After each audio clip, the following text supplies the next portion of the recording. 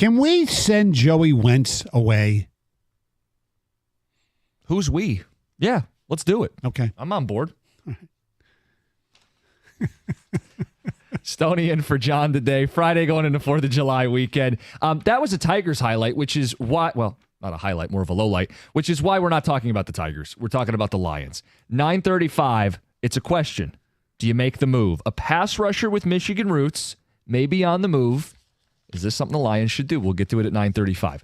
We brought up this MVP thing. Every NFL team, who would their MVP be? NFL.com put out their list, and it's mostly quarterbacks. They said Jared Goff. I said Penei Sewell. Some people think I'm forcing this anti-Goff narrative. No, I don't think you are. Stoney, if I concede your point that the quarterback is inherently more important and valuable, if I challenged you to name the most valuable non-quarterback on this team, would you say Sewell or would you say somebody else? I'd say Sewell. Okay.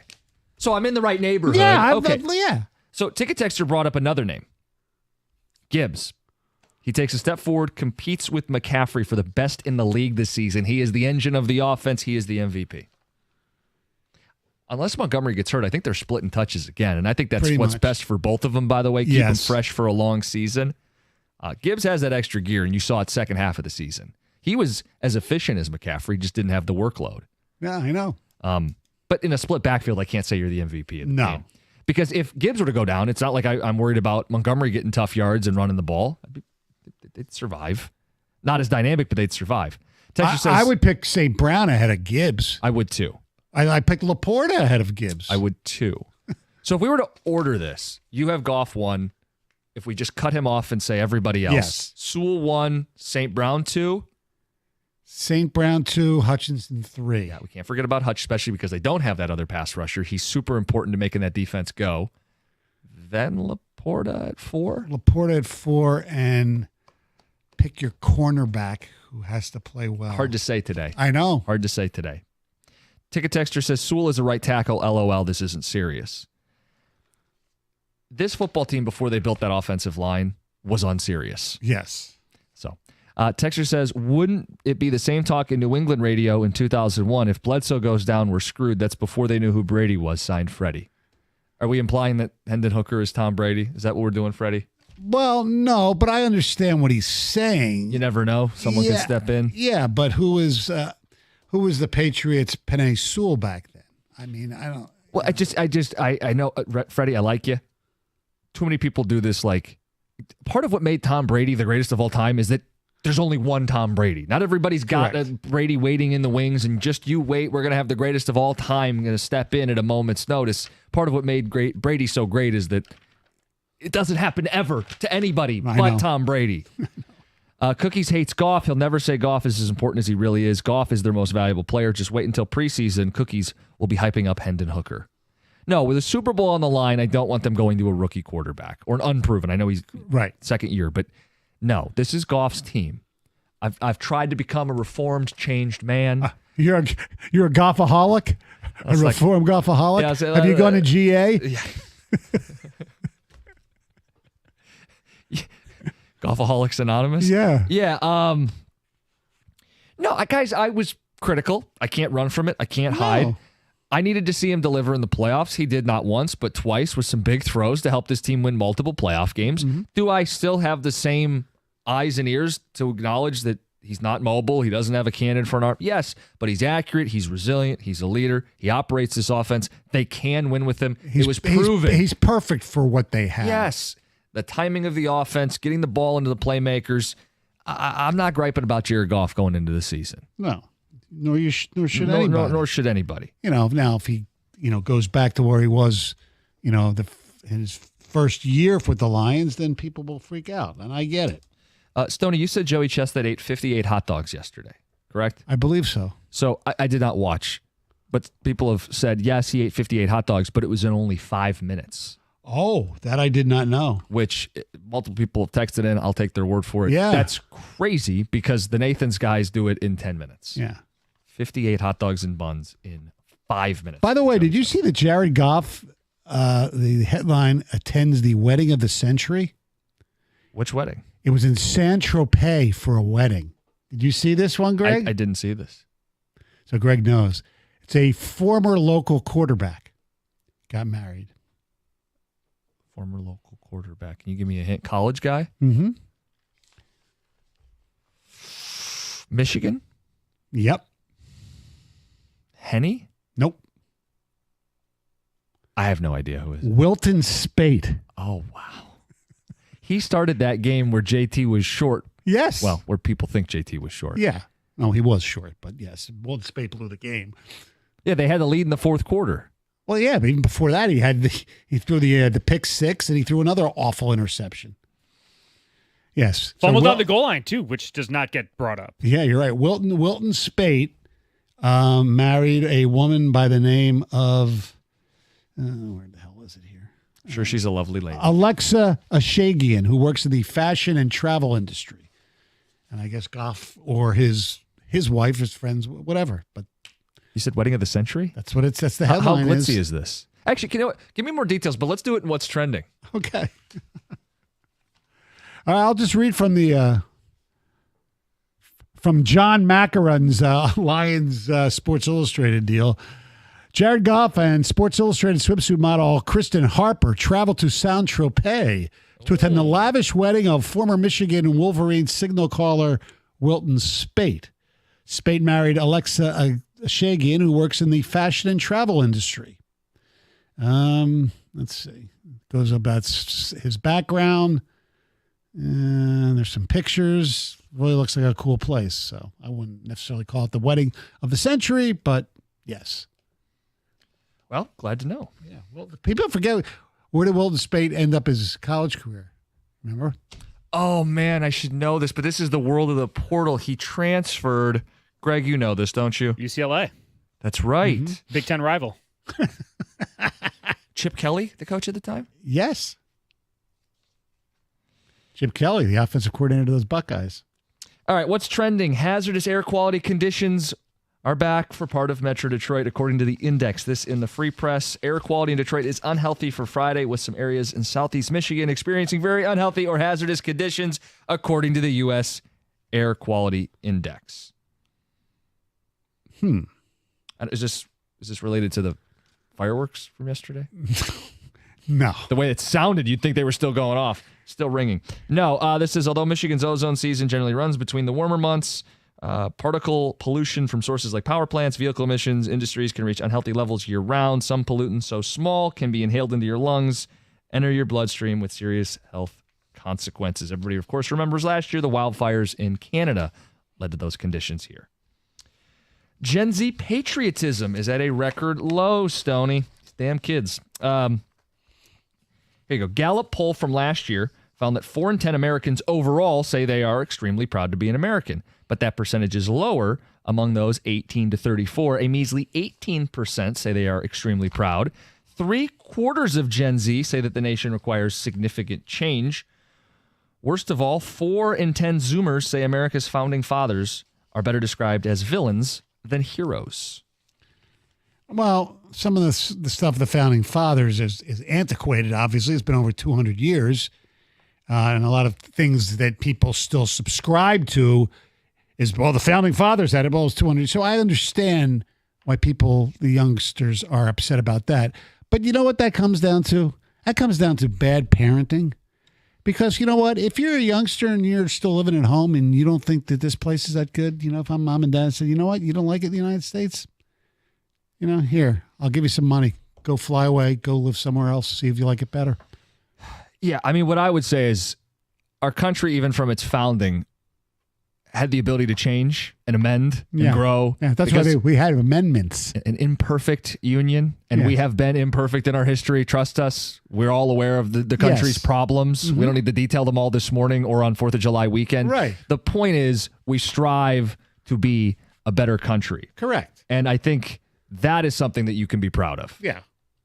Now, does it suck that the two people running for president are at the minimum 12 years older than me? Yes.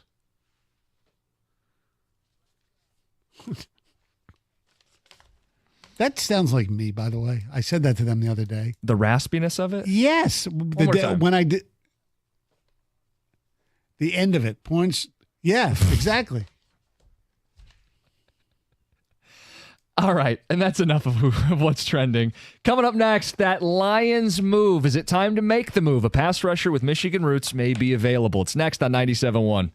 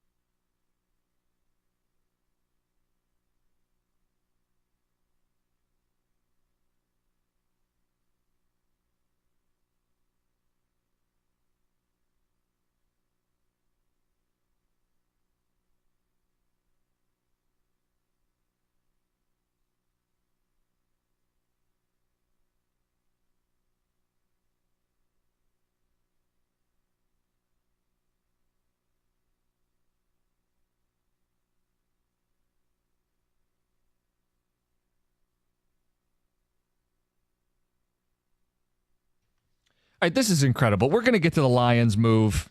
Do you make the move? A pass rusher with Michigan roots may be on the move. Stoney, can you explain to people what you're watching? I'm watching the live stream on the Red Wings YouTube channel of the 3-on-3 developmental camp little tournament they got going on there. And they just scored the team Mickish. I have no idea what the heck any of that stuff means. Just scored an empty net goal. So they lead 2-0. Anybody stand out, Stoney? Whoever the goalie is, he hasn't given up a goal. It's 2-0. I can't analysis. I can't tell who the players are. Why did you click on this to begin with? I'm curious. I love hockey, but why? This is developmental 3-on-3. You don't know any of the players. Why did you click on this? Because Jeremy Otto played a soundbite, a actuality of a goal that Ken Cal called. So I said, oh, it's being streamed. I saw on Twitter, so I clicked on the YouTube thing, and here it is. Stoney, I have not heard the word, quote, actuality in 15 years. No. That is an old school. Yes, it is. I know. A highlight. How about that? And there's 5 seconds left, and the white team is going to come away with a 2-0 victory. Full breakdown and analysis coming up. Oh, yes, exactly. You'll read about it in the on DetroitRedWings.com. Wojo's not going to write about it? No, he wrote an interesting column about Eiserman. He did. He did. We were no thumbing surprise he through it. didn't rip him. You said it, not me. I know. You said it, not and me. he shouldn't be ripped. No. And listen, we played some of Eiserman's press conference throughout the day today, and I do think there was some candid comments about feeling a little more pressure. He's also honest, maybe to a fault, about that this team is not, any more likely to make the playoffs this year than last year. He said they're right around the same place. And he even said at one point that they were, like last year may have been misleading. Was that the word he used? Something like that? Yeah. Which is kind of discouraging that But last year. if you think about it, some of the stuff that Lalone talked about during the season, like you can't count on a career backup goalie playing this well all the time. And he was talking about Lyon, and he's right. He also said when I asked him about it, they were kind of easy to play against physically, and hopefully they can change that. Yeah. Okay, here's the name, and here's a name Stoney loves. Judon. Yes, former West Bloomfield Laker Matthew Judon could be available. Former Grand Valley Stater. He'd been a Laker for both. Laker in high school, Laker in college. I wonder if he can play hoops. LeBron wants him to be on their G League team. Anyway, he's available, allegedly. Because he made these things on social media, right, Jim? Yeah, so that's kind of how this stuff starts. And where there's smoke, there tends to be fire. So somebody said on Twitter, they tagged Judon in a post saying, the Patriots need to pay this man what he wants. He responded saying, I don't think that's about to happen. And then, not long after the exchange, he posted a GIF that folks have surmised he's suggesting leaving the Patriots. It's a SpongeBob SquarePants GIF that says, all right, I'm out. If he's available, last year of his contract, 31 years old, he's had big productive seasons not that long ago. Coming off a big injury. Is this the move you make? Make the move. 248-539-9797. Judon played through week 4 last year before being placed on IR. He had just 4 sacks. But 4 sacks through 4 weeks, pretty good pacing. Yeah. The year prior, he had 15 and a half sacks. The year before that, he had 12 and a half sacks.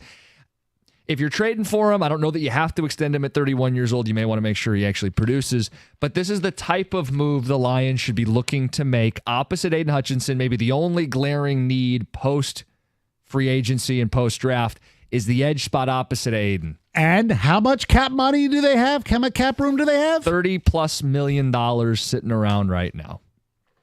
They could easily take on Judon's deal. Judon would come in and play an impact role for this football team. Okay. So I don't think you have to get up a first or a second pick or anything like that either. No. And here's the question, as Greg knows historically, that sometimes when you have conundrums, I always ask the question, what's the downside? There is none. Well, it's what you have to give up. That's the only downside. Okay, so they went on a third, so it's a 4th-round pick? Yep. Because there are players who are better than him, or at least healthier and younger, that we've seen being traded for less, right? Right. You wouldn't give, just to be clear, if there was a bidding war, you would not give up a 2nd-round pick for him. No. Okay. So there, you have to have your line in the sand of what you're willing to give up. But then again, if Brad Holmes decided to give up a 2nd-round pick for him, I'd say, okay, Brad, whatever. You're right. I'm just an idiot on the radio. I know. I know. Brad, we trust. Right. You know? Let's get to Sean in West Bloomfield. He's got an opinion on this. Sean, good morning. You're on 97.1. Hey, guys. So, lots of cap space. Yes, on Judon, but I don't think it's our most pressing need. I think Davenport might surprise people on how well he does over there, but the guy we signed a free agency from the Saints that they're very familiar with, right? But I think if we're going to use any sort of assets to make a trade, we have got to get a wide receiver. And I think people are discounting that because, Josh Reynolds, forget the drops in the playoffs. I can't. I think he caught 53 first downs in 17 games for us last year. That is a massive hole in production. He was the big-bodied guy that could go get you a first down when you need it, and we don't have it, and we got to have it. I mean, you can't just let that walk and not replace it. I think it's critical that we focus on wide receivers. I think that's an interesting statement. You're not as confident in DPJ as they obviously are, right? No, not at all. What about JMO? J-Mo's not. So look at J-Mo's 5'11", thin frame, speedy guy that takes the top off the defense. Craig Reynolds was a 6'3", 6'4", bigger body, first down guy. That's two totally different roles. You can't have J-Mo replacing those 53 first down catches. That's not his role, in my opinion. So just to fact check you, it's 32 first down catches. I don't want to fight you on it, though. He did have crucial catches. Most of his catches were for first downs last season. That's why we were so... I don't know what you're looking at. I looked at the other day, it was 53, so I'm not sure what site you're looking at. So, Sean, I'm on ESPN.com. You may have heard a little outfit called ESPN. I looked at NFL.com. Okay, so I'm looking at Josh Reynolds had 40 catches last year, 40 receptions last season. So I don't know how he would have caught 50-some-odd first down balls. Maybe I must have been looking at a couple of years to combine then. But I don't want to fight about your point that he was... No, because you make a valid point. No, and Sean, I think you've given us something good to talk about. That's still 2 first downs per game about, right? Yeah, no, I'm not disputing it. I mean, the case has been made that, he was a contributor on this football team where he was a deep threat, he was a red zone guy, he was a first down guy, he had familiarity with Jared Goff going back to their time even in Los Angeles. You don't replace that level of trust overnight. I understand that. We need a 6'4" guy that can go out and catch those first downs for us. That's all I'm saying. Okay. Right? So we don't have it. We just literally don't have it right now. So. And you would prioritize that over a pass rusher? Yeah, because I think that Davenport might surprise you.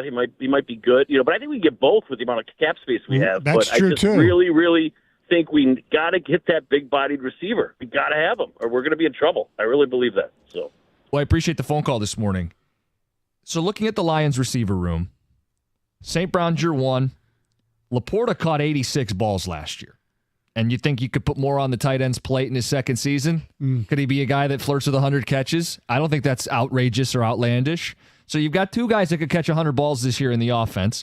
Gibbs caught 50 passes last year. Josh Reynolds with 40 catches was the fourth leading reception guy on this team.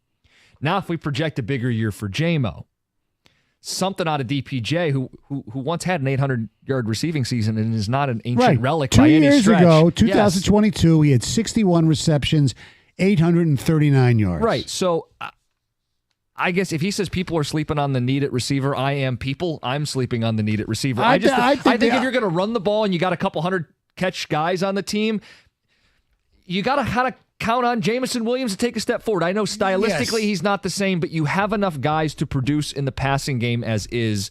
And Donovan Peoples-Jones as a fourth option, really a fifth option when you throw the running backs in there. I'm not sweating the receiver room right now. I wouldn't sweat it, but I think he does bring up a valid point. However, you're telling me that he has more faith in Marcus Davenport than Donovan Peoples-Jones. To me, they're pretty much the same. They're both removed from their best. Yeah. Right? With Davenport, the question is, can he stay healthy? That's been his issue lately, right? And I don't know that you feel great about the edge spot outside of Aiden Hutchinson right now. You've got some maybes. Maybe Davenport stays healthy. Maybe James Houston gets back to his form, right? Yeah. But wouldn't you love to have a bunch of pass rushers you can unleash in waves? Yes. And if a guy gets hurt, the next guy's standing up on a third down. Guy gets tired, you bring somebody in. Exactly. No, there's no doubt about it. If I'm going to invest in one position, end or receiver, it's pass rush, it's the edge guy. And I think it's easier to find, I'm not saying it's easy, but it's easier to find a replacement probably for Josh Reynolds than it is an excellent pass rusher. Whether it's Green, who they drafted 2 years ago, or anybody else on that roster, that's possible they can find guys, especially once training camp goes on, there'll be decent people cut and things like that. So what are we missing with Judon? What would you be willing to give up to go get him? Because this feels like a no-brainer. It's a guy from Michigan who has produced at a high level in the NFL, who's on a bad team that is incentivized to move him because they're not getting a deal done. Patriots have paid a bunch of their guys. Doesn't sound like Judon's in the plans for them. Do you like the move? What would you give up to get him? 248-539-9797. And a Ticket Text wants to know, Stoney, is this observation accurate? The 3-on-3 development camp, they need to get bigger on the blue line. Can't tell. It's 3-on-3. All right. It's 97-1.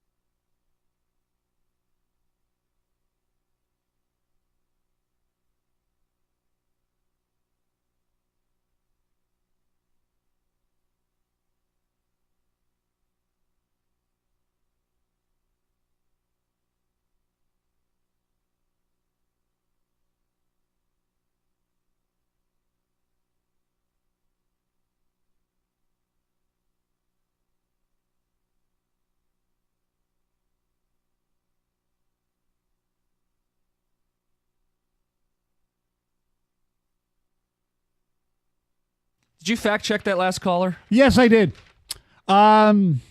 Josh Reynolds, not Craig Reynolds, as the caller suggested. Last season for the Detroit Lions, he did not have 52 receptions for first downs. In fact, he only had 40 receptions total. Right. I tried telling him that. Yeah. But he looked it up on NFL.com. So. Well, that's why I have up. Oh, well, yeah.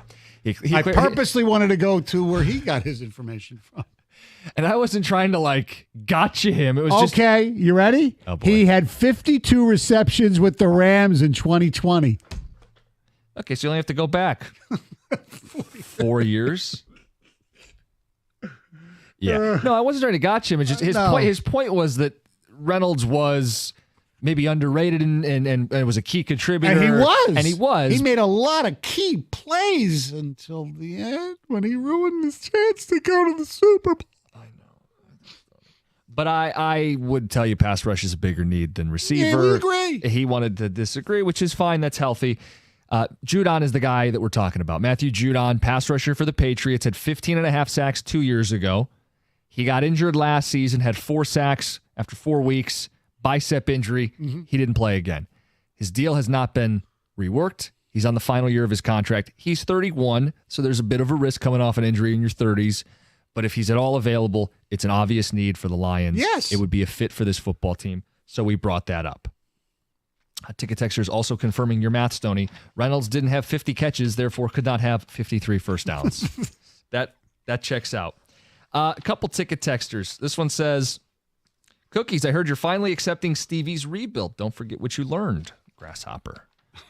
I don't know what that's referring to. I feel like with Eiserman, maybe people misconstrue what I'm saying. I think you believe in the long-term plan to be a great team is the correct approach they're taking, but in the short term, you're completely flummoxed that they can't make the playoffs. Yeah, they missed last year. They were good enough to make it.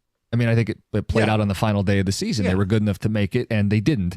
When Eiserman says they're basically in the same spot, says their playoff chances are the same as last year, I think he's right.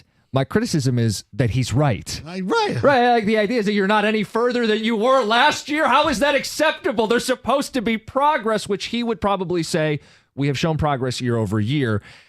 But he's leaving the door open that they don't show progress next season, which is a little terrifying halfway through a 10-year rebuild. Right. You have to get in the playoffs before you can win a Stanley Cup. It feels like an attainable goal for this hockey team. And if they're not good enough to get in, that is therefore an indictment on the job Steve has done. It does not mean he would be fired on the spot. No. But I think a more critical lens on this hockey team is due, because part of the reason they couldn't make a splash this offseason was, Andrew Kopp makes $5 million a season. Ville Husso makes roughly $5 million, and who knows if he's even going to be on the team. Hull, who spent most of the year in the press box, is still on the team making $3 million. Very quickly, you can come up with a number of more than $10 million that's not helping this hockey team. Right. And that's not Ken Holland's fault, because you're being too harsh on him. You know what he inherited. He didn't inherit these deals. No. He added these deals. If he couldn't make them a better hockey team this offseason, it's his own fault, and it's okay to acknowledge it. No matter how much you adore and admire the man. Right. You don't have to lose your job to get criticized. Well, and that's the thing. People give it time, let it play out, or whatever you want to say. My point is we judge along the way. Yeah. He's going to be given time. He has been given time and will continue to be given time, but he will be judged along the way. We're not going to suspend all criticism because he's Steve Eiserman. No. Any other GM 5 years in who said, we're still kind of right on the playoff bubble, I don't know if we're much better, they'd be getting skewered 5 years in to go, I don't know, we're still on that bubble again, about as good as we were last year. Why didn't you get better? Why aren't you, in your own estimation, why aren't you more of a solidified playoff team? And if you can't tell me you're more of a solidified playoff team, did you do your job effectively this offseason? And I'm sure, if you asked him the question, why are we where we are, he would say that some players haven't developed. I mean, none of his second or third round draft choices, I think, have even made the team. There might be one that I'm forgetting. And some of the free agent signings have been busts. Now, he's had some good ones, too. I mean, overall, he's done a good job. He just hasn't done enough yet. Yeah, and having said all this, for people who think I'm too harsh or too negative or too yelly or too whiny, I get what he said. A full year of Kane, a full year of Edvinson, a leap from Raymond, who was turning the corner last year. Like, they should make the playoffs this year. Yeah. They should make the playoffs this year.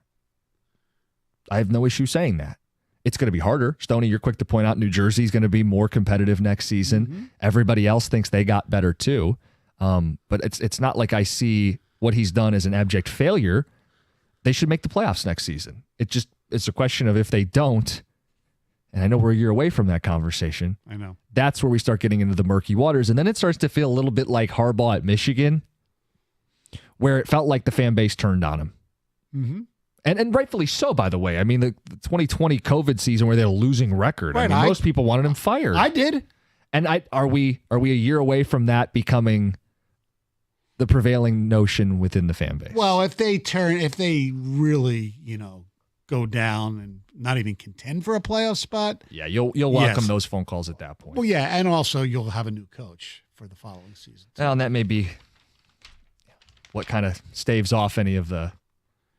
Ladies and gentlemen, Greg, he just used the word stave, and it wasn't about a playoff elimination. It's about a job saving. That's unbelievable. Thank you, Stoney. Love this. Thank you. That's a way to end my week. Couple quick ticket texts. We'll welcome Gator in. We can only stave him off for so long. Oh wow! I get a double header.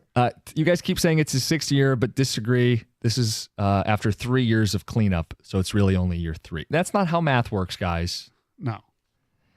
Says we alienated Dumars when he did a bad job as GM. Why does Stevie get praised for being bad at his job? Some people look. Dumars and Holland were very similar. They were both really, really good at the beginning, and had major problems at the end. Texter says, I guess Holland was right. 10 years to rebuild. Unreal. I love Stevie, but isn't that why Ken Holland got fired? Graham in West Bloomfield. Well, the Holland thing isn't because he said it takes 10 years. No. It's because even when he attempted to rebuild, it was Philip Zadina. Right. And he wasn't fired, by the way. I mean, this was semantics. But Ken Holland, not to go down that rabbit hole for too long, Ken Holland delayed the rebuild for years. It was, as I would call it, a death march where the Wings were going nowhere, just getting worse and worse and worse as they were in denial. Right. But then when it came time to actually rebuild, take a look at Ken Holland's draft picks. Right. It's well documented Steve did not inherit a good thing. Yes. But to go back to the other ticket texter's point, you've had 5 years to clean up the act. Yeah. No more excuses about what you inherited. It's game time. Yes. Texter says, I get what Eiserman was saying. They're always going to be in the spot until the homegrown talent becomes superstars. Every team in the NHL has a core that is homegrown. Every good team should, yeah. And then you add to that, like Florida, right? They added Matthew Tkachuk. Add a missing piece. Mm-hmm. Okay, one more, Stoney. This has come up quite a bit in the background. How much of this do you subscribe to? Do you lump the two together? The core issue we're facing as Tigers and Wings fans is the perceived cheapness of ownership. If he wanted to buy any patience from the fans, he could have easily gone out and overspent for a high-impact free agent to help turn the franchise around faster. But both organizations keep saying, quote, build the right way. There's this perceived unwillingness to spend on real free agents. I'm reminded of Pudge. We overspent for Pudge, but it helped us win faster, gave us the impression that ownership had a sense of urgency. Chris in Heartland. Do you lump the two together? No, because they're two different sports, because one has a salary cap and one doesn't. So you can't be cheap if you're spending to the salary cap. You could be spending poorly, but you're still spending. The Wings will be right around the salary cap limit, right? As opposed to the Tigers, who are below average and cut payroll. Exactly. Yeah, I don't lump them in. I know it's easy to do because at the very top of both of them is the same guy. Mm-hmm. Gator is in the studio. Hello, everybody. Hey. Hi, Scott. How are you? I'm fine. Did you decide you're going to leave after the show today? Yes. All right. Good for you. Mm-hmm. Glad to hear that. We pressured him. Yeah, you're damn right you pressured him. It's good for him. Yes. It is good for him. Absolutely. What else are you going to do? I would. He did have a whole laundry list of things you could. No. It was. I'm working on a book project that is not exactly approaching the correct deadline, and I was just going to use the 3 days with no one in my home, including no dogs. Well, yeah, kind of. Self-imposed, or is there a publisher involved? There's a publisher involved. Oh, well, So you got to meet the yeah, deadline. so I'm going to try to. And you're not going to work while you're up there? No. Then why even go? Well, if it's going to be raining out and stuff like that, you could always, as a fallback, you could do some of that. Maybe jot down some ideas. No, I know what I'm doing. I just Oh. go about. No, sorry, no, I know what I'm doing for the Stoney knows book. what he's doing, everybody. No, I know what I'm doing for the book thing. Yeah. It's It's all well thought out. He doesn't need any help. I know. There's help. It's not for writing, yeah, for other things. Gator, how are you going to wrap this week up? Well, I do want to get in touch with people right out of the gate of how things went yesterday. When it comes out of it, there's always mishaps that happen. There's bad gatherings that happen. We love to hear about the mishaps and the bad gatherings, but also stuff that you learned. Like, you know what? This was a great way to cook this, or here was a great drink somebody brought about. I learned today, the Stoney Special. That sounds really tasty, man. Yeah. Orange flavored vodka and lemonade. Mm-hmm. I'm down with it. It's good. Absolutely. I like to go. I used to do this at the bar. I used to finish the night with a ginger ale and vanilla vodka. Oh, That sounds good. Really tasty, man. I'm telling you. You go vanilla Stoli and like a ginger ale. It's great. So want to get kind of that. Also with last night was Thursday, was 4th of July. Fireworks are going on well past midnight in my neighborhood. I wasn't real thrilled it went past midnight. Now we've got the weekend as well. Are people going to kind of calm down, or is this just going to amp it up even more because, hey, it's the weekend? What do we have to worry about? Last night felt like people were ready to go. I mean, it was constant for hours, and finally I called it at like 11:45. I'm just going to go to bed, and I'm lying in bed, and the dog's with me, and it just kept going on. Fortunately, she's good with the fireworks, but it was late last night. Yeah. It was past midnight. But the coolest thing they had, I went to flip on the news at 10 o'clock, and it was the Channel 7 news on Channel 20 because Fox had the Soccer game going on. So I'm watching that, and they had this awesome shot from a tower it was a live shot, so it was right after 10 o'clock, and it was a good portion of Metro Detroit that you could see from the tower, like from miles and miles. It's a beautiful shot, and it looked amazing because there were just fireworks going off everywhere and explosions in the distance, in the forefront, in the middle, everywhere. Sadly, it looked like a war zone, but it's in celebration and it's different, so it was really, really cool. We'll get to that. Also, we got some Tiger topics we want to get to regarding Jack Flaherty. Hopefully, he's going to be good to go next week. There's some love for the Lions. We we wish Maeda and Wentz were good to go too. Well, that's it's definitely a disappointment. Look, one they could deal with right away. The other one is Maeda. They're going to have to think about a little bit differently with that. But Wentz, you could move on from, I guess. Also, Steve Eiserman's comments. We have a Twitter poll up there. So you want to check it out? Go to Twitter and we voted for B. At Doug and Gator 971. Okay, there's 4 different choices. And we did not give it out on the air. We're not going to spoil it, but off air, we both agreed on the same thing, option 2. Which I think is probably appropriate, and we'll explain that as well. And we got another topic we want to get into about Detroit's best, least talked about athlete that we will get to coming up later in the show. It's all coming up next. Carson Anderson, 97.1.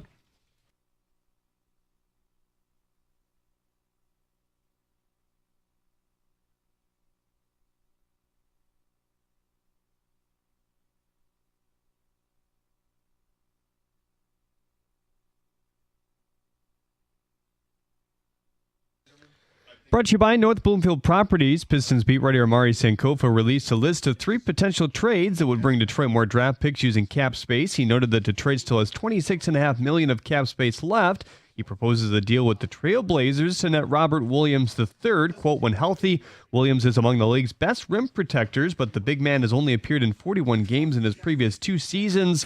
Due to knee and ankle injuries after drafting center Donovan Clingan. With the 7th pick, Portland has a logjam on the roster with DeAndre Ayton under contract as well. Nate Danielson has shined so far in the Red Wings 3-on-3 development tournament today.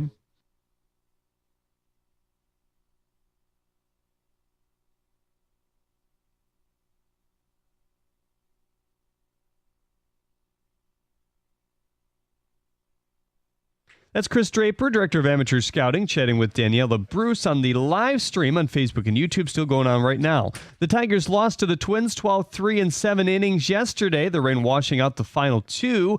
Kenta Maeda scuffled, surrendering 9 earned runs in just 3 2/3 innings. Colt Key's first inning homer was one of the lone bright spots. Ellie De La Cruz and the Reds up next with Cincinnati today for the Tigers. At the Corwell House Sports Desk, I'm Jeremy Otto. For more, go to 97.1 The Ticket or Odyssey.com.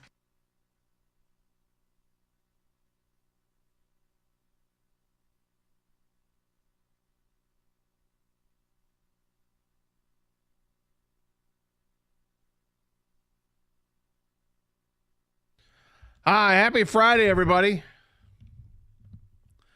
How does this work? Everybody back at work today, or do people get the day off? I think a lot of people got the day off or took the day off today. Definitely an easier commute coming into work. The last few days, the Wednesday, Thursday, and Friday, it was definitely easier. But I don't know about you, Gator. I had to avoid some tumbleweed out there. Did you? This morning? Yeah. So it was it's a rough commute, man. I had to detour. No, there was no one on my route. Barely, at least. Have you ever seen tumbleweed in real life? Yes. It's surreal, isn't it? It's like when you see it, you're like, that's not just some made up prop for a Western? Yeah, no, that's real. And it's weird when you see it. That's there, isn't it? Huh. And I see why they call it tumbleweed.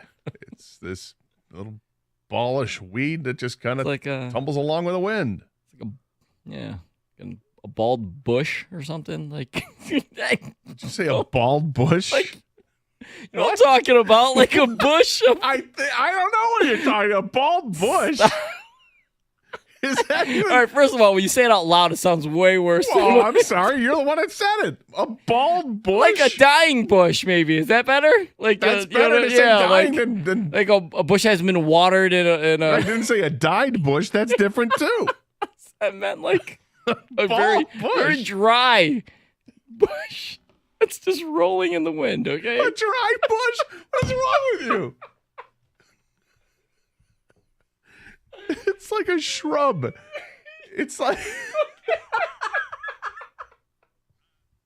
I can't believe you said bald bush. Dude, stop. Stop.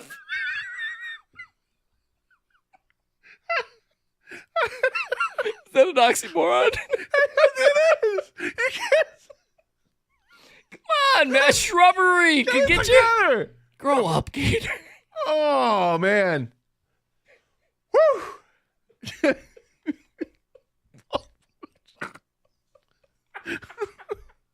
Oh, life is tough right now. Okay, I'm sorry. Oh, okay, yeah. Yeah, it's like a straw-looking rolling weed, but it's like a dead weed. Yeah. You know what dead weeds look like. And anyway, you've seen Westerns, you've seen it. And I always thought that that's just made up until I was out driving in the desert by Vegas one time with friends, and we were going out to take a look at like some of the Red Rock mountains out there, and you saw it. I'm like, wait a minute, that's real. That's not made up. It's odd. And yet there it is. All right, we're getting it together here. All right, for the sake of the 4th of July, America, here we are. 4th of July.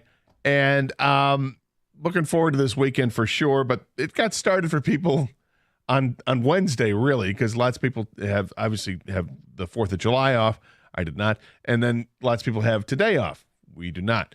So we're here for you. 248-539-9797 is a telephone number. But like I said in the crosstalk, this is the kind of thing where you learn from, right? I love this day after the 4th of July. Everybody has get-togethers, gatherings, parties, whatever you want to call them on the 4th of July. And it's awesome because you find out new ways to do things. Like whether it's, smoking brisket or new ways to make ribs or whatever your new hack is with hot dogs or whatever it is, or whatever kind of food item that somebody brought to a barbecue or somebody brought to the gathering. Love to hear the stuff that worked, the stuff that was successful, something you saw that was completely new. I love this stuff, right? We all get to learn from this. Hey, if you try this and this, like when Stoney mentioned the Stoney special drink, which is orange vodka and lemonade, sounds delicious. I might try that real soon. I love lemonade, and orange flavor is good. I'm down with it. I'll try that. So, yeah, I'm interested in that. But what also comes with it are the mishaps, are the mistakes. Like, somebody put too much lighter fluid on the grill and, things went awry and it got too hot. We burned stuff to a crisp. We wasted, $150 worth of meat on the grill. We screwed up. What was your mess up? What was the lesson learned that you cannot afford to make again? Yeah, we went to deep fry a bunch of chickens and, things went awry and we did this. Or, it was somebody had a party for 30 but only had food enough for 10. What are the mistakes? Did somebody get overserved and act inappropriately? Was it funny? Those are the kind of things we like to look for. The new sensations, the things you've learned, and the barbecue mishaps. 248-539-9797 is a telephone number. Love to hear from you. Plus, with the 4th of July, we also get fireworks. Lots and lots of fireworks. And I guess depending on where you were at, it was either excessive, it was normal, or it was, not so much. It was less than normal. What was it for you? 248-539-9797. And also, we have a Twitter poll up there regarding Steve Eiserman and the Red Wings. The captain, the former captain, I still call him the captain, the general manager of the Detroit Red Wings, spoke yesterday after a bunch of a flurry of acquisitions in the free agent market and a couple of trades as well, spoke with the media, and we'll play some of that audio later on in the show when we talk about this as a topic. But if you had read some of the quotes, if you saw some of the quotes, Steve Eiserman is very cool, calm, and collected, honest, maybe honest to a fault, keeps things very close to his vest, doesn't get too high or too low at all. And we have a Twitter poll, and you can follow us at Twitter on Twitter at DugganGator971. And the question is simple. Where do you stand with Steve Eiserman? Is it confident that he'll get it done? Are you confident but impatient? Are you impatient and losing confidence? Or are you at the point where it's playoffs or he gone? You can vote on the Twitter poll at DugganGator971. We already have 541 votes, King, on this Twitter poll. Wow. Okay. People like to vote. That's right. Care to hazard a guess which choice people went with first, or with the top notch? My guess is I will go confident but impatient is my number one pick. 45.8% of the people are confident that Steve Eiserman, but they're getting impatient. And I would say that's where I stand. I know that's where Jim and Stoney said that they were. Are you in that camp as well? No, I am not. I am more of a impatient, losing confidence. That has 25% of the vote. Okay. I thought is that second? That is second. I thought confident he'll get it done would be second. That's at 22.2%. Mm-hmm. So only 7% of the people say playoffs or he gone at this point. But again, you can vote on our Twitter poll at DugganGator971. But we want to start off with the 4th of July stuff. What's something you learned from the 4th of July yesterday at your party, either whether it was a drink that somebody brought over, a dessert, the main item, whatever food stuff. Was there a mishap that happened? Someone get overserved? Did they do something stupid and funny? Did you totally ruin the barbecue because you overcooked stuff? What was the case there? And we want to have a friendly conversation about fireworks. They don't need the fireworks. Because are they unfriendly, the conversations? I just saying, some people get very worked up when it comes to fireworks. You got the crowd that loves the fireworks, and you get the crowd that hates the fireworks for a variety of reasons. So we want to have a civil conversation here about the fireworks. It's a safe zone. Okay. It's a safe zone. If it's a safe zone, I would just like to say I learned this past week there's a better way to describe tumbleweed than the way I did. I'll say that. That's something I learned. There is no doubt that is the truth. There is no doubt that is true. We'll get to it next year. 97.1, The Ticket.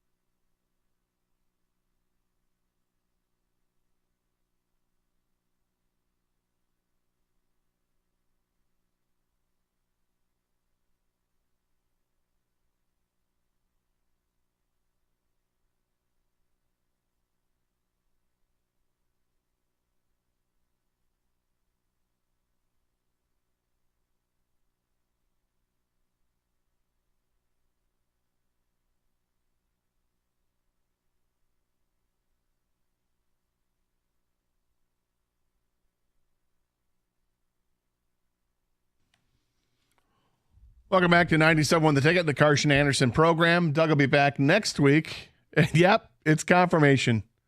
He lost the bet. It's official. It's official. Joey Chestnut did not participate in the Nathan's hot dog eating competition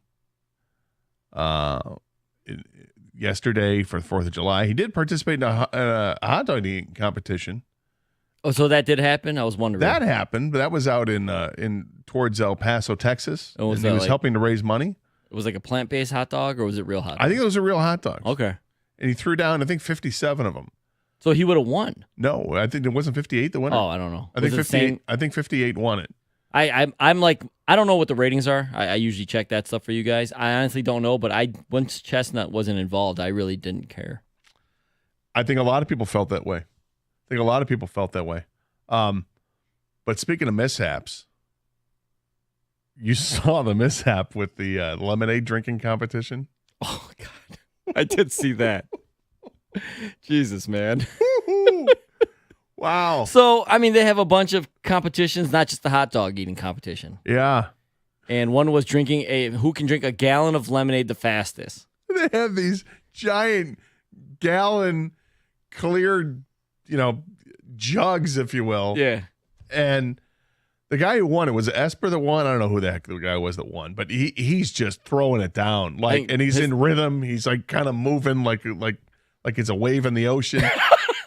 And he puts it all down, which is unbelievable. Because I'm sure there's a spill. You can't spill a bunch of it. I'm sure there's some kind of rules against that. Probably, yeah. Because otherwise you just pour it. He kills it. He knocks down a gallon like that. And before anybody is even not even halfway done, like a quarter of the way done. The person to his immediate right, our left, if we're viewing from home, our left on the video, is chugging away and struggling right out of the gate. Like you can tell, that's it? That's all you're getting down there? And they're like, kind of shaking it off and getting back into it. They got this big, guys, shake it off, shake it off, shake it off. And then, the guy wins, the other guy wins. And literally this person is not even a third of the way through. But then erupts like Vesuvius and just starts throwing up like crazy. And with each wave that comes through of the vomit, the crowd reacts. Oh! And then wait a second. And throws like, oh! Oh!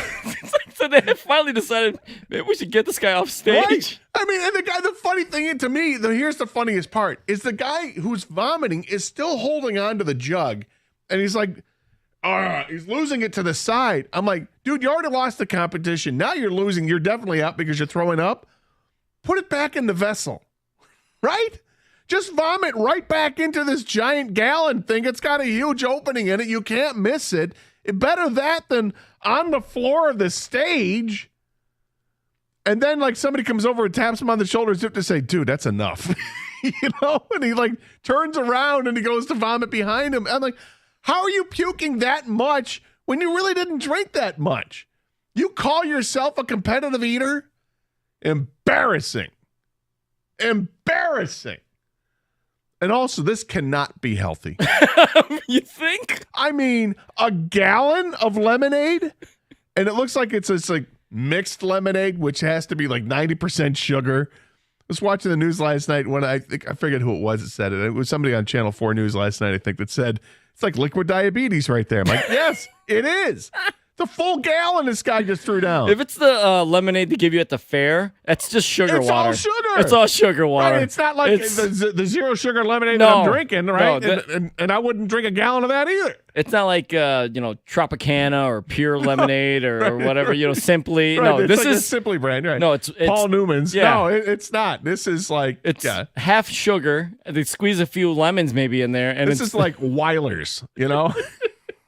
It's like the Kool-Aid version of the lemonade. Oh, I can get fruit punch or I can get lemon. Lemonade looks good.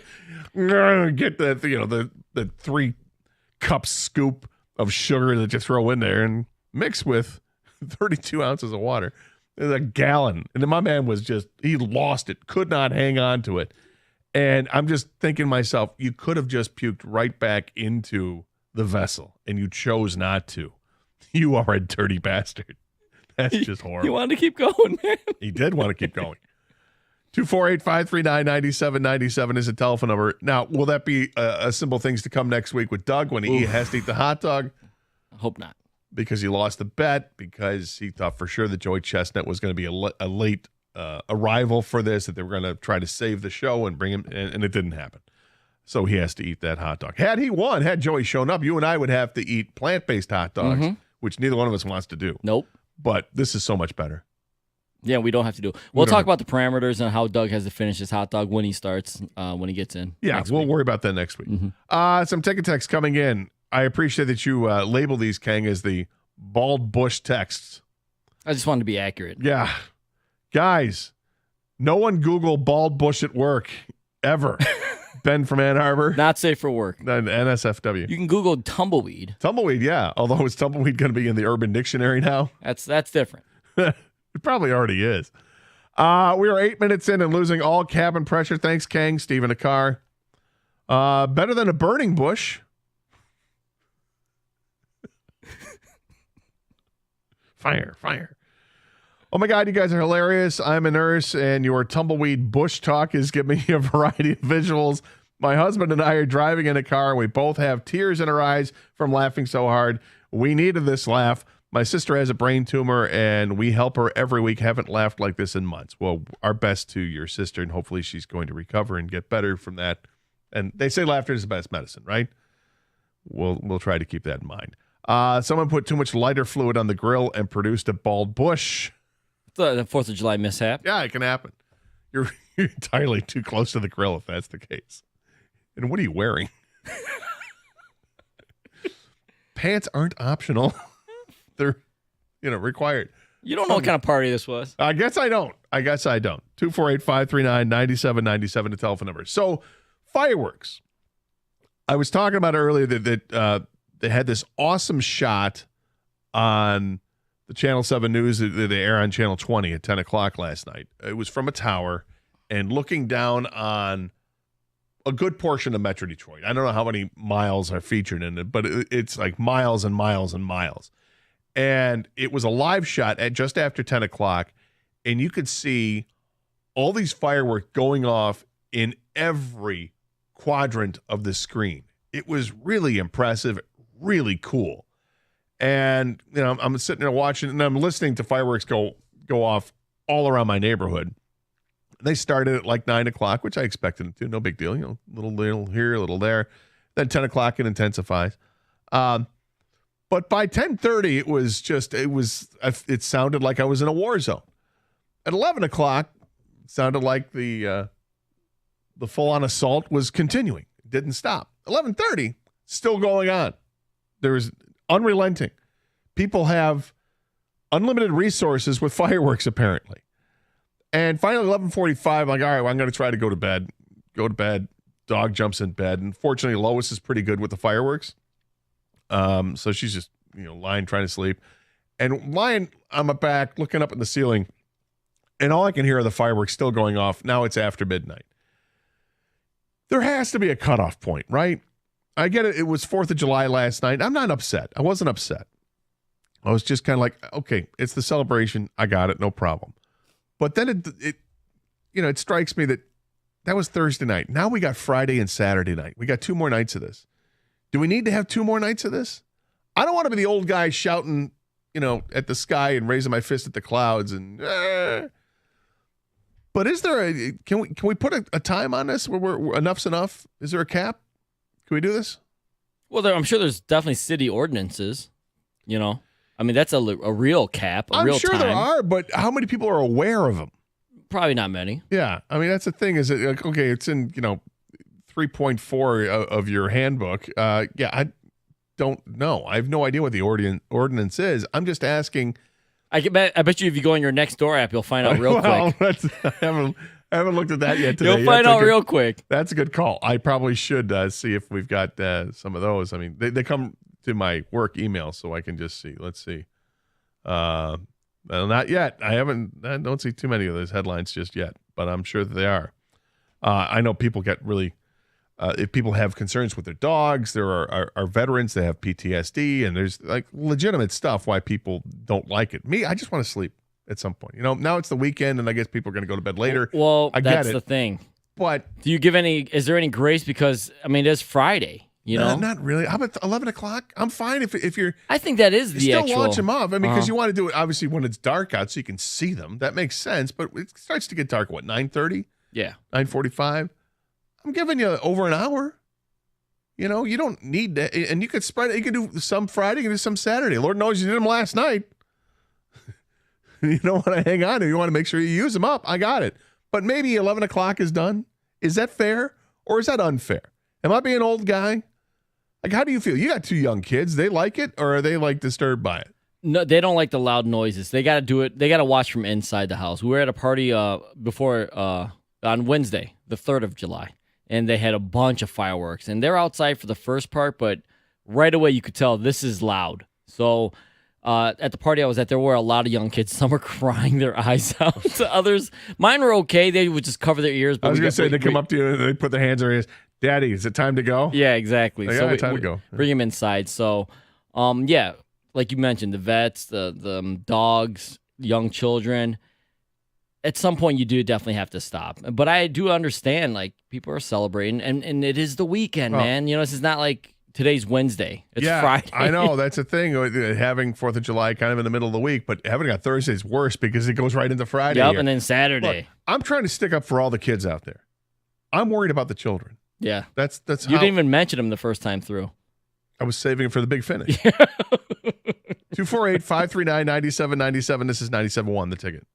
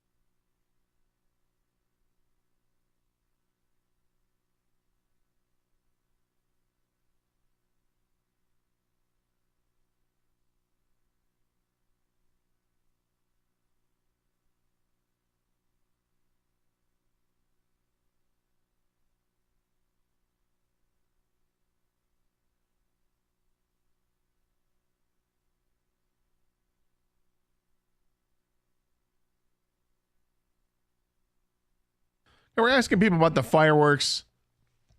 And look, there's a crowd, right? We got the pro firework crowd. We got those people that will, used to have to drive out of state to get the really good stuff, and you come back and they've spent like $500 and they've got a full-on arsenal. But now, because laws have changed, you can find that right here, right around the corner, underneath a tent somewhere in a corner. Oh, was there a tent? I didn't see any with fireworks. I wish I'd seen some. Well, might have been able to get some fireworks. I'm sorry you didn't think ahead of time. You probably should have looked All around. I saw was bald bushes everywhere. Oh, okay. Tumbleweeds. But, I mean, this is the thing, right? There are people that love the fireworks and people that hate the fireworks. And I think I'm part of the few. I'm actually in between. I don't think that's a big group being in between. I think people really take extreme views on this. They either love them or they hate them. And I think in the middle is probably like 20% of the people. Everybody else is on the other sides, and they choose their side. I don't mind fireworks, but I'd like it to be, capped at like 11 o'clock, as I've said. But there are people that are adamantly opposed to the fireworks after the 4th of July. Like, it's bad enough you got to hear them leading up to the 4th of July and to keep you up at night, and then you deal with them on the 4th of July, and then people are like, all right, that's it. Time to go home. That's enough. And then there are the other group like, are you kidding me? These are fireworks. They're the best thing ever. And now, because 4th of July was on a Thursday and we're going into the weekend, get ready Friday and Saturday night. We're just getting started. And I can sort of understand that that's going to happen, but I know people are going to be one way or the other on this. 248-539-9797. And what's a reasonable time?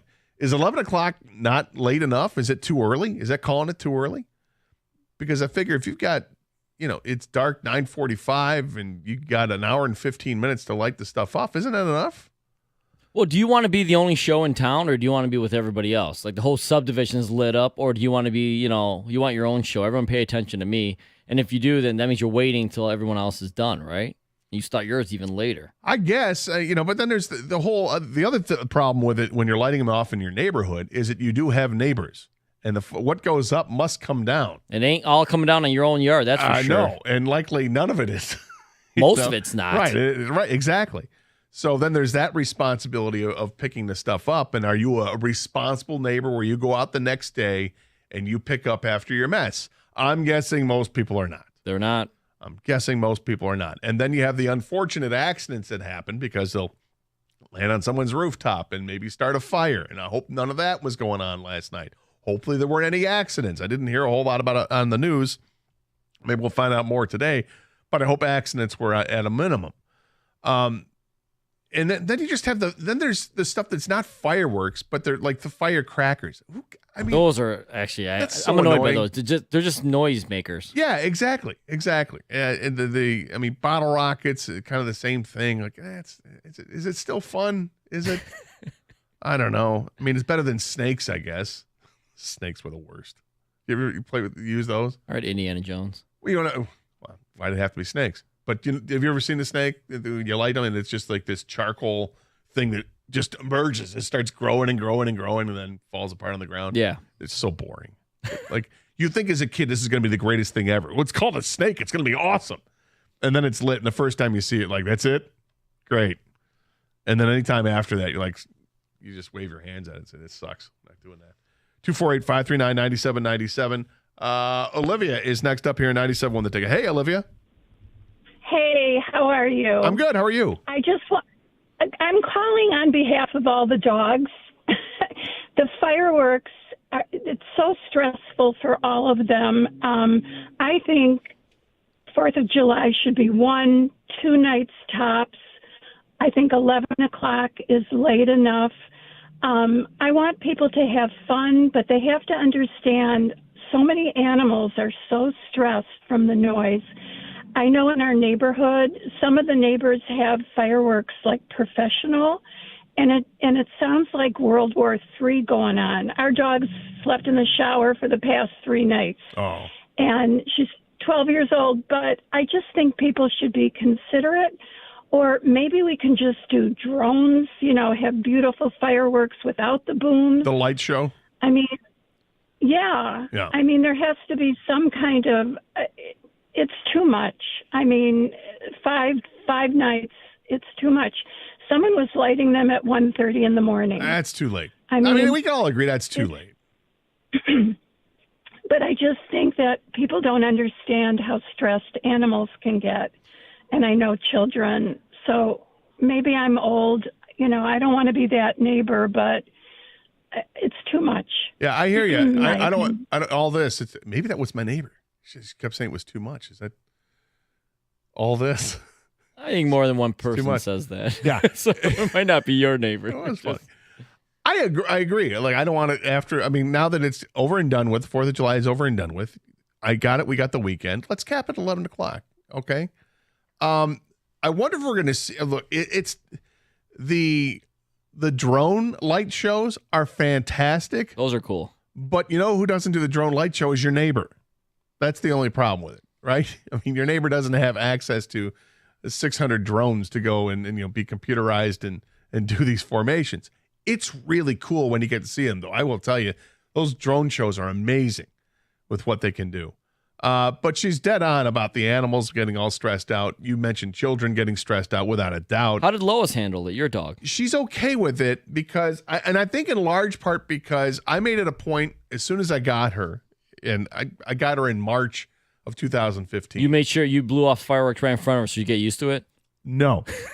What I did was that I made sure that when the fireworks were going off that I was with her and that I didn't act any different than I normally would.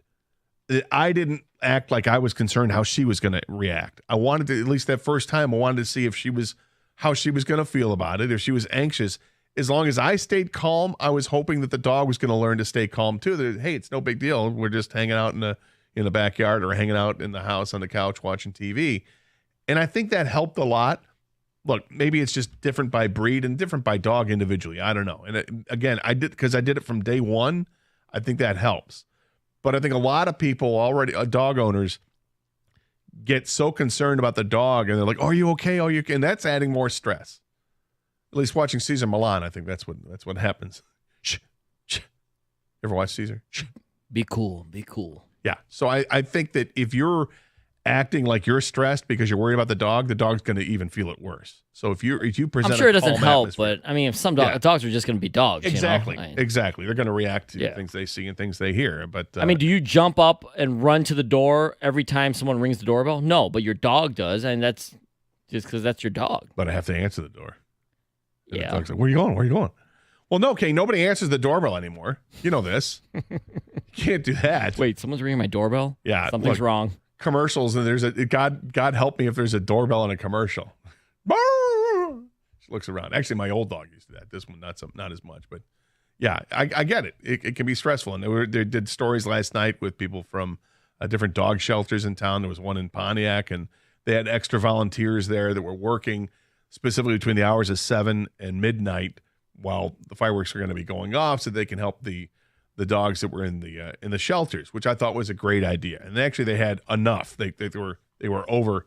They had more than enough volunteers, but it's something to consider in the future. If you wanted to volunteer at one of those shelters, it's a pretty good idea. Or you could adopt a dog yourself.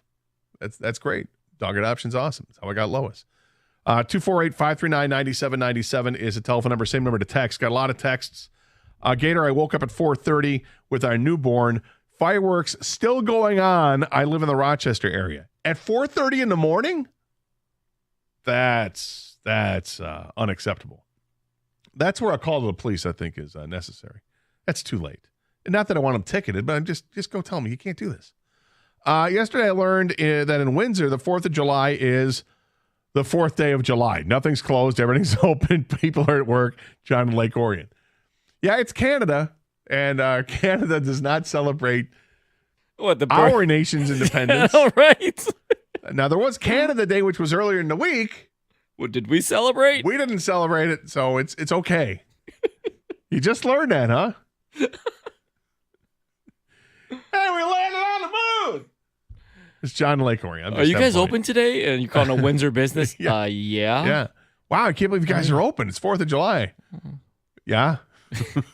And yesterday was the 3rd. What's the problem? Yeah. In the city of Troy, you're allowed to light off fireworks from June 29th until July 5th.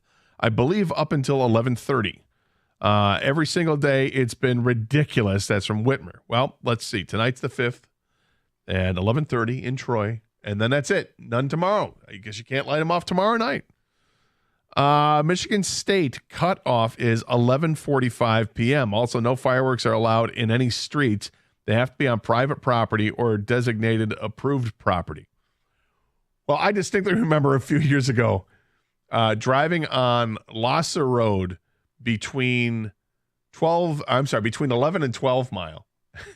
People were in the middle of the street on Losser, which is pretty busy. It's a 4-lane road, lighting off fireworks, the good stuff. Like they were having their neighborhood show right there on Losser Road, where you had to come to a complete stop and wait for them to go off the street before you can come across.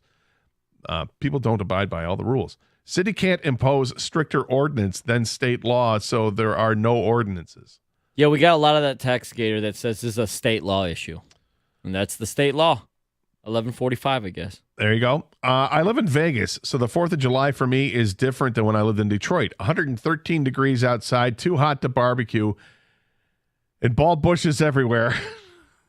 Well, that's where you saw yours, right? Well, You said a tumbleweed. Yes, I saw tumbleweeds in Vegas. Gator, get ready for excessive heat when you arrive, Derek, in Vegas. Yeah, I saw the temperatures this week. Oh, man. Like 117, 118, Dude. 118, 115, 111. Crazy heat in Vegas.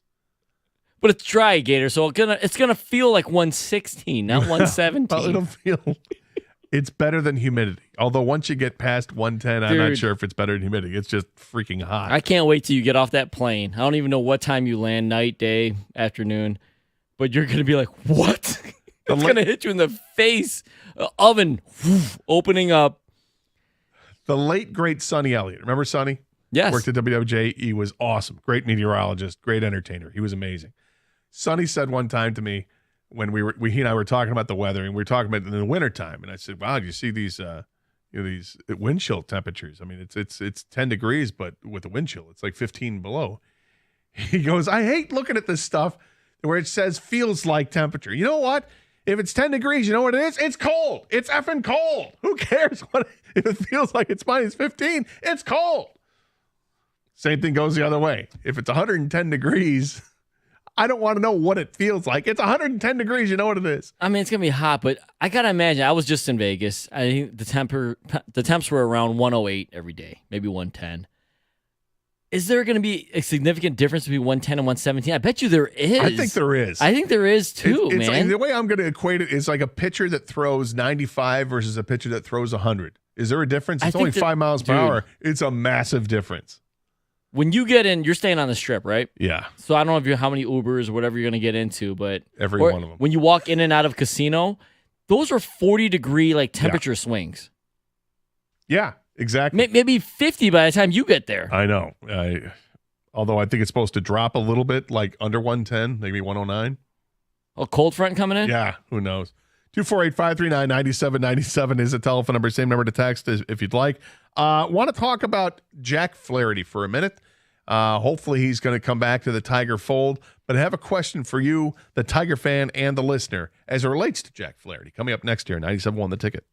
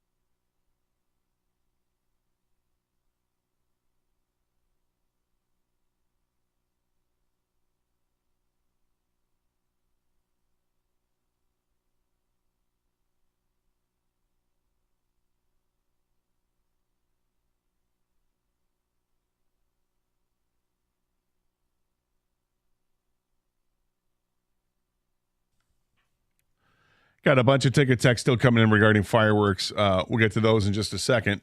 But I wanted to talk about Jack Flaherty for a minute.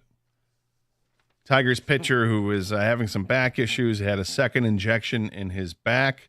They don't seem to be terribly concerned about it. I think he's going to bounce back and probably make his start next week against the Cleveland Guardians. But he'll get a bullpen session at some point this weekend while they're in Cincinnati. And then, like I said, if all goes well, then he's going to pitch next week. We need to hope that all goes well. Yeah, you think the management right now is going, be cool. Be cool, man. I mean, everything's fine. We're good. No, you're good. He's Hey, good. Hey. He's good. Hey. It's not a twinge. There's nothing there. You don't feel it. It's okay. It's okay. He's fine. We're good. You're good. He's available. No, you're good. It's like talking to Dr. Fireworks. It's okay. It's okay. Just a little noise. Just a little noise. Yeah, when people call about him, he's fine. Oh, he's good. He's good. He's good. Is he pitched? He's got a pitch. He's scheduled. He's good.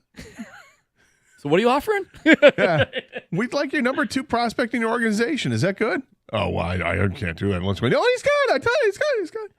But that's the problem, right? Because he's got this back issue now, which has caused him to miss a couple of starts.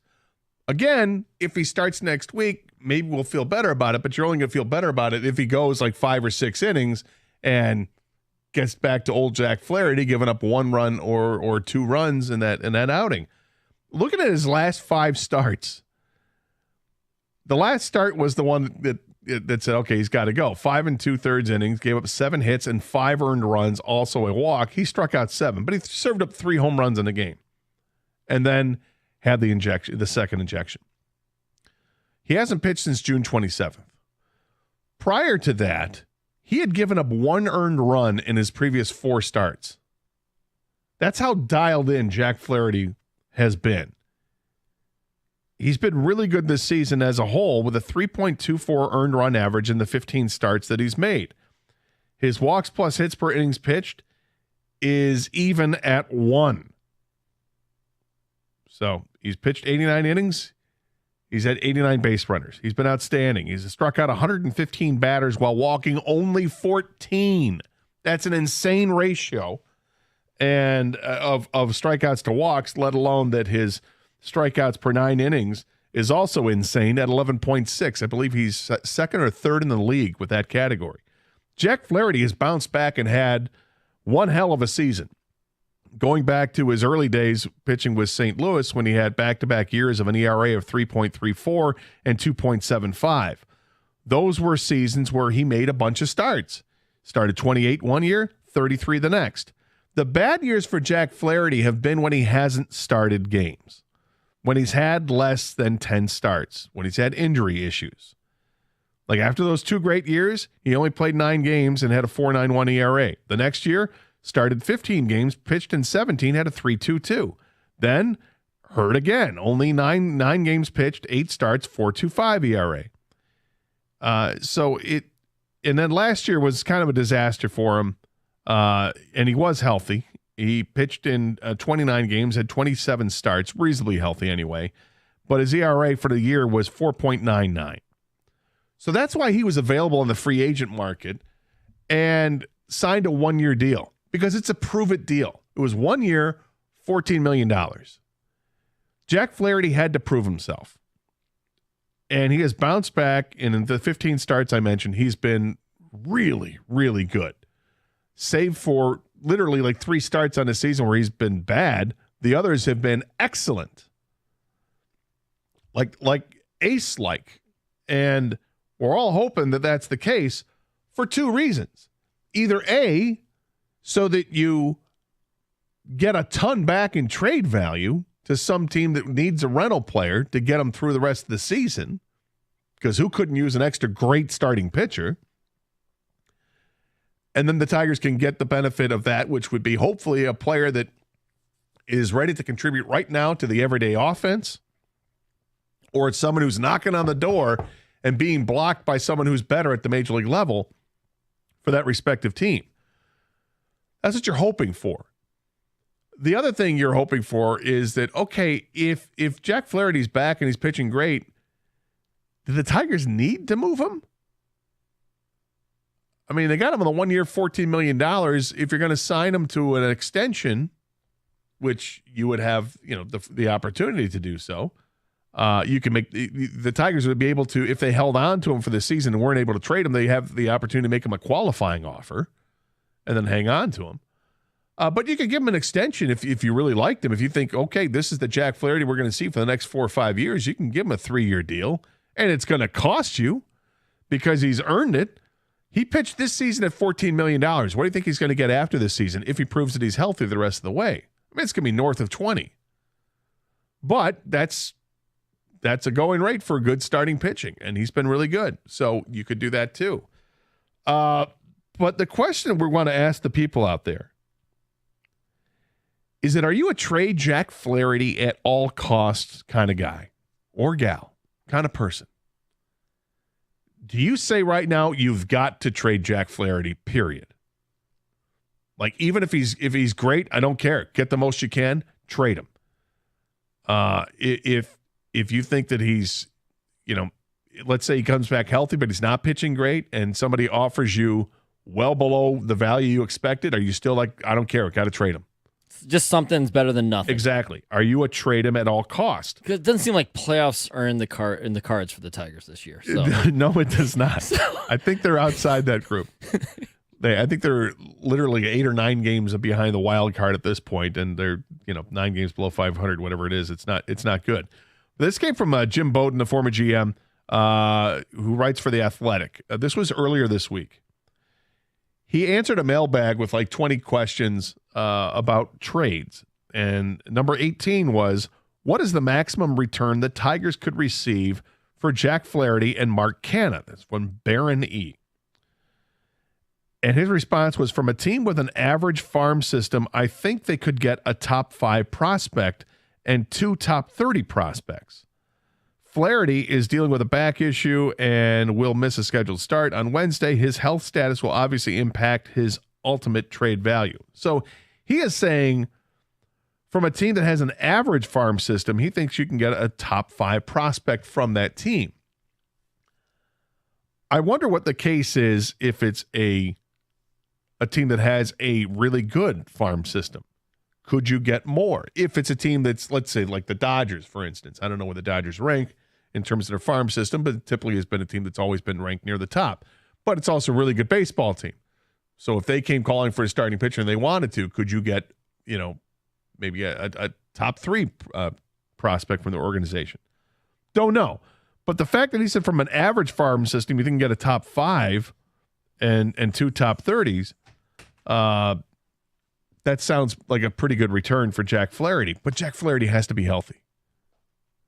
He's got to be healthy. Yeah, if GMs are calling, Greenberg and Scott Harris and asking about Jack Flaherty, their voices can't get high pitched like ours do. No. That's going to make it like. Jack's good. We expect him to be just fine next week. And Yeah. what a season he's had. He's been fantastic so far this year. Can't be. I don't know. He's ready to go. I think he's good.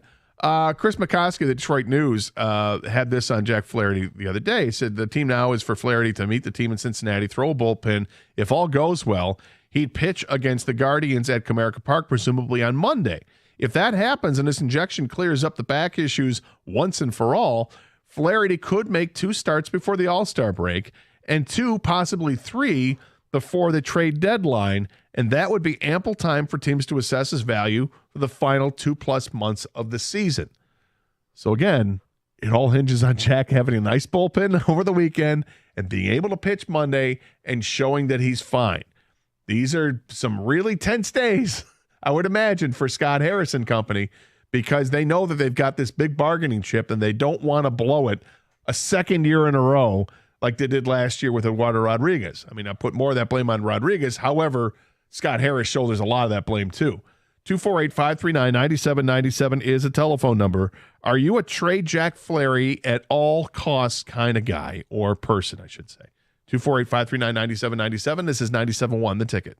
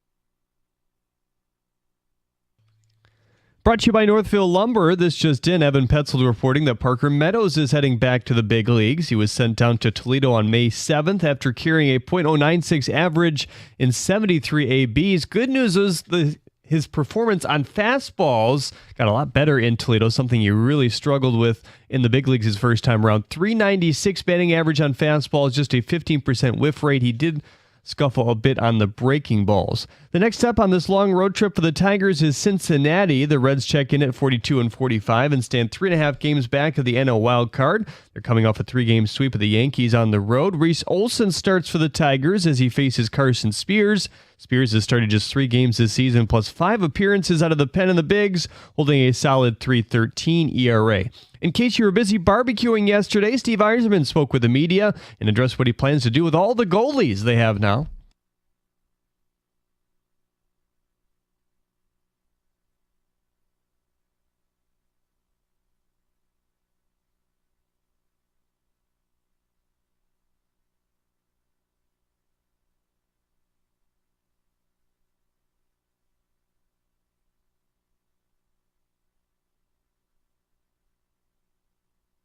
At the Coral House Sports Desk, I'm Jeremy Otto. For more, go to 97.1 The Ticket or Odyssey.com.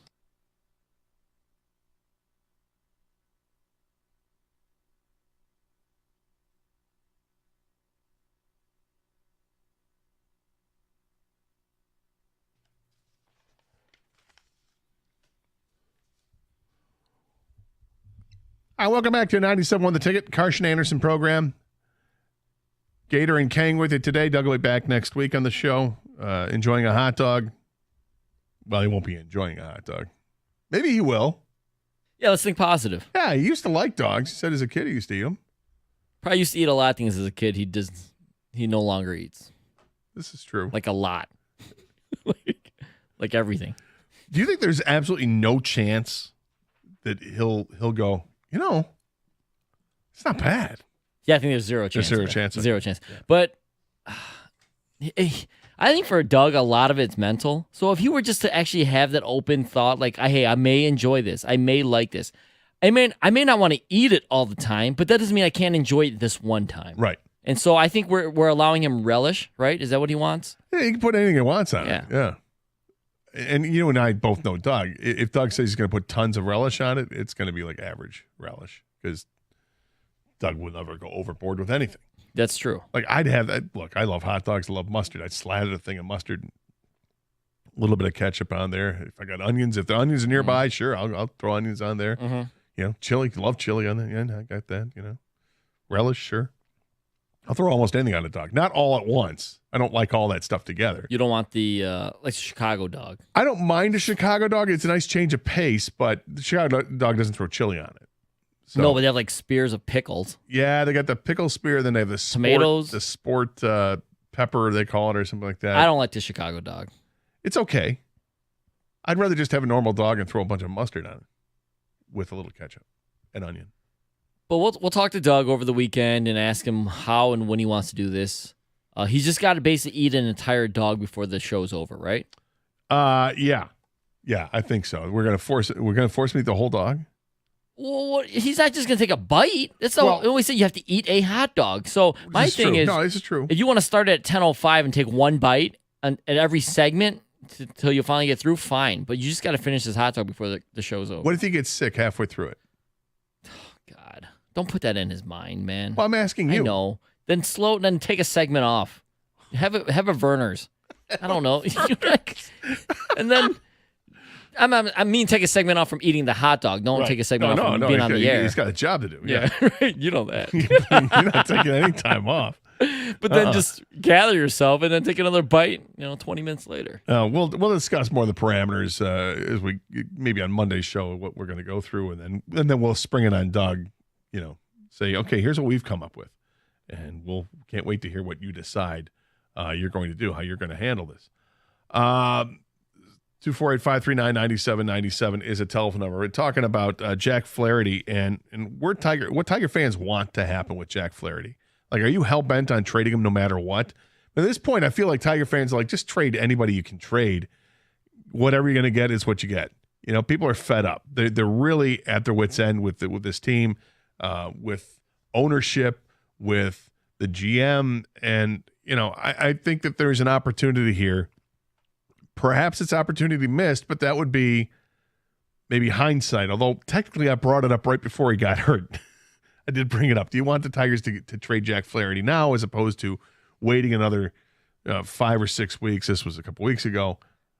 And then Doug's like, no, I think you should wait. And then he got hurt or had the back issue. And then Doug's like, you know what? I want to change my mind. Yeah, and I understand people that wanted to wait. Maybe you get value go up, but value can also go down, whether he gets hurt or just doesn't pitch as well. So it's finding the exact moment, and that's the part of being in the front office is when to trade a guy for the highest value. But you can't force other teams to trade with you. That's the thing. As much as we think as fans, we'll trade them. Trades, there's a lot of work that goes into making a trade in any sport. And baseball is no different. It's just not as simple as, we expect to get this guy from this team. That team's got to want him. That team's got their own evaluations, and maybe they feel completely differently about it. You have to have a partner to make a trade. But that's why it's oh my God, is this important for Jack Flaherty to bounce back and be able to pitch over the next, I'm going to say 3 starts. If he shows that he's back for 3 starts in a row, then you can start getting excited again about the trade deadline because you've got a piece here that you can move. And you probably want to move it sooner than later because you don't want it breaking down on you again. If it's going to, you certainly don't want that to happen on your watch. Rather move on from him. And the reason we even talking about it is because he's a free agent at the end of the year. I mean, the Tigers can make a qualifying offer to him if they hang on to him. But if they trade him, or if they don't trade him and they don't work out a deal, then he becomes a free agent. So you don't want to lose him for nothing. And getting a draft pick as compensation is not really what you want either. You want someone who can help this team now. Or if not now, next season. No later than next season. And I feel like Flaherty is a guy that on that trade market should be able to get that kind of a prospect from some other organization. It should work out. It was interesting because the other part of this question to Jim Bowden was, what's the maximum return the Tigers could receive for Jack Flaherty and Mark Canha? And Jim Bowden didn't even mention Mark Canha. I don't think there's any value in terms of a player that's going to help your franchise right now or maybe even in the future for Mark Canha, because he's a veteran player, has a little bit of positional versatility, but he's not hitting. When you're hitting in the 220 range, it's not good, particularly when you're in one of the worst slumps you've had. It's not helping anybody out. Despite the fact he's got a better approach at the plate and he can draw some walks, I don't know if there's really a ton. There's definitely not a ton of value in Mark Canha, but is there any value in Mark Canha? Or is this going to be a situation where a trade deadline comes and goes, they try to move him, they can't, and then they just have to, release him, designate him for assignment? Which would probably be better for the team moving forward, because at that point, after the trade deadline, you're looking at, I don't know what it is. There's probably 70 games left at that point. So at that point, you're looking at other options because you know where the team is. And the team's likely not to be in the hunt for a playoff spot. I think that's pretty safe to say. 248-539-9797. Got some ticket text coming in.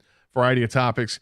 Spend a week in Vegas, 110 every day. So I'd grab a bottle of water, walk the strip, walk downtown. Didn't notice the heat even a little bit. It was an awesome time. But then again, I'm one of those weird dudes that loves the heat. Give me the sun over the snow any day of the week. I only wish that I could have seen bald bushes, though. That's Ben in Roseville. It's too busy in Vegas. Yeah, I think you have to go off. You can't expect to walk down the strip or in downtown Vegas and expect to see a tumbleweed. Yeah. The bald bush. You got to go off the beaten path. Right? Away from the action where there's you need to go into the desert area to see, along with the beautiful Red Rocks area, maybe some cactus, lots of rocks and probably tumbleweeds. Yes. A guy in my sub lets off a ton of fireworks every year, but then never cleans them up. This has led to hilarious Facebook fights over who should pick up the trash. The guy thinks the neighbors should do it because he gave them the show. Obviously, the neighbors want him to pick them up, but he refuses. Last year, the fireworks stayed outside all winter until they thawed in the spring, and his next door neighbor finally picked them up. Last night, he set off more fireworks than ever before. And today, you guessed it, all the fireworks are all over the street and in people's yards. So this is going to be good. I mean, this is a next door app fight, like waiting. I mean, yeah, well, he said they do it on Facebook. You get the Facebook groups, but this is absolutely next door neighbor app without question. Gator. So I don't know if they have an HOA or is it just one of the older subs, but I totally understand the rest of the neighbors' complaints because the guy giving the quote unquote show. Giving the show. First of all, you verified, maybe some people didn't watch it, but their houses got affected by this and they have to clean it up. Would it be completely spiteful and petty if everyone in the neighborhood said, all right, we're going to pick up the trash off our own grass and then drop it off at his yard? It'd be awesome. I'd fully endorse that. Absolutely endorse it. Not even neatly, just like if I'm like his neighbor, I'm just raking it over to his lawn instead. Like I'm not even putting it in a bag, Well, what if you put it in a bag but then dump the bag out on the guy's front lawn? Is that a problem? And say we enjoyed the show. Hey, thanks for the show. Here you go, Showtime. I love it. I think it's great. Yes, do it. Go ahead and do it. As someone who doesn't like fireworks, I'm all about it. This is going to be an epic subdivision fight. This is going to be great. I really probably should. Maybe during the break, I'll check out the Next Door Neighbor app and see if there's anything about this. It's so great. Some more ticket text coming in on Jack Flaherty. Hit the road, Jack. Baltimore has the best minor leagues. I think some studs get something for him. Don't mess up like last year with Rodriguez. Said some Pete Manistee. Ooh, Manistee. I like Manistee. Yeah, Baltimore's got a ton of studs. I don't think they're willing to part with those studs that are in the minors, one of their top 3 prospects perhaps, but they are deep. Their 10th prospect is probably equivalent to some teams, 4th or 5th best prospect. They're really deep. Because the prospects are better than a first-round pick, then you move him. Yeah, or basically, if the prospects are better than a first-round pick, then you move him. I would agree with that.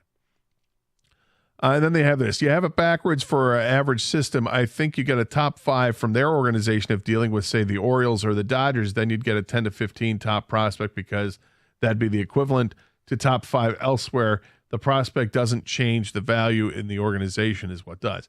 Sure, I get that. And I'm dying to see what names get floated out there because now we're starting to get into it. We're within a month of the trade deadline. This is when the rumors heat up fast and furious, and you start to see possibilities of players being shipped in trade. And the Tigers do have the Jack Flaherty chip to move on, assuming he's good enough to go. Please be good enough to go. This is 97.1, The Ticket.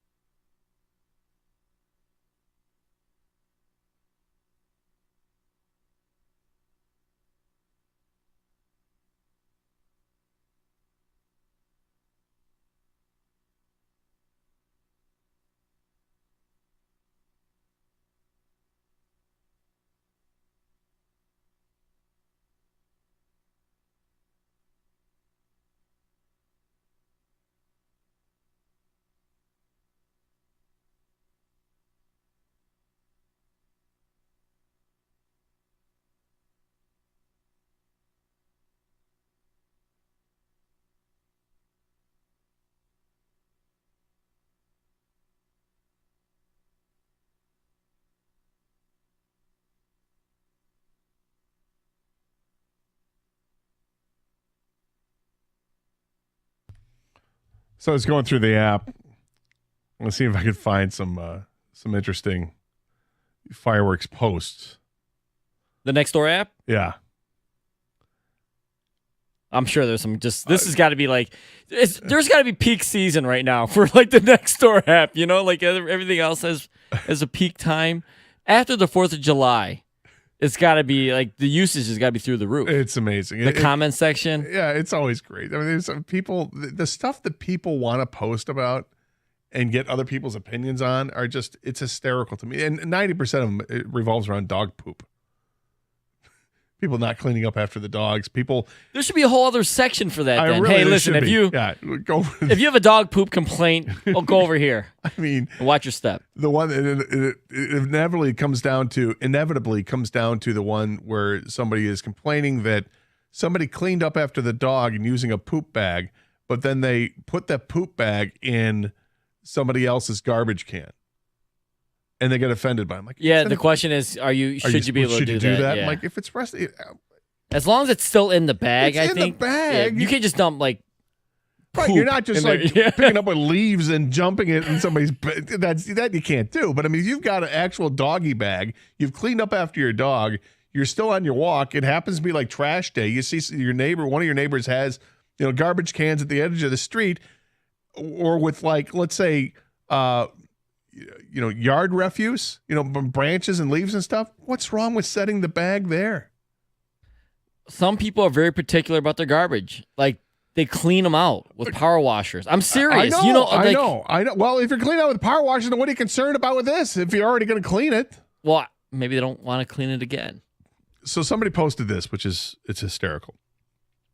Please keep your children and dogs quiet in the morning. Some of us have been up all night lighting fireworks. Oh, trying to get them back with their own medicine, huh? It's funny. Somebody says, better to start yard work at first light. Enjoy. Somebody else says, love it. Stoke that fire. Yep. 100%. I'm telling you, this is all coming. Oh, it's good stuff. 248-539-9797 is a telephone number. More text coming in about the fireworks. I'm so torn on these fireworks these days. I love me some good old freedom flowers, especially for the kids, but I also love my dogs. And the Bill Hillies in Waterford, where I live, are relentless. They have no chill, and my dogs absolutely go nuts. Ugh, Ryan in Waterford. The Bill Hillies. I like that. Not hillbillies, Bill Hillies. He went with Bill Hillies. Okay. I think he was trying to be nice. Okay.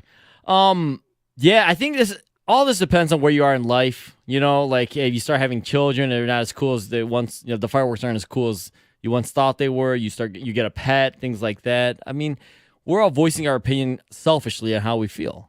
Like, right. How does it affect me in my life? And would you say people are more opinionated now than they've ever been? They have more platforms to vent, Gator. There is that too. This morning on my way to work at 2 a.m., my car was covered with confetti-sized shrapnel from the show in our commons area, 4 blocks from my house. The car had dew on it, so I had to drive on the freeway to get particles off the car. That's from Jeff. I hated that. I one time accidentally forgot or whatever. I had to park my car in the driveway for the 4th of July, and it was an absolute disaster the next day. My uncle was giving a speech on safety before the fireworks show in Waterford. Unfortunately, he had the mic down by his side for a moment and picked up an egregiously loud accidental fart. Everybody laughed him off stage. Come on, man. Is this from a movie? Come on. Wait a second. You sent me this text. You're the one that picked it off. I wrote him back. Did you? Yeah, I said, come on, is this real? And he just wrote back. He was so embarrassed, but eventually realized it was hilarious. Farting is funny, but if you were there, people, text us. Let us know. Farting's always funny. Come on. But nothing to do with anything. You just wanted to explain the fart. Yeah, he'll do fireworks safety. What are you talking about? Talking about fireworks. I love dogs as much as the next guy, but this lady needs to suck it up. Drone show? I'm sorry. What? The bang is the American part of it. F yeah, baby. Murica. There are a few things I hate more than Murica when people say that. I cannot stand that. That dumbs down this country, and look, we may be dumbed down enough already. Let's not add to it by saying America. I hate that. That's on my list. Absolutely 100% that's on the list, King. However, when he says drone show, I'm sorry, what? Drone shows are awesome. They're pretty damn cool. But you're not going to see a drone show put on by your neighbor. You're going to see a drone show put on by a city or a state because it's expensive. It requires, somebody who has access to hundreds of drones so that you can get them to do the formations. But don't knock it until you've seen it, my friend. I just saw one in Irving, Texas that looked phenomenal. Like they did outside of Dallas. Yeah, bald eagle flying, flame shooting out the wings. You know what I mean? Like they could it's insane. And yes, you don't get the bang. I guess you could always pipe that in on speakers or something. I don't know. Yeah, I mean, if you want music to go with it, but people want the bangs, right? That's what that texter was saying. Yeah, that's what he said. Explosion. I could go without the loud bang. I just like the light show's fine. I think that's the people's problem the most with fireworks is the noise, not the actual, the lighting. It's the loud bang. Yeah, because obviously that's what freaks everybody else out. I mean, the dogs are freaked out. Young kids are freaked out by it. And I'm sure that the veterans that have an issue with PTSD, that they get freaked out by that too. Maybe they get freaked out by the lights too. I'm not sure. But light shows are great. Have fun with fireworks. Just respect your veterans. Pete and Clarkston. Absolutely. I think a big factor in people's feelings about the fireworks is based on how their pets handle it. If it freaks the dogs out, those people get real upset when they don't stop. I think you're probably right with that.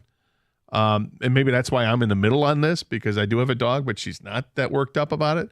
My previous dog used to get worked up about it, and it was terrible. And I do know other friends of mine whose dogs get really worked up about it. They pace around, they're panting, they can't get comfortable, and you feel terrible for them. I used to love fireworks, and then I had a baby who's 3 now and a dog who both do not like the constant Civil War reenactments here in Taylor. So my vote is it's too much. That's from Darren. Gator, I made a drink on the 4th of July that was a major hit, and I'm requesting to make it more and more. It's Ciroc Red Berry, 2 packs of cherry Kool-Aid, 2 scoops of sugar, pink lemonade, and a splash of Sprite all mixed together, then poured in a glass of ice. It was a game changer. Trust me, from Martin and Walled Lake. I can see, so you got the Ciroc Red Berry, that's vodka, 2 packs of cherry Kool-Aid, 2 scoops of sugar, and pink lemonade. I mean, are you diluting this with water at all? And that just sounds like a lot of sugar. Well, I think it's basically Kool-Aid, Ciroc, and lemonade, right? 2 packs of Kool-Aid? What is a pack of Kool-Aid? A pack, I think, makes like a whole, like a liter or 2. Okay, so we're talking about mixing it. Okay, so we're talking about mixing it with water, making 2 packs of Kool-Aid. Okay, then it makes sense. Then I got it. That sounds pretty good. Look, you can mix vodka or tequila or rum for that matter, with any kind of like fruity drink, and it's going to taste pretty good to begin with. I'm all in favor of adding the splash of Sprite at the end, a little bit of carbonation. You like that? I do like that. I think it adds something to the mix. I mean, normally I think that if you want to make the easiest cocktail you can make, it's just simple. Tequila and lemonade over ice. It's real simple and it's delicious. The Stoney Special sounds delicious. The orange flavored vodka with lemonade sounds delicious. I can get on board with that. You want to start expanding, add another liquor to the mix, maybe another kind of juice to the mix, and then throw some Sprite on top. Boom. Great. It doesn't have to be Sprite. Maybe you want to go with just something that's like a sparkling soda of some kind. Those all work too. I'm here for it all. Joey Chestnut ate 58 dogs in only 5 minutes. The Wimps at Nathan's took 10 minutes. Abe in Southfield. See, I knew there was something with that Gator when you said he only had 58. He did in half the time. He would have had 100. He was on pace for 116. He had 57, but yeah, I got it. He did it in. I didn't realize he did it in 5 minutes. That's crazy. Look, and I wasn't coming down on Joey. Joey's the king. Joey's the GOAT. He's the GOAT. In that sport, when you call it the GOAT, that really means something. Right. They eat anything. Yeah, exactly. Unless you're talking about goat. If they have to eat goat. 248-539-9797 is the telephone number. Want to take your calls on the fireworks. If you want to talk about that, the Jack Flaherty situation. Are you a trade Jack Flaherty at all costs kind of guy? And you got the barbecue mishaps, perhaps something you discovered it was great. Had some drink suggestions that were awesome. Was there a food item that you'd never seen before that really turned out great for these 4th of July parties? Also, want to talk about the Lions. Got a couple questions. Well, actually, one question and one observation. More love heaped on the Lions. We'll get to that next year. 97.1, The Ticket.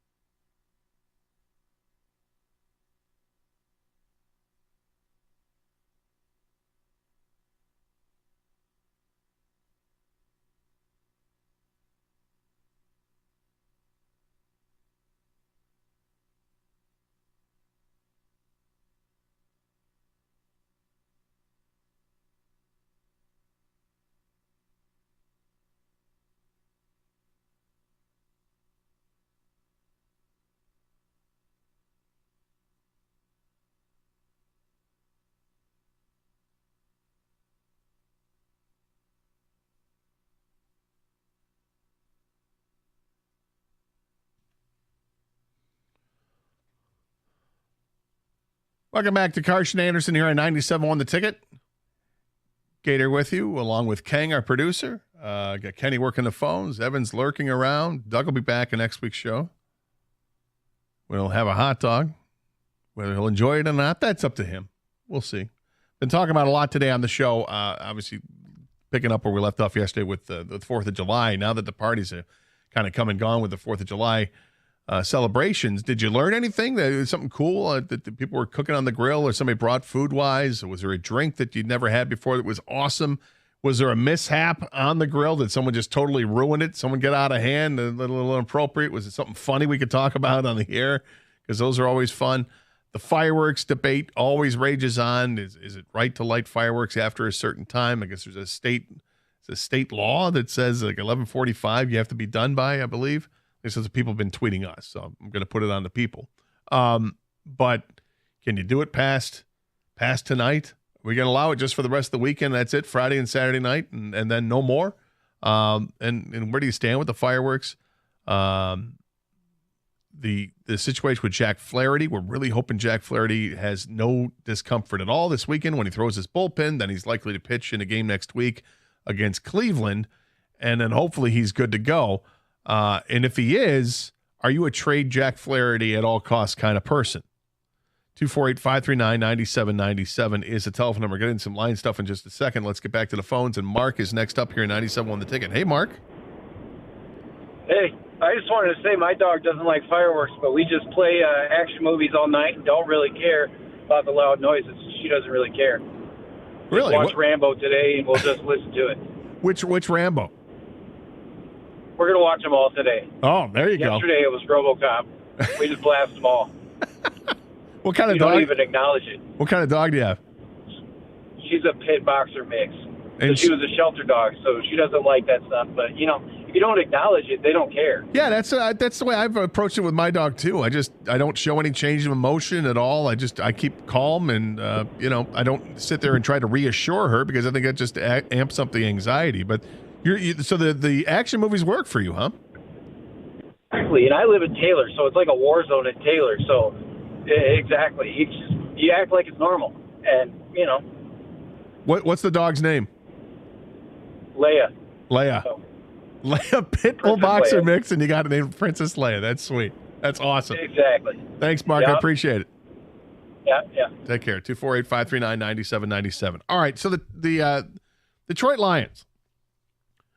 We talked about earlier this week how comfortable we are with accepting the fact that this is a really good football team. And that it feels like every day there's something new that comes out, some new list that comes out ranking players. And look who's towards the top of the list. Here's, Amon-Ra St. Brown ranked one of the top wide receivers. Penei Sewell, the top rated offensive lineman in the game. Frank Ragnow, number 2. Like all this stuff is coming out about our team, and we're loving it.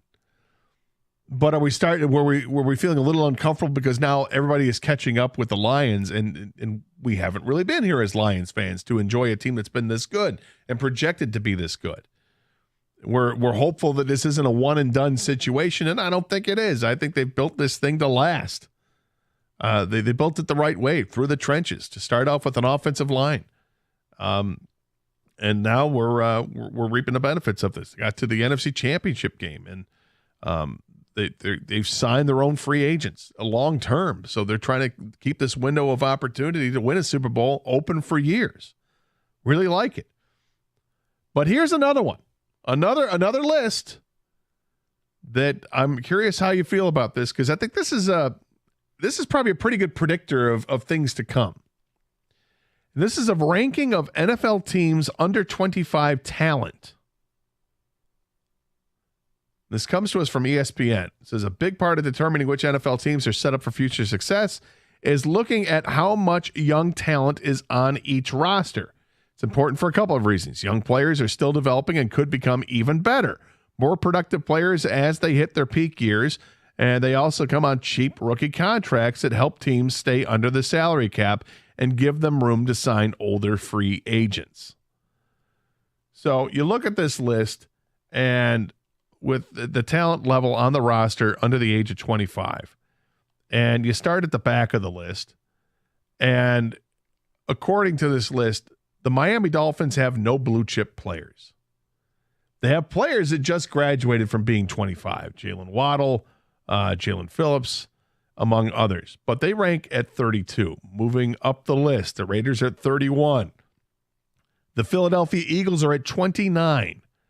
The only blue chip player they say that they have is Jalen Carter. They had recently graduated players, though, Devontae Smith, Landon Dickerson, among others. Last year's ranking was 13 for Philadelphia. This year they're 29 because, as we said, those players got older than 25. Cleveland is at 28. They have no blue chip players. Last year's ranking was 31, so they've gotten a little bit younger, but not much. Moving down that list, you get to the Minnesota Vikings. The first team from the NFC North shows up at 24. Last year, they were 18. Their blue chip players include Jordan Addison and J.J. McCarthy, but they graduated Justin Jefferson and Kristen Darrisaw. Keep moving up that list. 23. San Francisco 49ers. Last year, they ranked 27th. This year at 23rd. The blue chip player, Brock Purdy. Continue to move up. The Cowboys are at 21. The Steelers are at 20. Moving up that list, the Cincinnati Bengals are at 17. The Buffalo Bills are at 16. Keep going up. Kansas City is at 14, right smack dab in the middle of the league. Last year, they were at 9. But they do have a couple of blue chip players, according to this list from ESPN. Trent McDuffie, the corner, and George Karlaftis, the edge rusher. Keep moving up. What's kind of scary about this list is that there are several teams from the NFC North that have yet to be mentioned. Number 12, Kang, Indianapolis at number 12. Last year they were ranked 22nd. This year they're at 12. Their blue chip players, Liatu Latu, the edge rusher, and Anthony Richardson, your quarterback. Move up to number 11. The New York Football Jets are at 11. Last year they were 4th. They got blue chip players in Sauce Gardner and Garrett Wilson. Those are 2 outstanding blue chip players. Both won Rookie of the Year for offense and defense. Yeah, those are 2 great players. That's why they're at 11 on this blue chip list. Number 10 is Seattle. Number 9, the Green Bay Packers. Last year's ranking was 17. This year they're at 9. The blue chip player, they say they have 1, Jaden Reed. Because other players like Jordan Love, Christian Watson, they have graduated from being 25. Number 8, the Rams. Last year, the Rams were 32nd in the league on this list. This year, they are 8th. Blue chip players, Puka Nacua, Steve Avila, the center guard, and Byron Young, the edge rusher. No Kobe Turner? Is he too old? Was he an older draft pick? He's not mentioned on this list. Because they hit on him, too, and he's younger. I don't know if he's 25, though. Might be 25. And, because I think Kyron Williams, is past that list as well. Number 7, Jacksonville. Number 6, Arizona. Moving up from 28 to 6 for Arizona. With a couple of wide receivers there. Michael Wilson, Marvin Harrison Jr., also the offensive lineman, Paris Johnson. Blue chip players. Number 5, the Chicago Bears. Last year's ranking was number 12. This year they're at 5. The blue chip players, Caleb Williams, the quarterback, Darnell Wright, the tackle, and Rome Odunze, the wide receiver. And they just graduated a couple of players, and then also Justin Fields, who's no longer with the team, obviously. Number 4, Atlanta Falcons. Last year they were 8. They moved up to 4 this year with the addition of Michael Penix. Of course, they still have Bijan Robinson, Drake London, and Kyle Pitts, that triumvirate of players. That's why people think Atlanta's going to take a big jump this season, because you got that triumvirate of offensive talent to go with a veteran quarterback like Kirk Cousins, and now you've got the rookie first-round pick of Michael Penix, and maybe they're set up for the future. Number 3, the Baltimore Ravens are number 3. Last year they were 30th. Now they're 3rd. Kyle Hamilton, Zach Flowers, Tyler Linderbaum, those are the players that are considered blue chip players. At number 2 on the list, the Detroit Lions. Last year's ranking 3. This year's ranking 2. Blue chip players, Penei Sewell, Aiden Hutchinson, Sam Laporta, Amon-Ra St. Brown, and Jahmyr Gibbs. They didn't graduate any players to the 25 and older crowd. So they have 5 blue chip players, and that's not including players like Jamison Williams or Brian Branch are not on that list. Jack Campbell is not on that list. Terrion Arnold not on that list. Alex Rakestraw not on that list. I think the Lions are poised to be on this list again next year, probably in the top 5. But the number 1 team they have in this list of under 25 talent, the Houston Texans ranked number 1. Last year they ranked number 1. 2 years in a row, the blue chip players, C.J. Stroud, Will Anderson, Darryl Stingley, and they've added some more this year that I think are going to be on this list too. But this is it's an interesting list. And again, it's based on players under 25. What this tells you, if nothing else, from a national perspective, again, it's more praise for the Lions, more praise specifically that should be heaped on Brad Holmes for identifying the talent in the draft, and also for being able to maneuver through the draft and capitalize on the draft capital that he had and that he got. Clearly, that trade with sending Matthew Stafford to the Rams pays off in spades with a lot of these players on that list because of that trade. 248-539-9797 is the telephone number, same number to text. When you hear a list like this, and it knocks it down to basically it's young talent on the team, and the Lions are the second most young talent in the National Football League behind only Houston. And by the way, the Lions had 2 more players on the blue chip list than the Houston Texans had. Does that give you even more confidence that this team is poised to take it to another level? We know they got to the NFC Championship game last year. Are they poised to take it above and beyond? Do you feel more confident that is a real possibility? 248-539-9797. This is 97.1, The Ticket.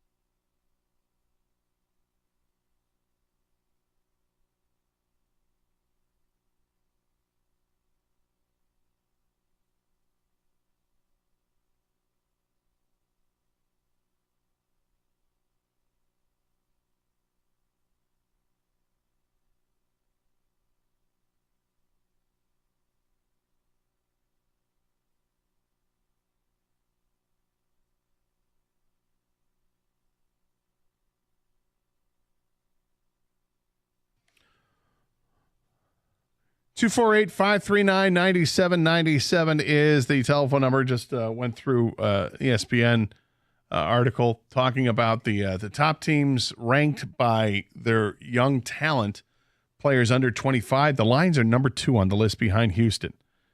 And by their blue chip standards, the Lions have 5 blue chip players. I think they're more than that, or potentially more than that, but that's what they have listed right now is 5. I'm excited about it. I think that it's a good predictor for sustained success is to have a lot of good young players. And clearly the Lions have these good young players. We saw what the guys could do last year. You know, when you look at that list and you see the names on the list, you understand. Yeah, Penei Sewell, one of the best offensive linemen, if not the best offensive lineman in the game. Aiden Hutchinson is a really good edge rusher who I think can get a lot better. Sam Laporta, coming off his rookie season where he tore it up in the NFL as a rookie as a tight end. He's going to get better. Amon-Ra St. Brown, steady as they come, and just has gotten better every season. And Jahmyr Gibbs, as a rookie, scored a bunch, had a bunch of yards, both rushing and receiving. I think we all can expect more things out of Jahmyr Gibbs. I'm excited about this. How can you not be excited about that? And then they have other players that they can bring in, guys in the secondary.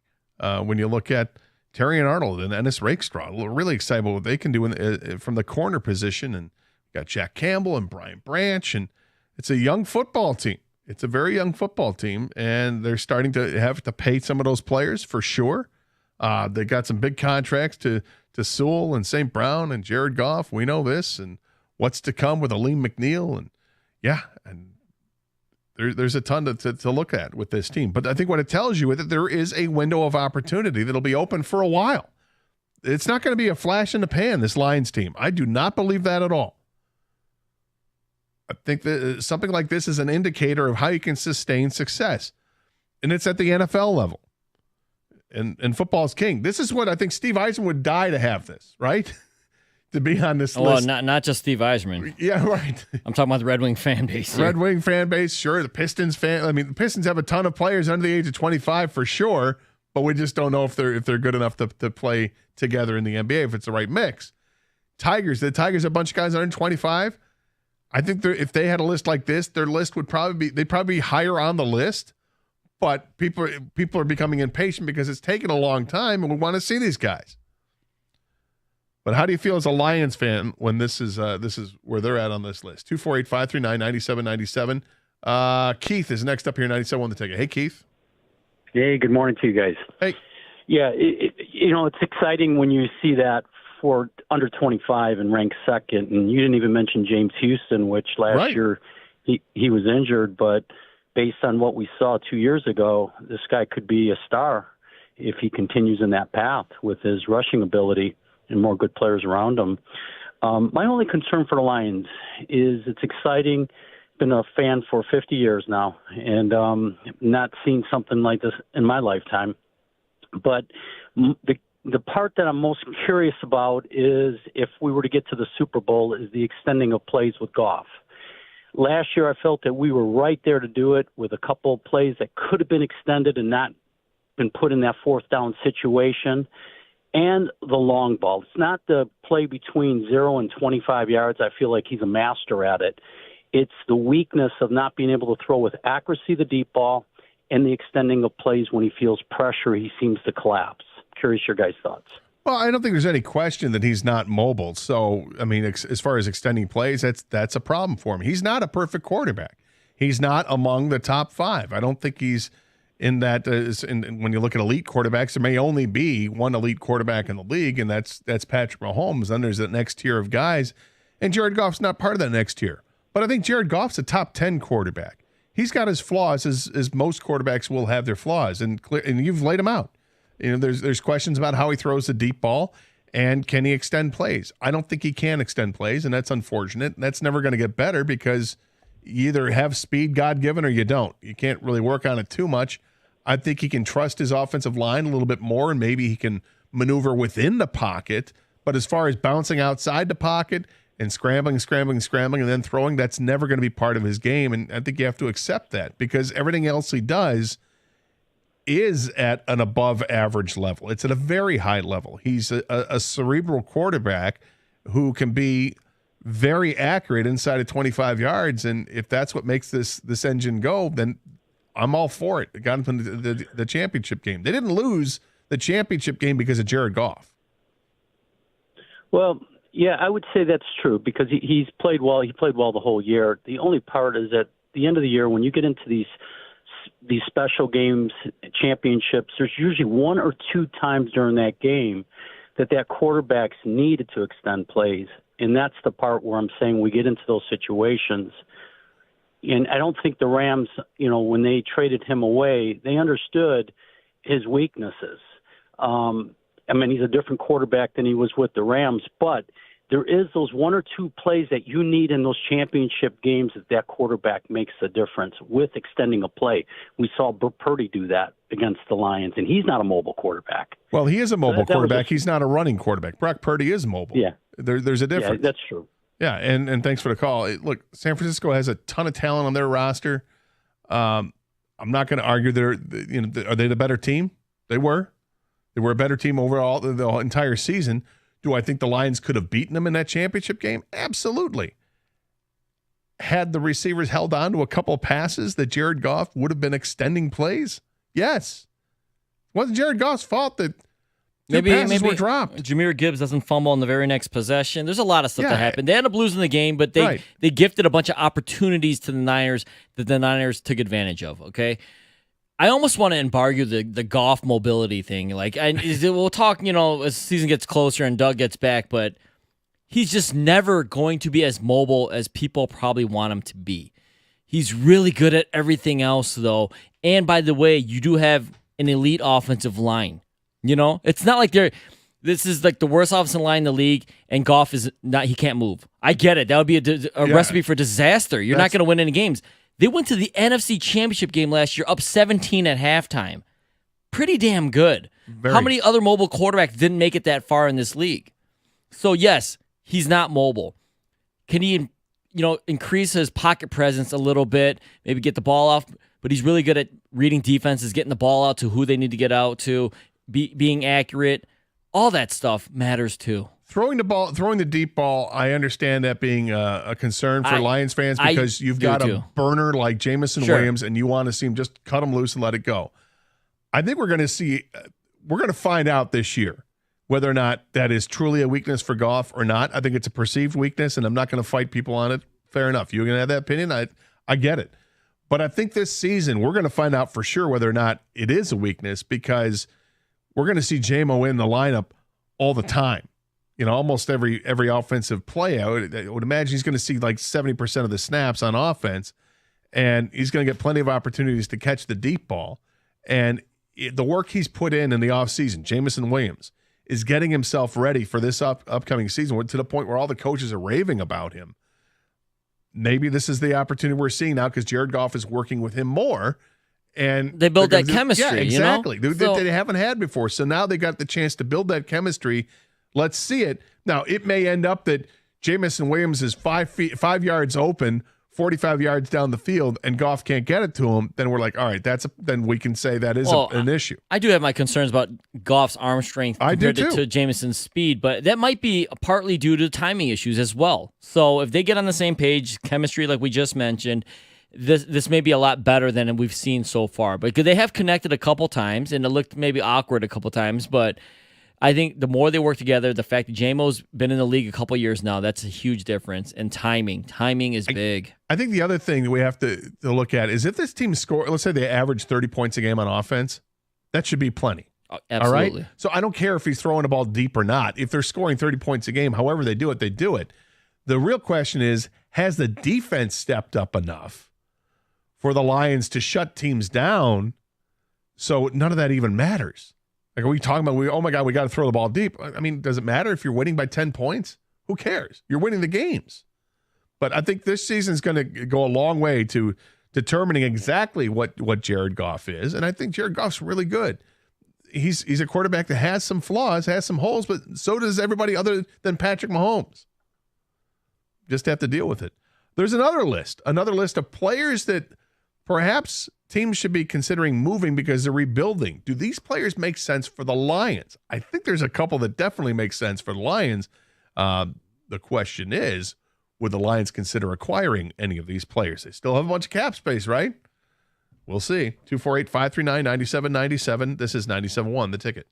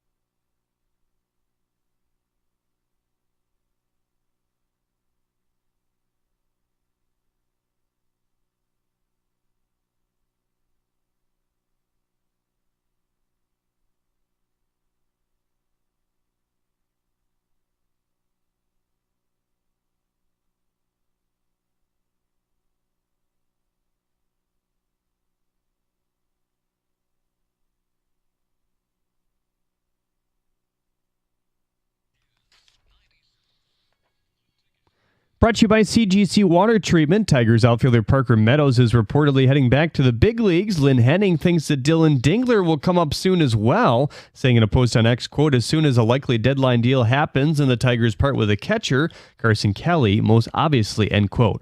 Dingler is hitting .286 with 10 home runs at Toledo this year.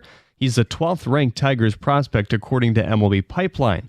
Red Wings development camp is wrapped up with the 3-on-3 tournament. Grand Rapids Griffin coach Dan Watson coached the championship team today with his club securing a 2-1 victory thanks to a great save by Saginaw Spirit goalie Andrew Oak. Watson comments on camp as a whole in an interview with Daniela Bruce.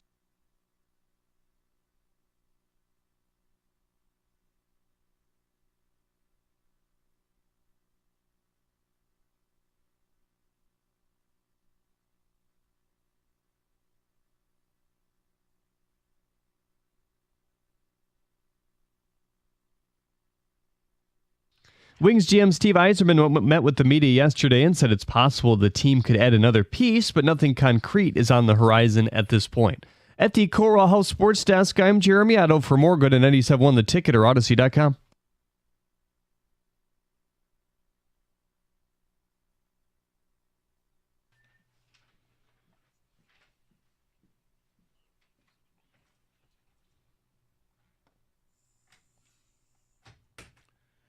Hell yeah, indeed. Good afternoon, everybody. Looking forward to the weekend. Looking a little gloomy out right now.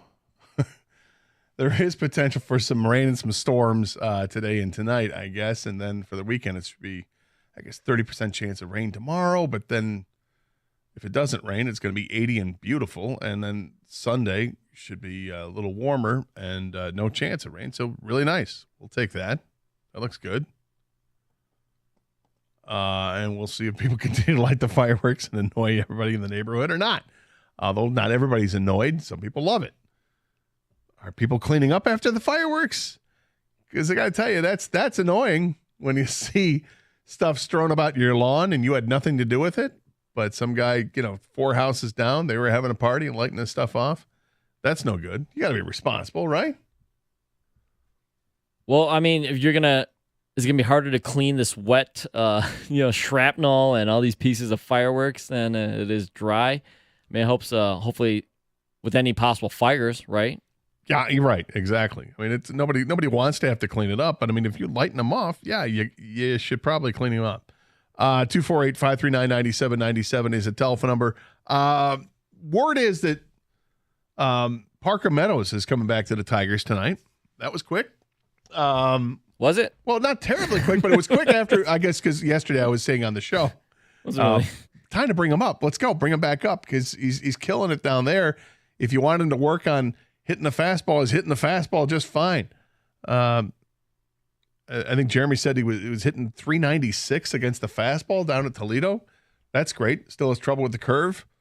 Well, you're going to have to work on that. But through it all, he's hitting just under 300 at Toledo with an OPS over 900, stealing a bunch of bases, playing elite defense, deserves to be called up, and apparently he's being called up. What we don't know is who's going to be sent down. My guess it would be Akil Baddoo. I think it's Baddoo. I think that was announced. But that would be my guess. It's Akil Baddoo. But we'll look forward to seeing Parker Meadows back in the lineup, and hopefully he is more like the Toledo Mud Hen than the Detroit Tiger. Because as a Tiger, he hit 096. That's right. Not 196. 096. 096. 096. Please be better than that. Please be better than 250. Give me better than 250. Give me an on-base percentage of 350, and I will be thrilled. Occasional pop, steal some bases because the Tigers need that. Give me some hope that you're here for the future. You're here for a long time, not just a good time, and we'll be all right. Because his defense is so good.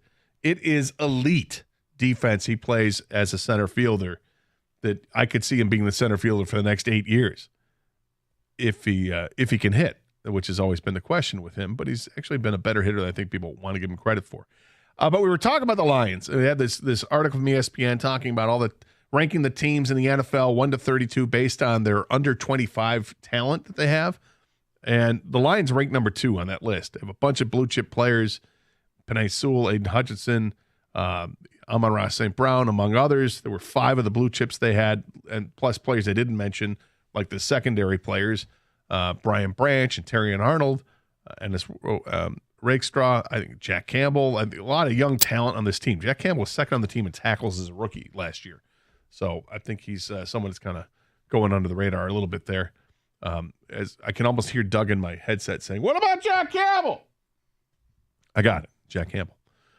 But then there was another article from Bleacher Report talking about some teams that are rebuilding and in the NFL. And it says 6 players rebuilding teams should have on the trade block entering NFL training camp, which would make sense. If you're a rebuilding team, you got a veteran player at the end of his contract, you want to get something for him. Is this something that could happen before training camp? Lions do have cap space, so let's keep that in mind. First player they mentioned is safety from the Arizona Cardinals, Budda Baker. After watching Hard Knocks, I love Budda Baker. He is just heart and soul, football player to the bone, gives everything he's got, leaves it all on the field, plays through pain. He's a stud. Love him. He's a guy they should probably keep, honestly. He's a guy that, they need with leadership issues being questioned over there at times. I mean, he's a character guy through and through. I mean, it screams what the Detroit Lions look for. And what they're about. Exactly. But is he somebody that the Lions should consider? Well, people have talked about adding another safety because Kirby Joseph seems like a future maybe blue chipper, like you were just mentioning a second ago. But if he came on at the later part of last year, I mean, is he for real? Is he a one-trick pony where you just play him at the line of scrimmage? And there's no harm in adding depth to the safety position or secondary position at all either, right? Right. So the article goes on and says trading Baker would create another hole on the defense, but if a team is willing to give up a valuable pick, then would give the Cards more ammo to address more pressing needs. That's critical for a team with so many holes that could be facing even more pressure to win in 2025 when Baker's contract expires. So you'd have him for a year, and would he help out the secondary? Absolutely. Is he the character guy? Absolutely. What would it cost? When I hear valuable pick, I get concerned, because that to me says like second round pick or first round pick. Maybe other people would say it even includes third round pick. I don't know. Carolina Panthers linebacker Shaq Thompson. I have no need for Shaq Thompson on this team. Do you, Kang? No, I'm good on Shaq Thompson. Next one is Los Angeles Chargers edge rusher Khalil Mack. Khalil Mack is a stud. He's 33 years old, but he had 18 and a half sacks in his age 31 season on a Bears team that ended up going 6-11, the article says. He's still a productive player, and he's on the last year of a deal. Now, he could restructure. He had to restructure it, I think, too, because he was rumored to be traded or cut this offseason. This is correct. So he restructured his deal. His base salary in the season is $1.25 million.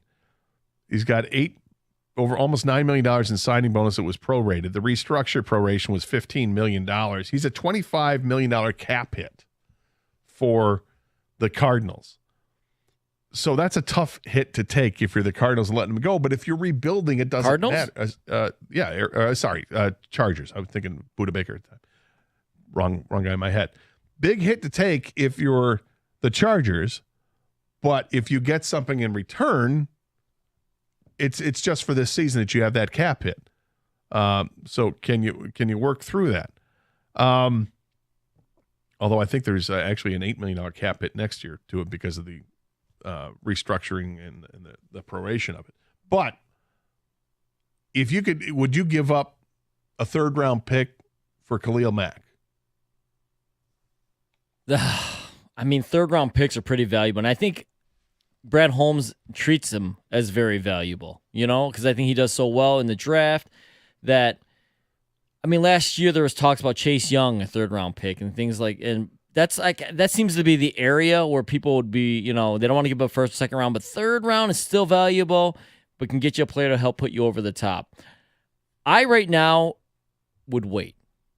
I don't feel an urgency. The offseason, of course, we talked about adding somebody to pair up or with Aiden Hutchinson. Yeah. And they went out and got lesser guys, like a Davenport, a veteran who he's been injured, but maybe he can regain some of what he had in New Orleans.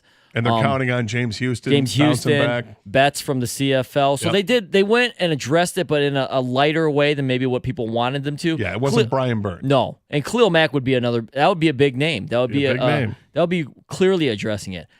I'm in a wait and see mode right now because I think he is so long in the tooth. I'm a big Khalil Mack fan, but I think in sports it can happen quickly. When you get past 32, 33 years old, where you just ain't got it anymore. So third round a little too high for me. Fourth round pick, you have my attention. So the end of the article says the Chargers might be hoping for a quick turnaround under Jim Harbaugh, but it still would have made sense to deal Mack now, while his value is likely as high as it will get. Yeah, I don't think it's going to get any higher unless he comes out just killing to start the year, but the Chargers aren't winning. Some team's going to call, right? Yeah, and that's the thing is that they can hang on to him and trade him at the deadline and maybe even get more for him than what you would right now, which is absolutely quite possible, particularly if he's still doing Khalil Mack things. And if he's doing Khalil Mack things and teams are getting desperate or they find him as the final piece, like a Von Miller, right? When Denver went and got Von Miller or the Rams went and got Von Miller, his value could get higher. I'm not sure it will, but there's that possibility. There are other names on this list, and I think there is one for sure that makes sense. Another one that's intriguing, but I'm not sure makes sense. But we'll bring up those names next as we continue. 248-539-9797. This is 97.1, The Ticket.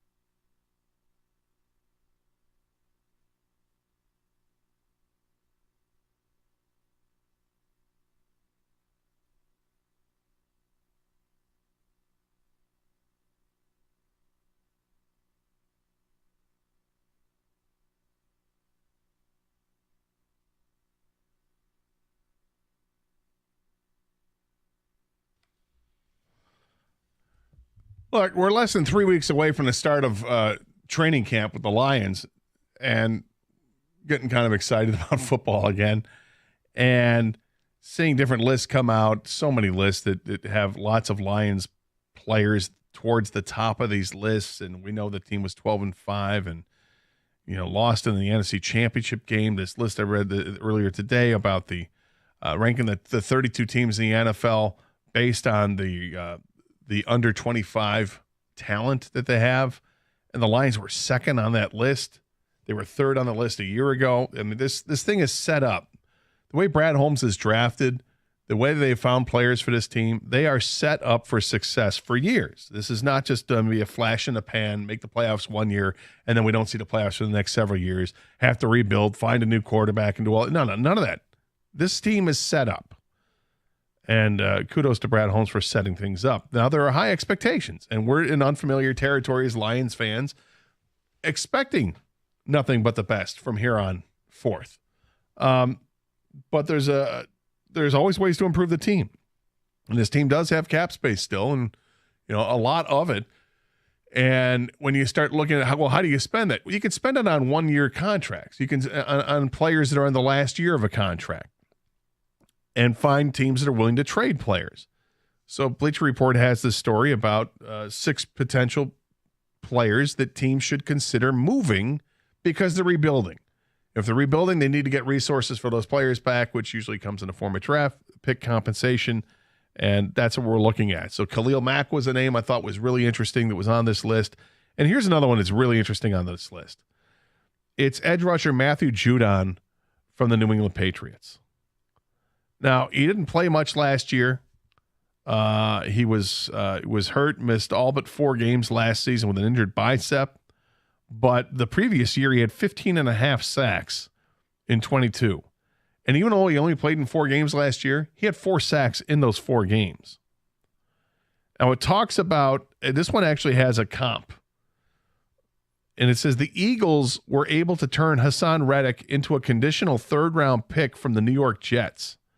If the Patriots could get something similar for Judon, it would allow them to save $6.7 million in cap space and stock up on draft capital to build around their quarterback, Drake May.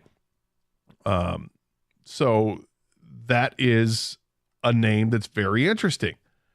Matthew Judon has been awfully productive in his NFL career and one of the elite pass rushers in the league when he is healthy. Like we said, last year he only played the 4 games, but he's awfully, awfully good.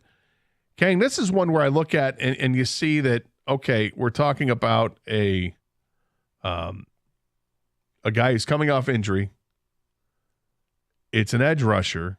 He's 32 years old, so it's not like he's a spring chicken. No, but he's slightly younger than Khalil Mack. Yeah.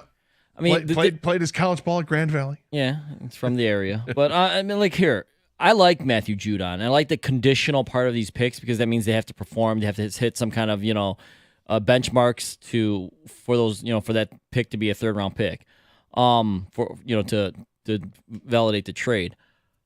He's coming off injury, which concerns me, but he's been very productive throughout his career. Even the injured year last year, he had 4 sacks in 4 games.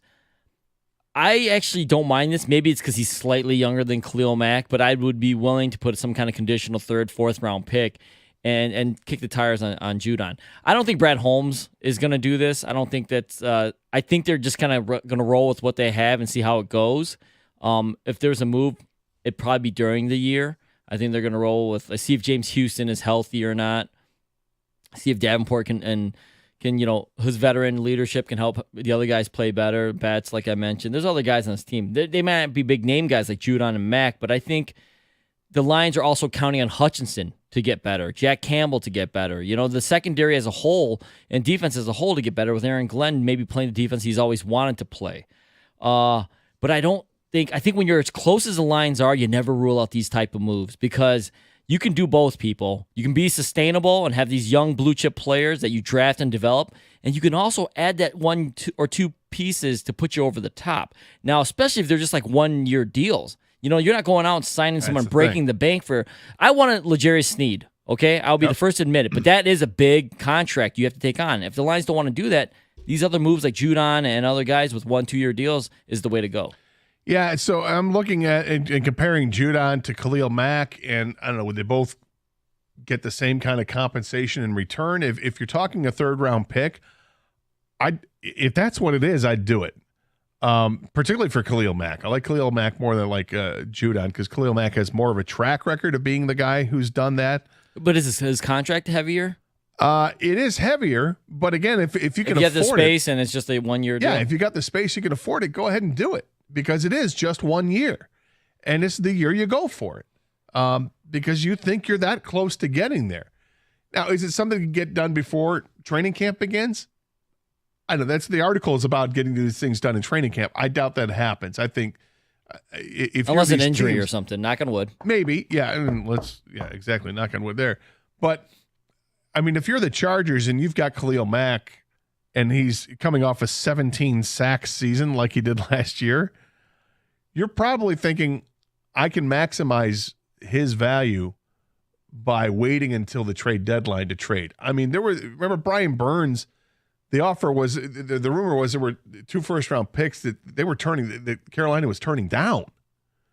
They made a mistake. They made a huge mistake, a massive mistake. They should have traded him. Should have gotten the picks. Yep. But when you look at Khalil Mack, if you're the Chargers and you are rebuilding, in a way they're rebuilding, although they probably think they've got talent to still be good. They lost their top 2 receivers. We'll see what they end up doing. They're losing a running back. It probably is a rebuilding year.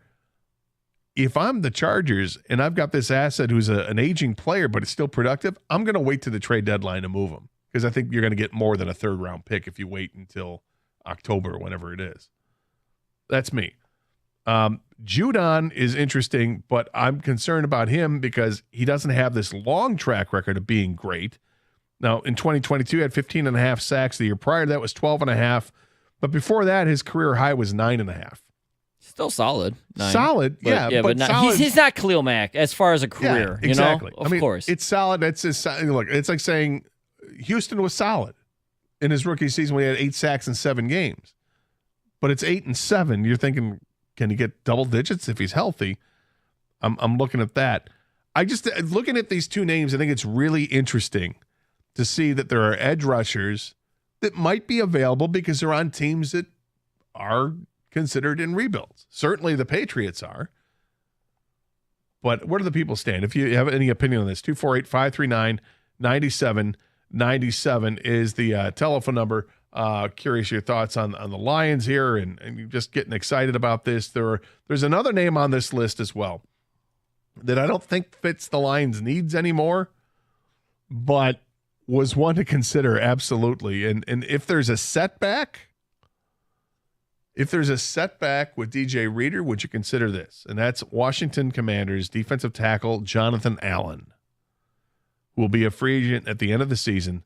They got a lot of money tied up in him. And if they were to move on and start their rebuild as well, this is somebody that could make sense. It says at the last paragraph, Allen would be a useful interior pass rusher for multiple teams. He has 22 sacks over the last 3 seasons. From a defensive tackle, that's a lot of production. He's a beast. And again, it'd be 1 year deal where you're signing him because he's in the last year of a contract. That guy, does that make sense? He's a stud. I don't think you need to go that route now, especially when you got DJ Reader. And believe it or not, people, the Lions are actually good at stopping the run. They're one of the best teams at stopping the run last year. It's getting to the quarterback and that secondary that was more of an issue of anything. Hopefully all those pressures that Aiden Hutchinson had last year, some more of those turn into sacks this year. Having DJ Reader in the middle helps with the run, but also helps with the pass rush because he'll hopefully be taking on double teams where Lee McNeil, who's more of can get to the quarterback pressure type of guy, can help with that route. I like Jonathan Allen as a player a lot, but I'm not sure they need to go that route. He's actually, I misspoke. He's not a free agent at the end of the year. He's got another year on the contract that pays him $15 million next season, which if you're going to trade for him, that's what you'd be on hook for next season. It's going to cost Washington more because of salary, because of signing bonuses. But that's where it is for next year. It's $15 million. So he's probably off the list because it's beyond this season. But also need-wise, I'm not sure it's there I don't know either. if they do either. So. I mean, they're hoping that that And we're gonna Broderick see more from Martin, Broderick you know, Martin. yeah. Anzarike maybe on his way out, knows? but this is something we're going to see here because they have Reader for 2 years. Yeah. Yeah. So, I mean, by the way, the Lions don't have a third-round pick next year. It could also be a 2026 third-round pick or even a fourth round, depending. So, just because they don't have a third round next year doesn't mean they can't make a deal for any of these guys. There's always ways to work around, and that's the job of the front office. So 248-539-9797 is a telephone number. Just a couple names we wanted to throw out there. Would you consider going after Matthew Judon or Khalil Mack from their respective teams? They might be in a dealing mood because, hey, they're rebuilding their franchises, and why hang on to guys that are, that far into their careers? Judon's going to be 32 in August, and Khalil Mack will be 34 in January at the end of the season. So would you consider either of those players? They're still very productive. 248-539-9797 is a telephone number. Something happened to me right before the show. And King, I showed it. It came to my phone. I showed you this, and we're like, is this a new hotness? Is this happening now? Is this real? And what the hell is going on? We'll get to that next year at 97.1, The Ticket.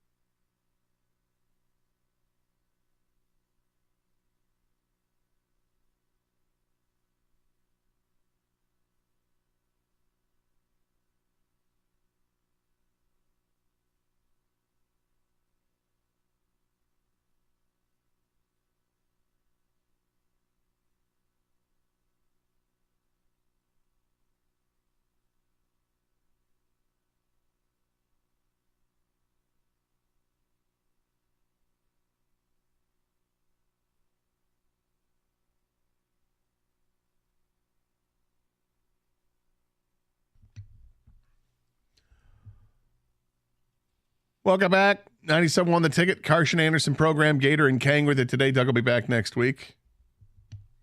You think Doug knows about the bet? Like that he lost, or is he trying? He disconnects when he goes on vacation, and he has no idea that what happened to Nathan's hot dog eating contest, or is he? I think he knows because he can't keep away from a TV set if there's like a sports going on. So I imagine somewhere he caught a highlight of George the hot dog Chestnut eating not contest. being there. Yeah, and then he's like, oh crap, I got to do that. I think without question, he's in dread, which actually may ruin the rest of his trip.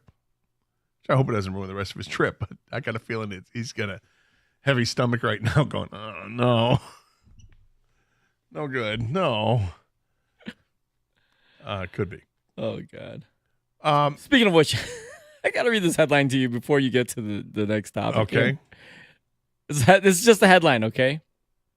So, obviously, it was 4th of July yesterday. A lot of people had parties this week, even if it was on the 3rd of July. This is from the Daily Mail.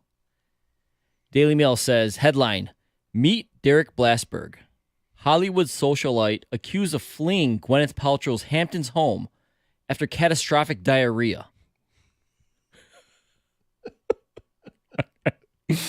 Apparently, catastrophic. This guy's had such bad diarrhea. This was the headline. He had to leave this party in the Hamptons that Gwyneth Paltrow was throwing. This is the headline. He had some GOFD, some good old-fashioned diarrhea. And he had to leave the party. I would just read the first sentence. Blasberg became the talk of Hollywood after he was accused of being the mystery guest who lost control of his bowels in a bed at Gwyneth Paltrow's Hamptons. What are you doing in a bed at a party? Well, I know what you're trying to do in a bed. Maybe he couldn't make it. Maybe couldn't make it, so you collapse on a bed? Maybe he was passed out drunk, and then that happened. I don't know. No. Oh, you would be the scourge of the earth if that happened. Dude, that's so bad. That's terrible.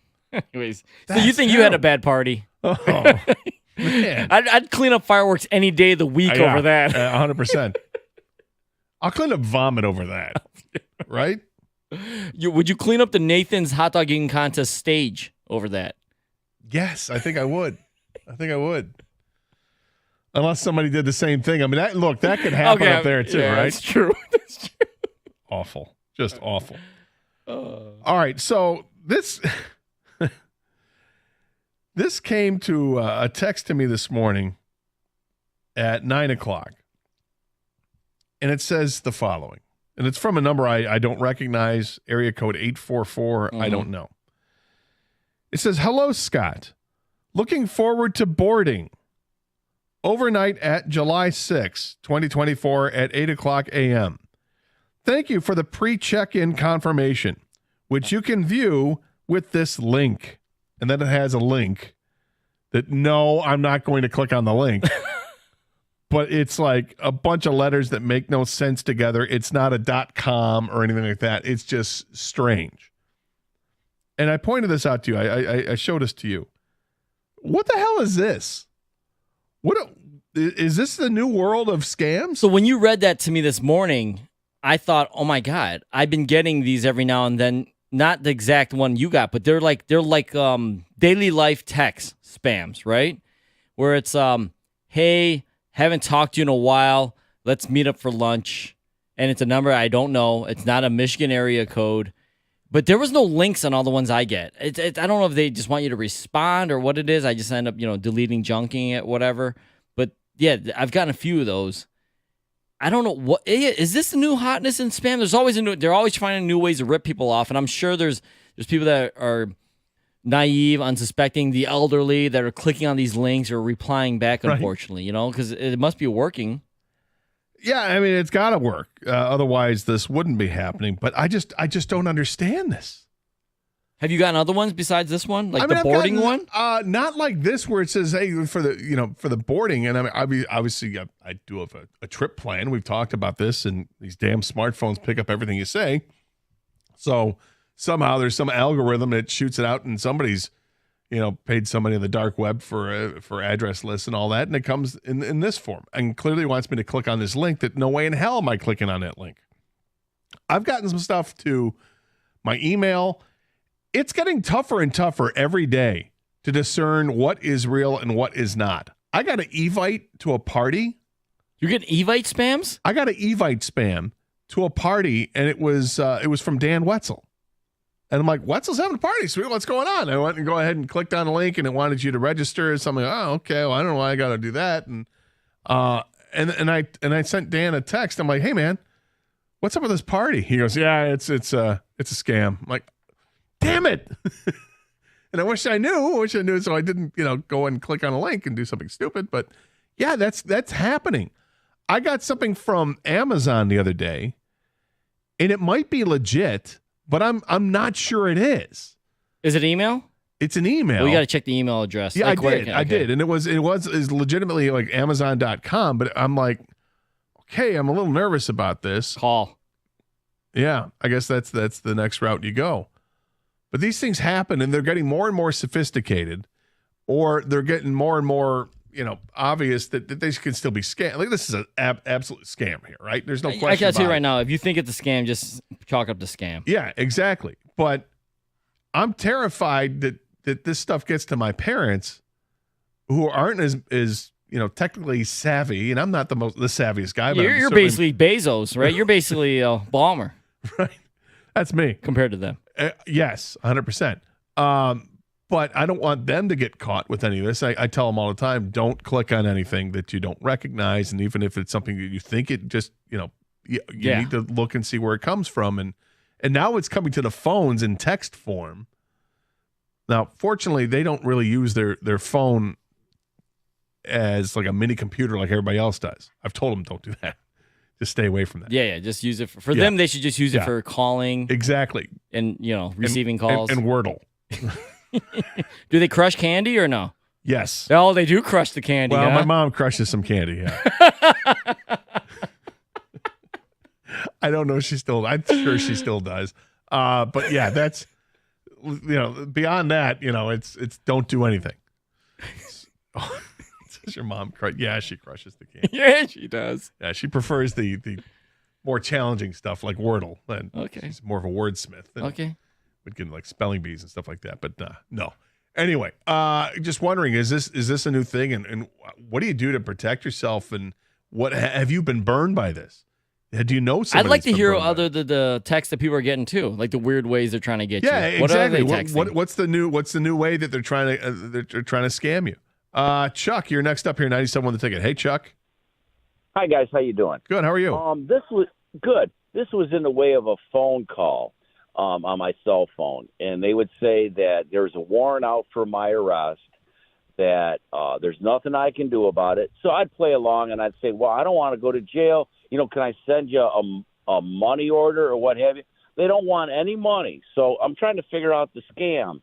And a buddy of mine told me what they do is they ask if you're on your cell phone, and the police pull over on the side of the road because it's dangerous for you to be driving and talking, and somehow they ping your phone or triangulate it, and they have your home address. And if you're away from home, they do a home invasion. Oh, wow. Because I could never understand the angle. They're not asking for money. They're just saying it's too late. The sheriffs are on their way to your house. So they're trying to delay and you. They ask you if you're at home or not. So that's what I've ran into, and that's how it was explained to me. The truth behind it, I don't know, but that's what I've heard. Yeah, that sounds like, and thanks for the heads up, and definitely keep a lookout for that. That's terrible. I've heard of the ones where they don't want money, they want a card or a gift card of some kind, and that they can redeem for money or for cash. There's one I know that they say they want to send you money, but they don't have your right PayPal. It's not working. Can you send them, the right PayPal? But so they're trying to figure out like, oh, I'm sending you money, but really they're trying to get information from you. Yeah, and then there's the it feels like it's old and busted now, but they still get away with it. I saw a story on it a couple weeks ago on the news. How some woman I think she was in Texas, and she was at an ATM and just trying to, while she was on the phone with the scammer, and trying to empty her account to pay this guy like $17,000 or something like that. The guy said that she was overdue on like taxes or something, and that she had to pay immediately. And she was elderly, and she was confused. Oh, man, that pisses me off. Fortunately, it pisses me off too. Fortunately, there was somebody there at the gas station where she was at, and heard the conversation going on, and she tried to persuade the woman, don't do this. This is a scam. She said, well, no, if I don't do it, then I'm going to go to they're going to seize all my assets and everything else. The woman called the woman at the gas station called the cops, and the cops came by immediately and walked up to the woman and said, "Do you mind if I talk to the person?" And then unfortunately, the cop knew right away it was a scam, called out the scammer, found a way because she had already sent like some money. Oh, no. They were able to recover the money, thankfully. But these things are scary, man, because people fall prey to them. I heard of one. Have you heard of this, Gator? They call you and then they're frantic or something, and they claim that someone in your family has been in a car accident. They are the lawyer, and your family member's in jail right now, but they need you to pay a certain amount to help get them out. They're fine, everything's fine, but you got to send this money. They can't talk to you. But the way they make it seem like you're just the well-being of your family member. You're like, oh, my son, my daughter, whoever. And so you're just trying to get, hey, fast as possible, we need this $1,000 bond right now. We can get everything taken care of, but you got to do it now because the judge is leaving town or something. You know what I mean? And they're really, really good at this. I had it one time where somebody called and they pretended to be a relative of mine and say, I did it again. I'm in jail. I need to get bailed out. I did it again? Yeah. And I had the most fun with that call, as you can imagine, because I always have fun with the scam calls. But I was like, oh, you did it again. How many times I got to tell you? Stop doing that. And I made it seem like it was the worst crime ever created because he didn't say what he did. And I put out a crime that like nobody in the right mind would want to be convicted of it. And I just kept laying, and the guy's like, well, that's not. I'm like, oh, no, you did it again. I know about you. You expect me to bail you out after you've done this? To that many people? You sick bastard. And then they hung up on me because they knew that I knew it was a scam. But had it been somebody else, somebody elderly, doesn't hear as well, and then they play it off like I'm your grandson or I'm your son and I'm in trouble and stuff, then they just, hey, you got to send money right away to bail me out. And it's awful that people want to prey on anybody. And I'm not just the elderly, but I mean, look, I'm getting all these calls constantly. Yeah, but they don't know if maybe they do know if you're old around, but they don't care. It's like shoot your shot, right? Just put out 1 million scam or spam, texts or emails. If one or two come back, that's all they're trying to get is somebody to bite. Yeah, and most of the time it's old people. The scariest ones are when they get to you and you're actually talking to them, and then they're like, press. I don't even know what the buttons are in the computer that allow them to take over your computer from a remote location. And if you're dumb enough, or if you're naive enough, I don't want to say dumb enough because some people just don't know. Yeah. If you're naive enough and you don't realize what you're doing is allowing that person to take over your computer from a remote location, you're completely compromised. And that is terrifying. Absolutely terrifying, because now they have access to everything on your computer, which could mean passwords to your bank accounts or passwords to your credit cards and whatnot. It's brutal. This is the world we live in now. And it's been like this for several years, but it's only getting worse and more sophisticated. 248-539-9797. This is 97.1, The Ticket. So my favorite place to go if you want to catch some sports is 24 Seconds Bar and Grill in Berkeley. It's awesome. They got great atmosphere there. The rooftop deck is open. When the weather's nice, there's nothing better than sitting out there on the rooftop deck and just having a beer with your friends, watching a game on TV. It's great. They got all the flat screen, high definition TVs throughout the place. On the lower level at 24, you want to watch our professional baseball team? You can. They've got it right there. Plus, how about this? Pro football season is around the corner, and what better way to kick off the season than winning a trip to Vegas for Thursday night opening game at Circa Resort and Casino.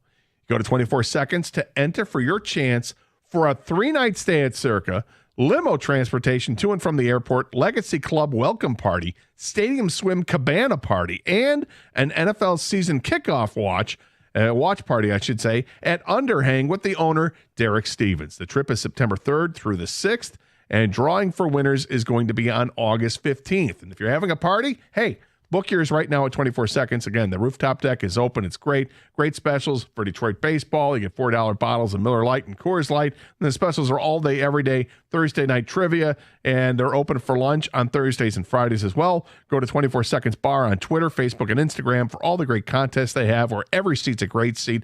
My favorite place to go, 24 Seconds Bar and Grill in Berkeley, where the service is awesome, the food's even better, and you're going to grab a taste of all the action for yourself right there in the heart of downtown Berkeley. 24 Seconds Bar and Grill on 12 Mile.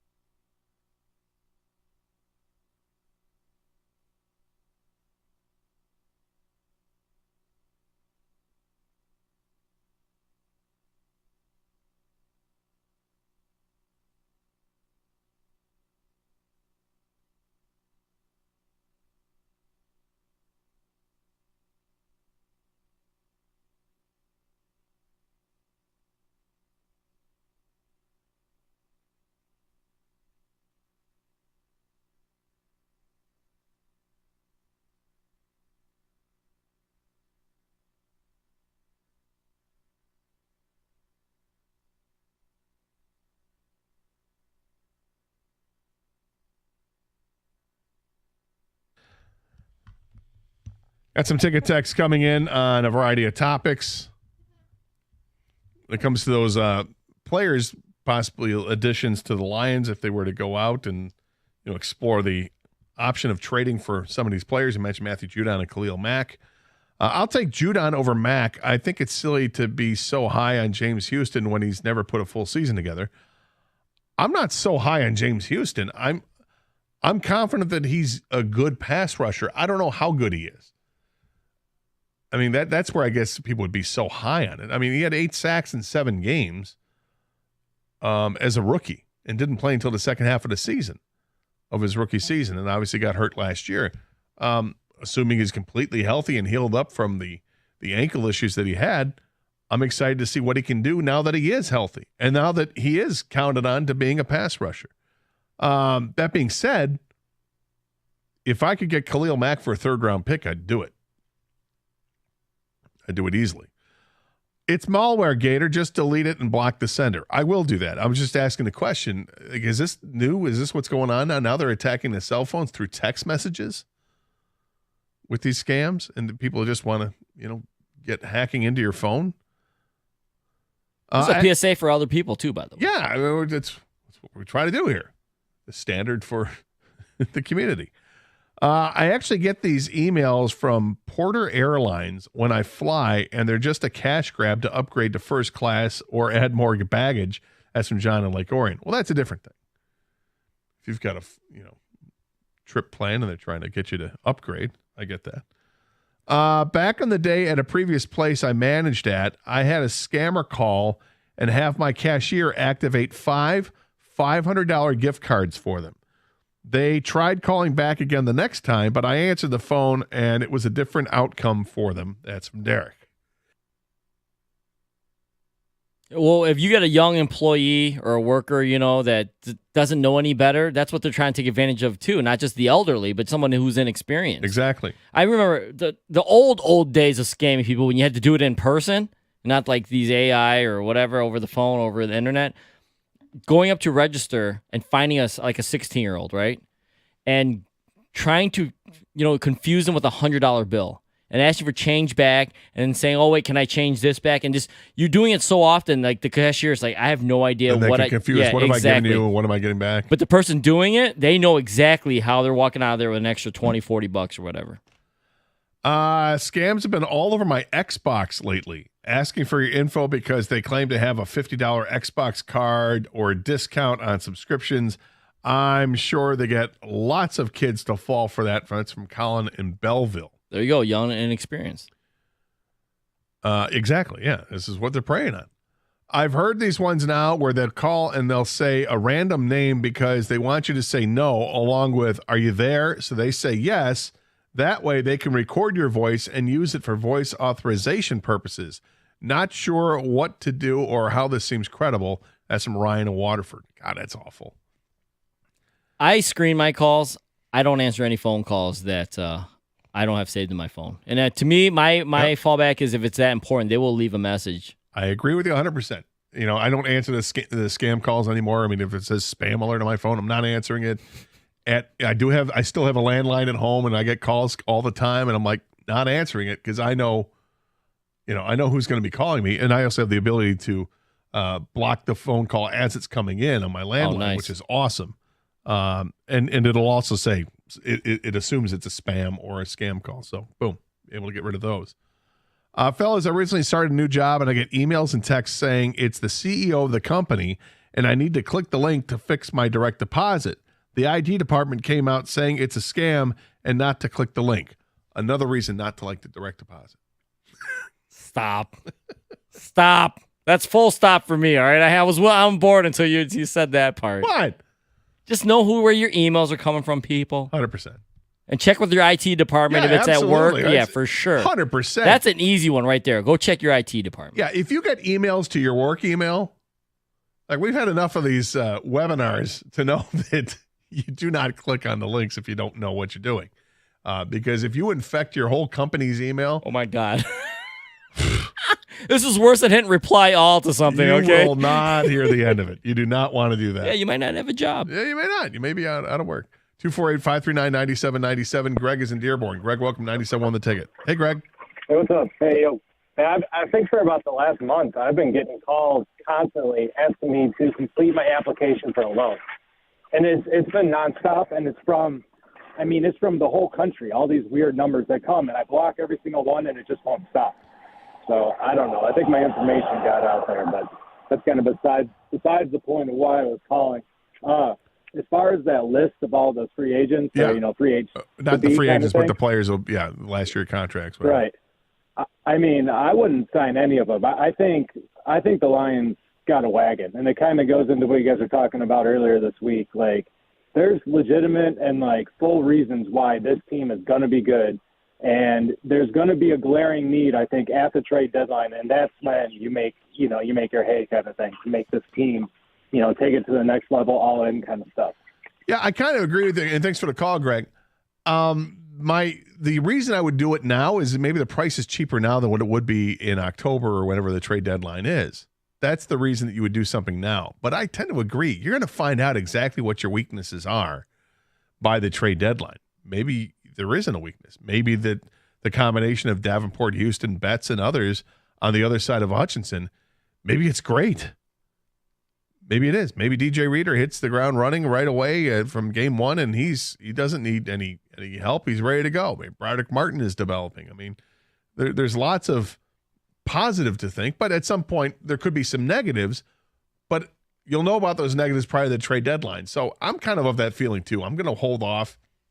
If I'm Brad Holmes, I'm probably not going to make any moves unless you have to make moves, and you'll know about that later on.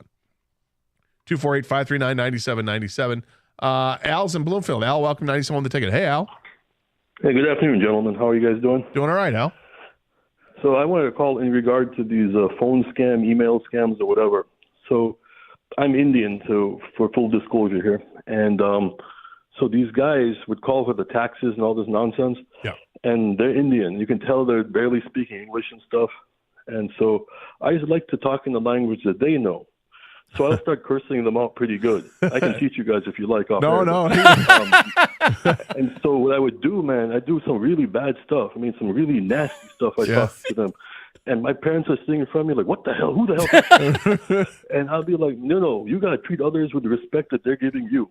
And they're not giving me any respect. I want to give it back to them. And, I find enjoyment in it, but I do find a lot of pain because of the elderly getting scammed. And the politicians, they got to do something. They got to stop this nonsense because all of us are on some list, every last one of us.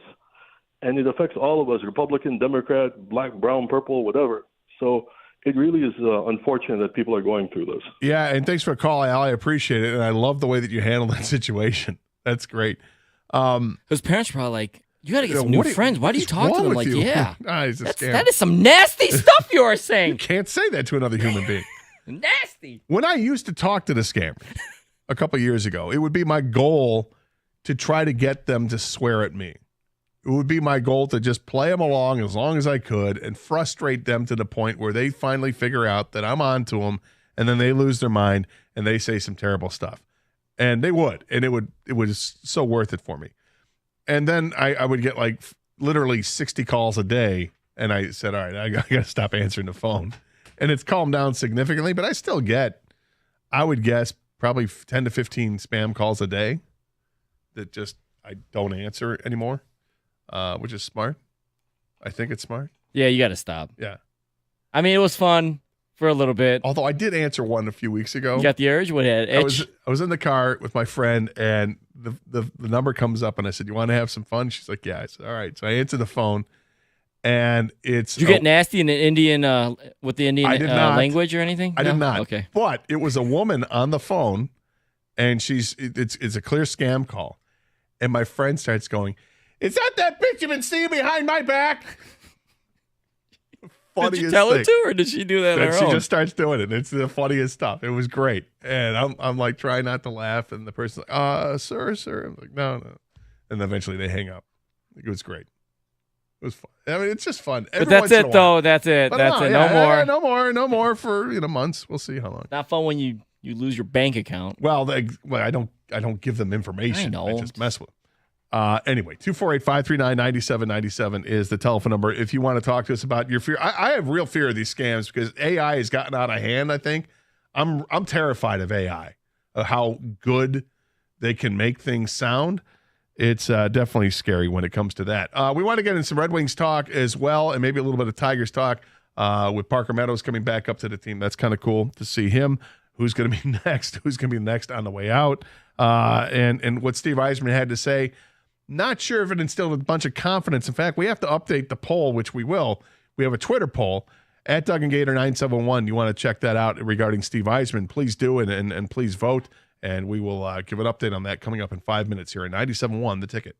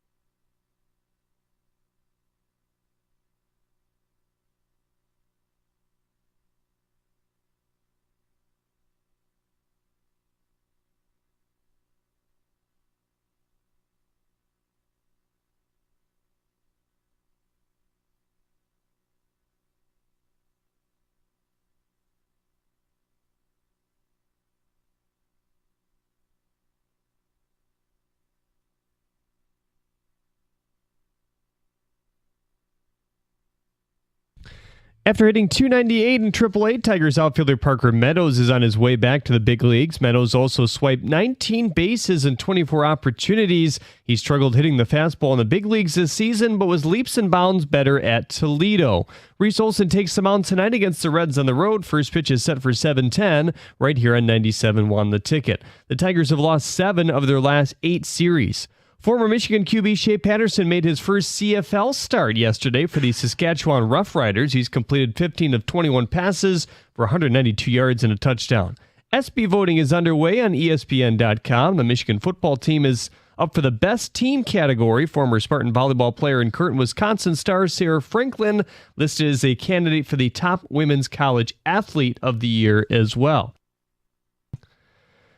USA Basketball has their first practice tomorrow as they look for their 5th straight gold medal. As usual, it's a star-studded roster. LeBron James returns for the first time since 2012. Head coach Steve Kerr on how to put together a starting lineup. He says, I'm guessing that all 12 players on the roster will be in the Hall of Fame someday. So how do you pick a 5 out of 12? The idea is you find combinations that click and you find two-way lineups that can be effective at both ends, end quote. At the Coral Health Sports Desk, I'm Jeremy Otto. For more, go to 97.1 The Ticket or Odyssey.com.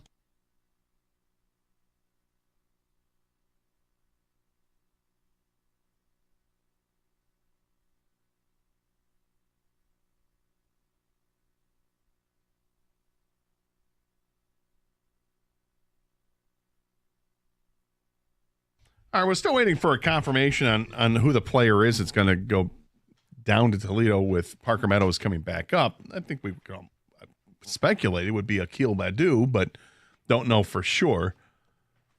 But given how Badu has played since coming up with the Tigers, I would guess it's going to be him. As on the season, in 53 at-bats, he is hitting 132 with a 582 OPS, had a couple of home runs and a couple of triples, and 1 stolen base.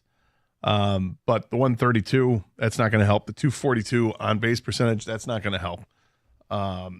So, plus I think we kind of know what Akil Badu is, I think.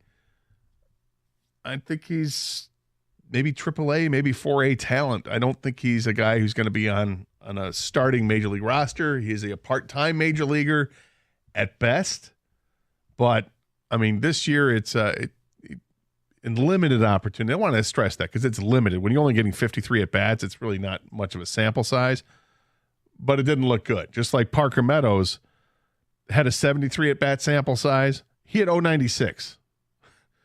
But Parker Meadows went back to Toledo, hit like 290 with a 900 OPS, was getting on base at a really good clip, was hitting the hell out of a fastball, and deserved to be brought back up. And he possesses the one thing that Badu does not. Even though Akil Badu may be able to chase down some fly balls, Parker Meadows is flat out elite at doing that defensively. So we'll see when they make it official. Well, if it's Akil Badu, I mean, just add him to the list of names where, I mean, there's a bunch of them with the Tigers the last how many years. And that's what the fans are, that's why they've grown so impatient with this rebuilding process. And I know it's a new guy now, and he gets his own timeline, but the fans have been here the whole time. They don't get to reset their timeline.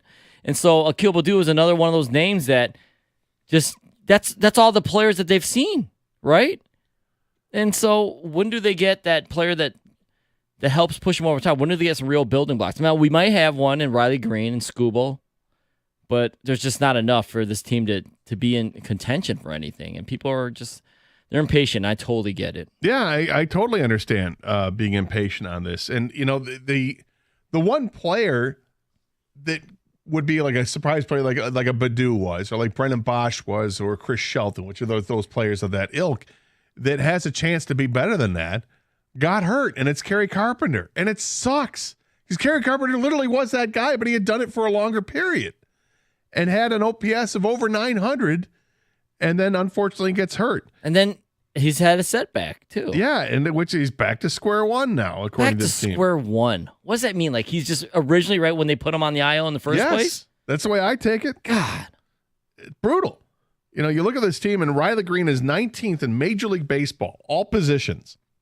In Major League Baseball, he's 19th in OPS. And among outfielders, he's like top 5. He's been great. A really, really nice season for Riley Green. And his OPS is 846. Kerry Carpenter's was like 914, which would be top 10 in all of baseball. Yeah, they missed that bat. For sure they missed that bat, and it sucks. But, hey, at least they're getting back Parker Meadows, and we're hoping it's a better version of Parker Meadows than we saw earlier this year, because that was as pathetic as it gets. I was going to say, could it get any worse? So for the Gator bar, if he comes back, and I can't imagine it's going to be 096 again, but what if he's batting 142? Ugh. Like, is that enough? Or you know what I mean? Hey, it's better than last time. Or, hey, we got to see some legit major league at-bats from you. I mean... right? Because defensively, he can be elite in this league. He is elite. I mean, it's not even can be. He is. He's amazing. Defensive runs saved. But if you're an automatic out every time you're up to the plate. You can't have that player on your team in the outfield. You can't do it. Is he somebody that, if he can't hit at this level, is he somebody that stays on the roster because of his defensive prowess and because he can run, because he can steal some bases? He's fast. He's very fast, and he can steal bases, and he's done that really well at Toledo. I mean, as an extra guy in your roster, yeah, but not as a starting player, absolutely not. And even as an extra guy, it's only because you don't have other guys to push him out. I was going to say, well, here's the whole thing, right? You don't want the young guys being blocked. That's like, kind of seems like that was the theme heading into the year. Do you, no matter what, let Parker Meadows play the rest of the year with the big club to try to work this thing out? So, I mean, I probably do. Okay. I probably do. I'd probably commit to that, and because then you just know, and then you can move on if necessary. I don't know if you're blocking anybody. Justice Bigby is a guy down there at AAA who had a really nice couple seasons in the minors for the Tigers, just moved right up through the system, and he's doing okay at AAA right now. He's starting to hit better now than what he was. Still a ways to go, but he's gotten better. Is he going to get a look if he continues to hit? He might. But, you know, the other guys you're really looking for are it seems like everybody plays second base. You know, we've got Colt Keith, who launched a massive home run yesterday, had a couple more hits in the game yesterday. And, you know, like what Colt Keith is doing, and he's starting to show that, okay, this could be a guy. This could be a guy for your core. But meanwhile, you got Jace Young, who struggles with his fielding. Is he more suited to being a second baseman than a third baseman? I mean, they're really hoping he could be third. Can he play first? Probably could. Howie Lee is a guy who plays second base, and he's at Toledo. He's at Erie at Double-A right now, but he's doing really well, hitting right near 300, and hitting with some power, stealing bases. He's probably poised for a call up. I imagine when they call up Jace Young, that Lee moves up to Toledo. I think that's how that works. Then the other guys in their system, like McGonigal, see a shortstop, second baseman. You know, again, it's more of a second baseman than a shortstop. Max Clark is an outfielder. And those two guys will probably be moved up and promoted to high A ball at West Michigan soon. I mean, unfortunately, the guys that are moving up are moving from way lower levels just now. And again, they're all second basemen. I wish to God there was a third base, that Young was a stud at third.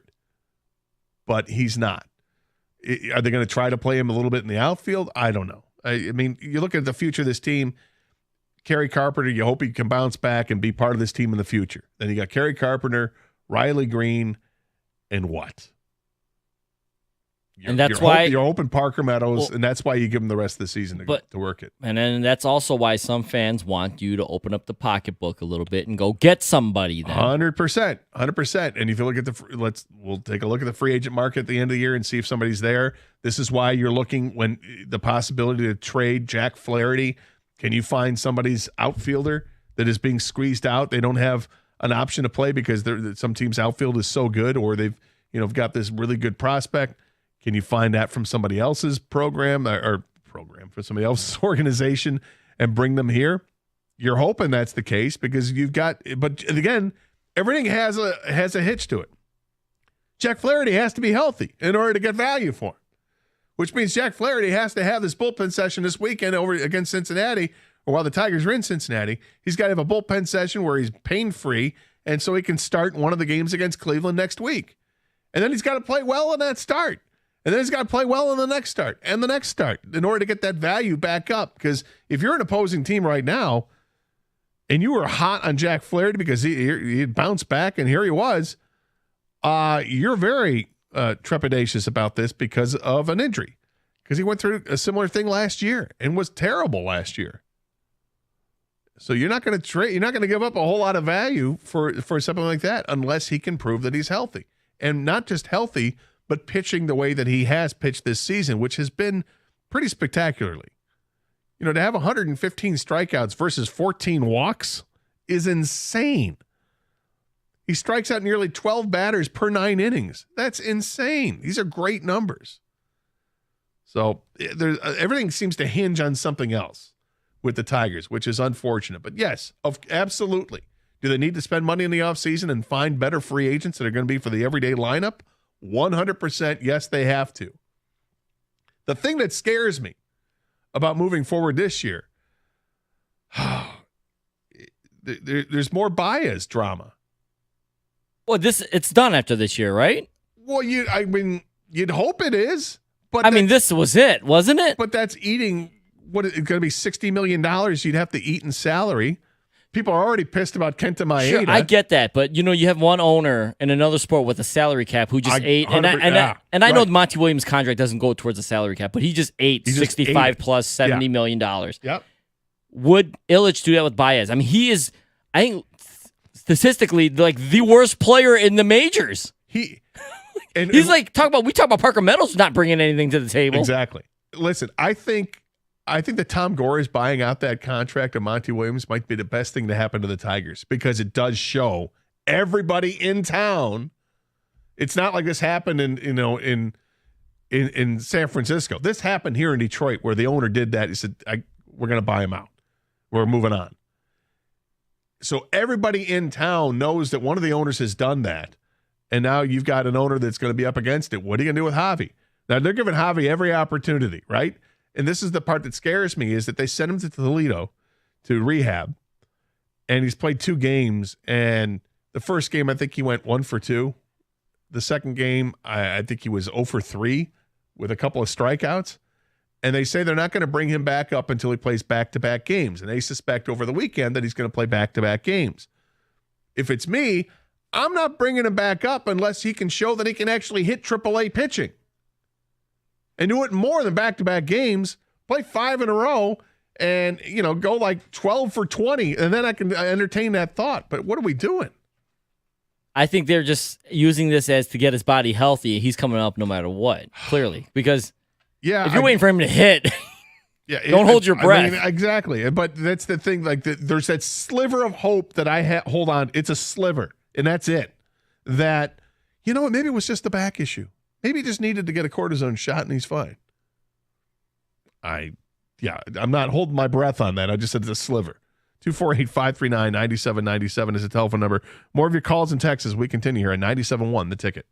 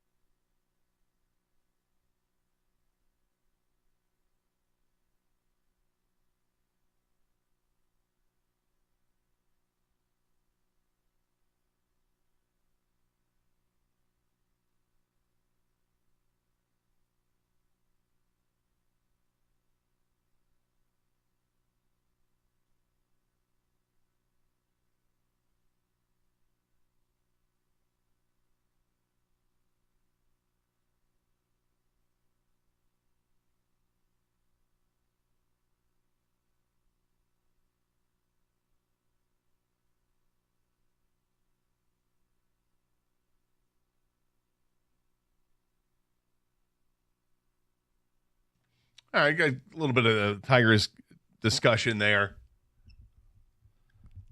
I just really hope that when it comes to Javy Baez, they're just going to take their time with it. And look, maybe there's some service time issues of why they can't keep him at Toledo for longer than this. I imagine that the player would have to sign off on it. And if you're a player, major league player, you don't want to go to the minors. And if he's not hitting at all in Toledo and is not willing to stay there, just drop him. I mean, I know it's money. I know it's not my money. It's easy to do things like that. But as Kang pointed out and adroitly, Tom Gores just ate $65 million or whatever it was in the remaining contract for a head coach in Monty Williams. Just ate it all up. And that's, yummy. Are you going to eat that? Yes. Hey, Chris Illich.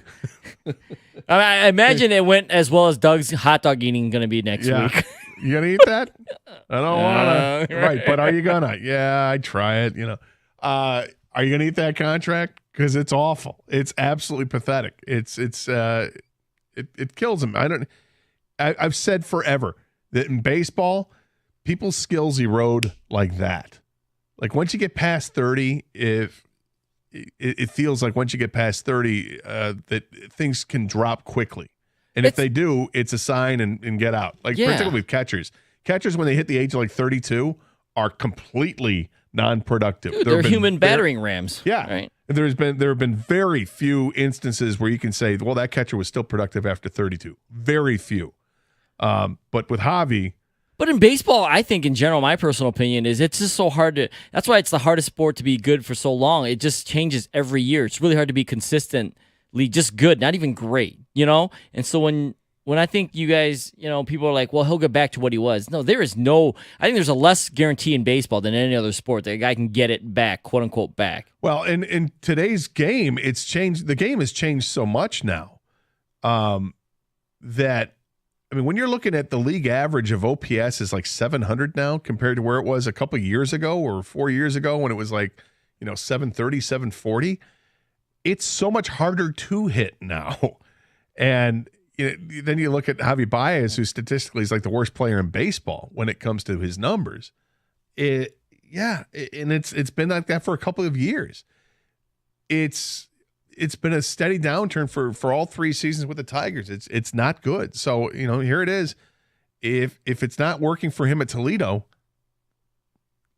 easy for us to say it, but we're going to say it. We're going to scream it from the rooftops. Bite the bullet. But I'm going to give him the opportunity over the weekend to play and see if he can at least hit AAA pitching so does he deserve a chance to come back? I mean, it's not like Ryan Kreidler is lighting it up for the Tigers either. The only reason Baez, we know the reason he deserves to come back is the contract. I mean, honestly, if he doesn't even... If it were anybody else, they would have let him go a long time. Exactly. So I don't even know if he needs to hit for the Tigers to bring him up. I think he just needs to show he's healthy. They're going to bring him back up. He's going to continue probably to not play well. And at the end of the year, they need to move on. Yeah, and they've got a guy at Toledo, and Andrew Navigato, who is hitting really well. Apparently fields the position just fine. And, he deserves an opportunity at some point, just like Parker Meadows deserved an opportunity to come back up. And if you're like Justin Henry Malloy deserved an opportunity to play with the Tigers. Wenzel Perez deserved an opportunity to play with the Tigers. Some guys are running with it, some guys not so much. But you have to give them the chance if they deserve it. Don't let them be blocked because you've got an albatross of a contract that likely you're going to have to eat at the end of the season or sooner. If Navigato keeps hitting, how do you deny him the opportunity to move up? Maybe you just, I guess that's the thing. Like would Kreidler go down in a heartbeat as soon as Javy's ready to come back? I guess that's the obvious move that they would make. And yet you're like, man, we're going backwards on this because of a contract in a league where there is no salary cap. It's tough. Anyway, 248-539-9797 is a telephone number. Going from one Illich-owned team to another one, the Detroit Red Wings. This one's a better conversation, I think, at least the way that I view it. We do have a Twitter poll up there. You can check it out at Doug and Gator 971, and it's a simple question about where do you stand with Steve Eiserman. There are 4 choices. The first choice is confident that he'll get it done. The second one is confident but impatient. Third one is impatient and losing confidence. And the last one is playoffs or he gone. And we know that we've had calls this week, people saying they're done with Steve Eiserman and want him fired, and they're very frustrated. Obviously, he's here. He's not going anywhere anytime soon. But I think that this is a brighter conversation to have, because at least the Tigers are in the right trajectory. They're going in the right direction. And when free agency hit, the first order of business on Sunday night, they got it taken care of, or they came to an agreement with Patrick Kane and doing it on a pretty friendly contract. It's 1 year. It's worth over $4 million, but with incentives that he's likely to reach, it's going to be a 1 year, $6.5 million contract to get back a guy who was a point a game guy and who now is, by all accounts, completely healthy and healed up from his hip injury that he's no longer having to rehab. Now he's just getting ready athletically as an athlete for the upcoming season. So that's good news, and familiarity with the guys he was playing with, and I think he should probably have a better season and score more than just the 20 goals he scored last year in 50 games. But that's exciting. And it got everybody else excited. Everybody else was thinking, ooh, here we go. So let's think about this. Steven Stamkos, Jonathan Marchessault, Jake Guentzel, one of those guys can be had, right, by the Red Wings. We got all the cap space. We can make something happen. And Steve Eiserman spoke yesterday with the media and talked about a lot of the free agents they just brought in with Tarasenko and others. But one of the things he was asked about was, were the Red Wings in on any of the other big free agents?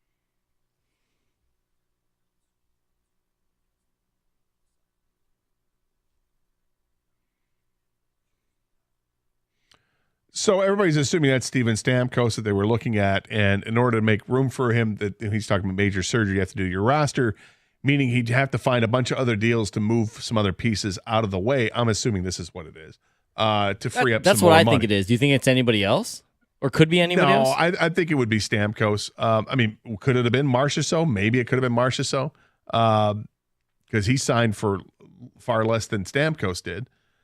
He was at $5.5 million, I believe. But when you look at this and you see that, later in the week, you trade Robbie Fabry and, a conditional pick basically to free up the cap space. And that was $4 million that you were able to free up. And then you go out and you sign Tarasenko for $4.75 million a year for 2 years. And I like the Tarasenko signing. But if you'd been able to make the Fabry trade earlier, would that have freed up that money you needed to go out and get Steven Stamkos? Maybe it wasn't a money issue. Maybe he already expressed to them. He said, look, we're going to have to do too much. It sounds like it's a money issue, but it seems like after the fact that you could free up that money. But it's easy to say that after the fact.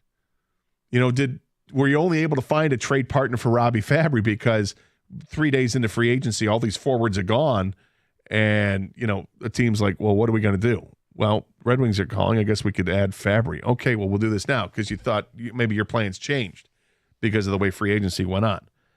Either way, Red Wing fans were obviously left disappointed because there were all the rumors that they were in on Steven Stamkos.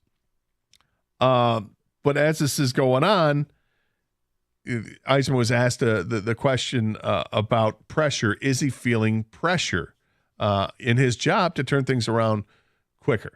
And this is what he had to say.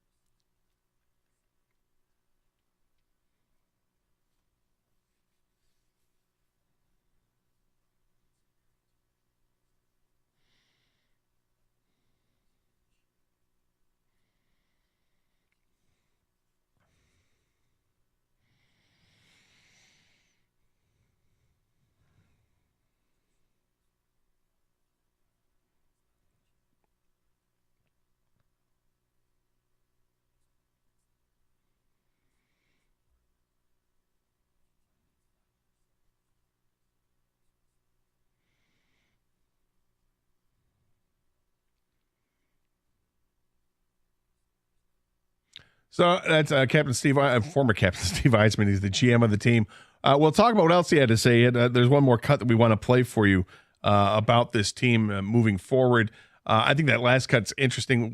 The way he said it is interesting because he's got his plan, and everybody dubs it the Eiser plan. He's got his plan, his way of doing things, and he's not going to deviate from that. He thinks it's the right way to do it, to build a winner. And they were able to do it successfully in Tampa, trying to do it here in Detroit. It's been a slow go, and the fans are impatient, and that's why we have the poll up to show about the confidence versus impatience aspect of it. And we'll get into that more as we continue here at 97.1 The Ticket.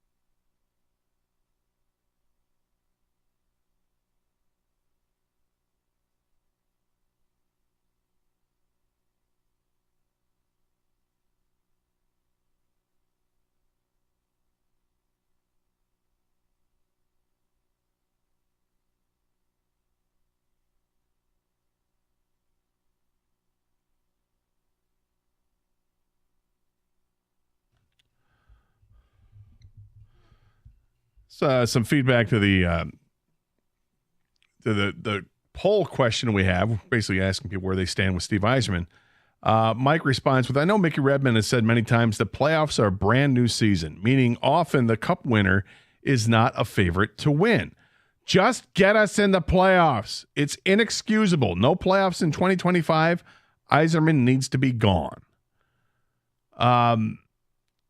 Yeah, some people feel that way. No, I get it. I understand. So I was just going to say that I'm of the mindset that this team has to make the playoffs next year. But my penalty for that, if they don't make it, is not firing Steve Eiserman, but it puts them on the hot seat if they don't make it. What level, though? I mean, you just finally hitting level 1, or you got to go to level 2 if they don't make the playoffs? Of course, it depends on why they don't make it. Did they make it because, Dylan Larkin, was decapitated at center ice? Jesus, man. I don't know why I went there. I mean, you could have just said he tore his ACL. I don't know. But you went all decapitation on us. What happened? Did a pterodactyl come down or something? The roof flew off. Did alien abduction? Yes. I apologize. Yeah, I apologize. If there's a slew of injuries to the top players, he has explosive diarrhea at center ice. And, catastrophic. It was catastrophic. Yeah, I'm sorry. My bad. And embarrassed himself to the point where no NHL team wants. Yeah, right. No, if there are, there has to be reasons why. If it's simply that they just didn't perform well enough, then I got to agree, he's on the hot seat. Does it mean I'd fire him?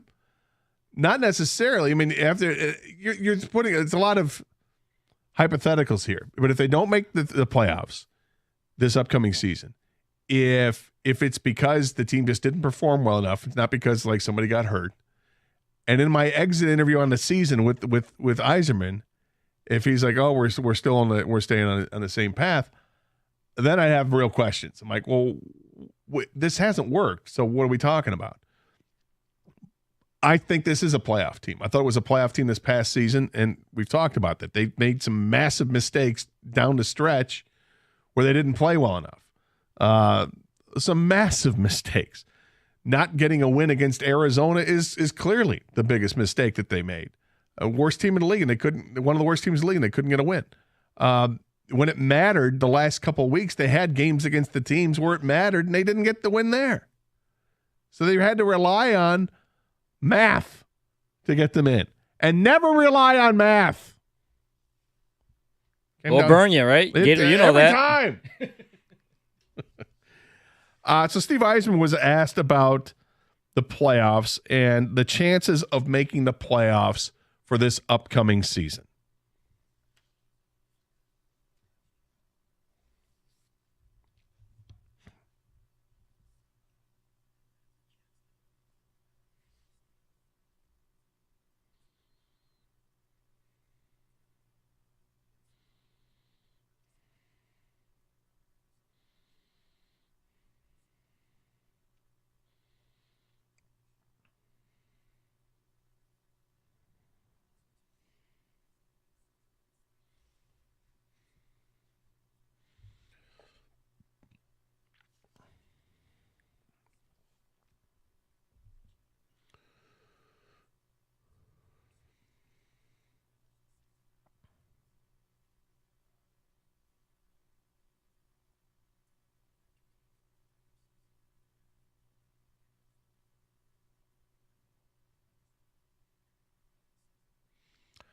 So Eiserman's response in public in front of cameras and microphones, I think, is completely different than the guy behind the scenes, and is probably frustrated as all hell that he banked on this team by the trade deadline, that you guys are going to be good enough. We got this. And wasn't shipping guys out, that they planned on, that this was the team to do it. And then they completely laid an egg. I think he was frustrated. I think this whole town was frustrated. They had won the 6 games in a row and looked like they were on top of the world to get all this national praise, and then they went into a 7-game losing streak, and like, what the hell just happened? They were comfortably in the wild card spot, and then were uncomfortably out, along with a bunch of other teams that were fighting to get back in. Is this a better team going into the season than what they had going into last season? My 51%, as we like to do on the show, it's 51. It's just a lean, because I don't say it definitively. My lean is yes, and it's because of defense. Unlike the NFL, which we're no longer say defense wins championships in the NFL, I say it in the NHL. You got to have a good defensive crew to be able to withstand these games against some of the bigger and tougher teams. Look what Florida did. Florida had 4 players that were pretty good offensively, and the rest of the team were role players and guys who just gutted it out, and they had a great goaltender. and they win the Stanley Cup. And they were a really good team last year throughout the season. It wasn't like a fluke. With the Red Wings, the additions that they have made, I think some of them are smart additions. The losses they have don't bother me. I don't mind losing Perron, losing Sprong, losing Fabry. Doesn't bother me too much because I know that it means it's opportunities for guys that we want to see. We want to see Berggren play. We want to see Marco Kasper play. Getting Tarasenko, I like Tarasenko. Adding Mott isn't going to make anybody thrilled with it, but what it does is it brings you a defensive-minded forward. And if they can keep the puck out of the net more often than they did last year, then they should be in good shape. Now, scoring goals is going to be tougher. They have to make up 75 goals that they lost from players that are exiting this team. And, if you want to try to make that up, you can try to, but I don't think they're going to score as much as they did last year. I think they're going to fall some goals short. But what I do expect is that the additions on defense now, bringing in Edvinsson for a full season, Gustafsson here, and Johansson getting an opportunity, that those guys, along with the more defensive-minded forwards, are going to be a better defense overall. And then you've got the backstop with Cam Talbot and the other goalies on this team are going to be fighting for the roster spot, which the competition should be good. Look, I expect it to be Alex Lyon and Cam Talbot, and those guys splitting the workload pretty equitably, which is going to take some pressure off of both of those guys because neither one of them has to be the number one guy. You just go with the hot hand, and I think if you look at their averages, that should be better than what we had last year. That's why I lean in that direction. There's no guarantees, but I'm also hoping that young guys like and exactly what Eiserman's. I said this yesterday before he spoke publicly, and he almost said exactly what I was thinking, which I said, which was Lucas Raymond should give you some more. And then you're making up goals from other areas. Patrick Kane should give you some more than what he gave you last year. But in the end, they probably score less, but I'm hoping they give up a ton less than what they did last year. I got to tell you, man, hearing that clip, and I know that he does probably say things differently to the media and the public than he does behind the scenes. I get all that, but essentially he says we're the same team going into next year with the same odds, the same group of other teams to make the playoffs as we did this year. If we're not getting better, Lucas Raymond's got to get better, Seider's got to get better, but then he mentions unexpectedly some guys got to play better than we expect. What are we doing? This is year 6. If his name's not Steve Eiserman, he's probably on the chopping block. The fans probably had enough, right? But his name is Steve Eiserman, and he's going to get this limitless runway, it seems like, endless amount of time to do whatever he does or he's going to do. But at this point, I don't care if you think they're better or not. They have to make the playoffs next year. Yeah. They have to. The only thing, there's 2 things I think that saves Steve Eiserman around here is, 1, he's Steve Eiserman, and 2, they have been technically getting better every year. But guess what next year means then? If you continually get better, you get into the playoffs. And yes, they could technically have more points and not get into the playoffs, but I don't think is that gonna fly with anybody? Even the Eiserbots? Well, maybe the Eiserbots. I think it'll still fly with them because it'll show improvement even though they don't make the playoffs. I'm not going to be happy with that because I expected this to be a playoff team this past season, and they weren't.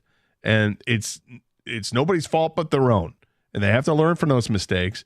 And, it starts on the back end with the goaltending, moves forward with the defense in front of the goaltender, and then the offense has to do their part. I mean, it's every part has to improve.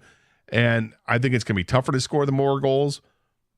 But I think that they've made the moves to make it better where they're not going to have many games where they give up more than 4 goals in a game. So look, there's a lot there.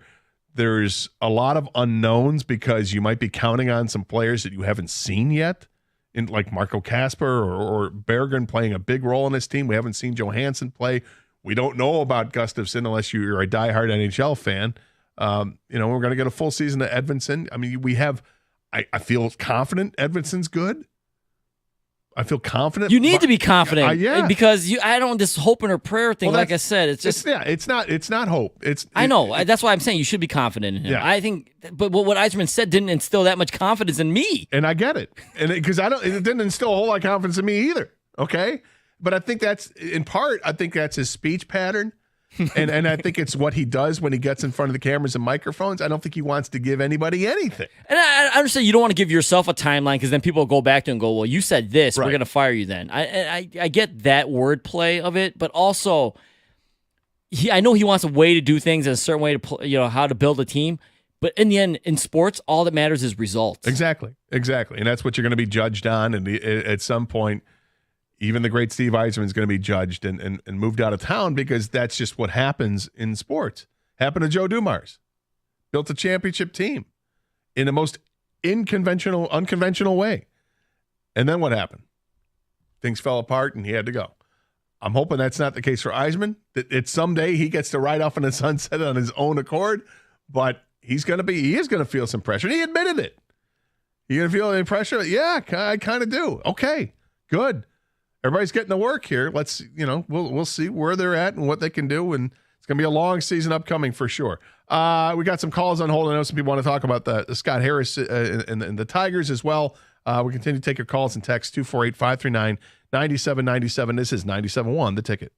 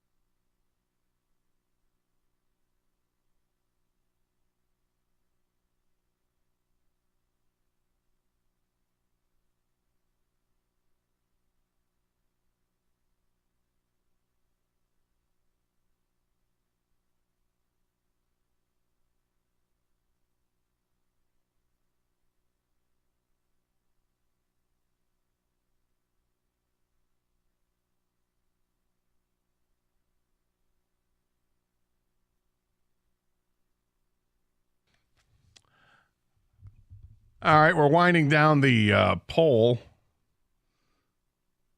Sounds dirty, but it doesn't mean to be. Twitter poll we had. And the question we asked the people was, where do you stand with Steve Eiserman? And the poll is now closed. 43.1% of the people replied with confident but impatient, which was choice number 2. Still on the positive side, but all right, confident he can get it done, but we're getting impatient here. All right, let's get back to the playoffs here already. Then it was really narrow between these two choices. Coming in at second, 25.4% was impatient and losing confidence. And with 24.8% of the vote, confident that he'll get it done. And then at less than 7% was playoffs or he gone. So that number went down as the day went on, not by much, but it did go down a little bit. I think it's interesting that there's half the people are torn between confident he'll get it done and impatient losing confidence. I'm in that second group. I'm confident, but I'm impatient. I think I get what he's trying to build, and I think that you can see strategically what he's trying to do with some of the contracts. The Talbot deal is a 2-year deal. He's got all these goaltenders on 1-year contracts, or they have 1 year left on their deal. And does that coincide with Sebastian Cossa being ready to be, a number 2 goaltender and eventually become a number 1 goaltender? I think that's kind of what that tells me if I'm reading the tea leaves there and strategically how it works. So we shall see. But most people say confident but impatient. 43% of the people said that. Let's go back to the phones, and Matt is next up here on 97 on the ticket. Hey, Matt. Hey, I'm still cracking up over decapitated at center. I didn't mean it. I mean, that's quite the injury report. Yeah, that's usually they would just say upper body. That's upper body. Upper body. Yeah. So I've got dwindling confidence in Eiserman and also Harris. Like Harris's first big things he did. He signs these guys at maximum dollars. Matthew Boyd last year, Maeda this year, Flaherty, Canna. These guys are all like either damaged goods and he's paying top dollar for those guys, and then letting go of letting them walk. Jamer Candelario, who's had 2 good years since he's left. Willie Castro has got the most hits on the Twins, OPS over 800. I don't trust him to make the right decision on who he brings in, who he lets go. I almost feel like if they buy out Baez, if they eat that contract, Cleveland will pick him up and he'll turn into what he was. Well, and thanks for the call. I appreciate that, Matt. And I understand that thinking of it. And I guess I would counter that by saying, well, what did you feel at the time? Were you upset that Jamer Candelario was going to be moved? They're going to move on from him or Willie Castro? Remember, Candelario had the one great season with the Tigers, led the league in doubles, and then next year was non-existent, a complete non-factor. It looked like it was just another one of these flame-out players that they've had in the past, like Chris Shelton or Brendan Bosch or whoever, right? So I was in that camp of move on because I thought they had something better to move on to. Unfortunately, that hasn't been the case. And Willie Castro, nobody was crying that Willie Castro was gone. Harold was the better of the Castros when it came to hitting. Willie had more versatility, but nobody was upset that Willie Castro, they were moving on from him. But it feels like it happens to the Tigers all the time. And this wasn't a Harris move, but Isak Paredes, trade. No one wanted Isak to stay, but then all of a sudden he's good. Yeah, I get that. It just seems like it's tough. Scott Harris is on a shorter leash here, right? Because moves have backfired. There hasn't been much that you can point to and say, but he just got here. I like here. that. I know he did. I know, but people are still... But people are impatient. Yes. Because it's been a long time since the Tigers made the playoffs. And this could be 2 years in a row where they're going to get screwed at the trade deadline. Could be. Unless Jack Flaherty gets healthy and picks it up. But if they mess this up 2 years in a row, it's going to be brutal. And then if they go into an offseason, they decide not to spend, then, Katie bar the door. I mean, people are going to be walking down, Woodward and Montcalm there with torches. I mean, they're not going to be happy about this. It's not going to be a Trident with pizzas on it. And it will not. It will not be a Trident with pizzas on it. No, sir. Those will not be hot and ready. No, they will not be. Rico Beard joins us in studio today. Good to have you, Rico. You enjoy yourself yesterday, 4th of July? Yeah, kind of. I don't know if you guys have ever had an unplanned barbecue party that you didn't plan. It was just like, hey, we're gonna come over there, and it's like, what? Oh yeah, we do that to my friends all the time. Yes. Next thing you know, you got 15 people in your backyard. Like, well, what happened here? Here's you never answered. Hey, what are you doing? I'm busy. Just busy. I got peanut butter and jelly in the house. Like, I got nothing. Oh, great. So yeah, they knew what they were doing. So they got my nephew to call me because they knew I would take his phone call. Oh. And then that's when he's like, "Oh, what you doing on the 4th?" This was like the night of the 3rd. I was like, nothing. Probably just throw a couple things on the grill for myself. Oh, okay, good. You feel like dealing with your family? Because we can be over there at 2. Yes, we can be over there at 2. That's brilliant. Yeah. That's brilliant. Yeah, sure. Come on over at 2. Yeah. I get it. Yeah. So, wow, those are quite some names that you named off. I forget. Well, who were those names that you said? The failed Tiger players. It was Chris Shelton and who? Chris Shelton and Brennan Bosch. Brennan Bosch. Those were two of the. Bosch had a little bit more staying power. I thought Brennan Bosch was going to be the next great. I will admit, I fully bought in there. Sweet left-handed swing. He did it for more than just the 1 year. And that whole "Who's your Tiger?" It was him. Brennan Bosch. It was my Tiger too. I was rooting for him. You couldn't tell me at the time he wasn't going to make it until he didn't. But yeah, that was the day. And then of course, people showed up when they did, and I was just like, guys, I gotta go. I gotta work tomorrow. So I don't care where. How'd you kick him out? I just kick him out. Okay. It's just like straight like the show Martin. Just open the door and just. I don't care where you got to go next, but it won't. But you be got it. to go. Right. Yeah. Get your step. I got things to do. Right. I got stuff to do. I got stuff to watch. Things to prepare for. Right. So yeah, by the time I was done, I had planned on watching the Axel F movie. I was like, I'm too tired to watch this. I'll do this over the weekend.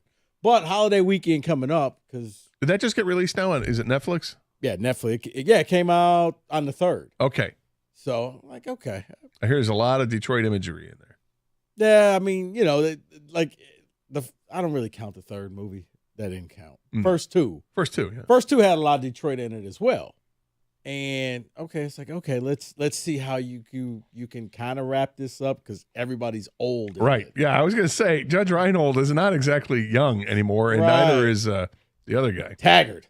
Whoever, he's like looks like he's the chief. So yeah, it's like one of those like, okay, guys, this was kind of cool, but you're all well into your 60s, so we'll see if they can wrap this thing up. What's coming up today?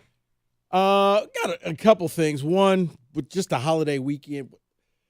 What is your go-to? You gotta have item, and what's that one that you know what? This is the most overrated thing. Please don't put that on my plate.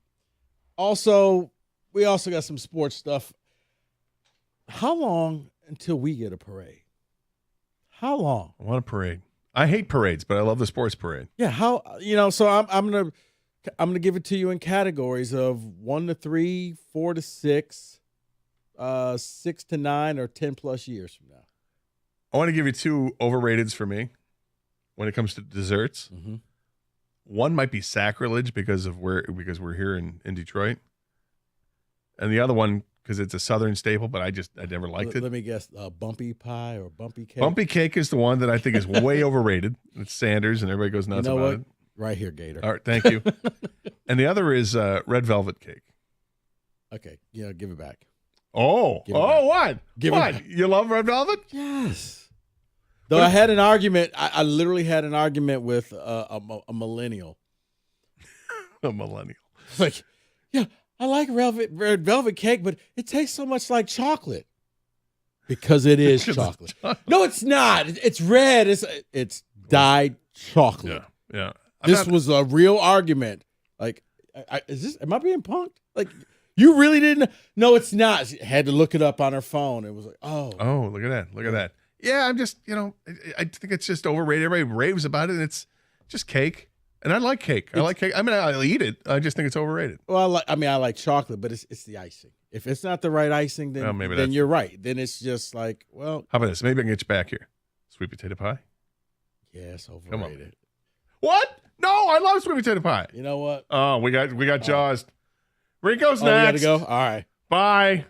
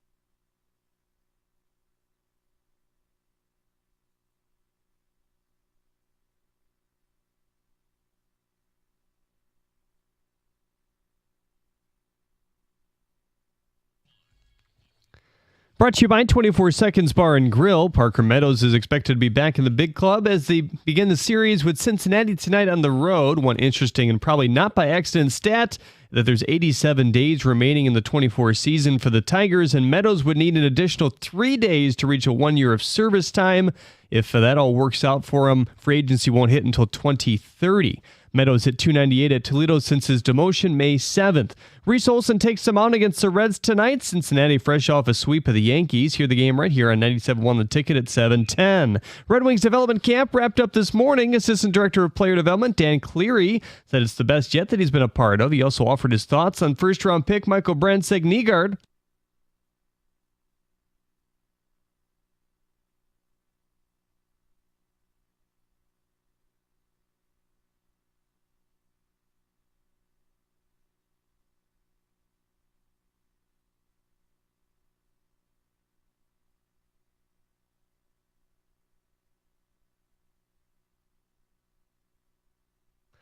After averaging 14 points and 2 assists in his first year of pro basketball with the Rip City remix of the G League, former Detroit Mercy basketball star Antoine Davis will play with the Kings in Summer League.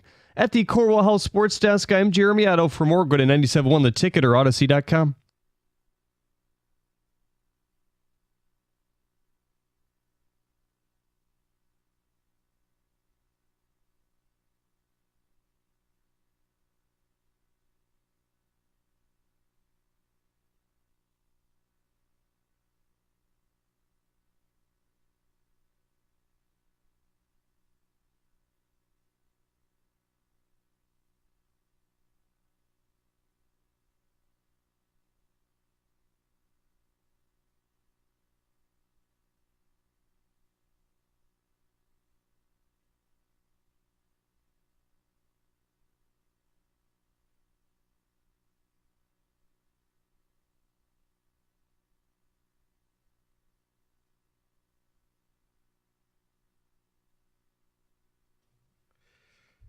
happy 4th of July weekend.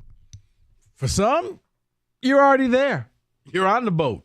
You're having fun. For others, you're at work like us, me, David, Kenny, Evan. Mike's off. He was smart. Bastard. Didn't realize it. Didn't realize we had the 4th off. And next thing I know, he's like, yeah. I was wondering why earlier this week, David, he kept talking about, we got to use this topic on Tuesday. I'm like, or we could just save it for the rest of the week. No, we need to do it today. Because he took the rest of the week off. He knew. I didn't know. So, won't let that mistake happen again next year. But you know what? I'm here with you right now until 6 o'clock. The gang's all here minus Mike. You're listening to the Valenti Show with Rico. On 97 won the ticket.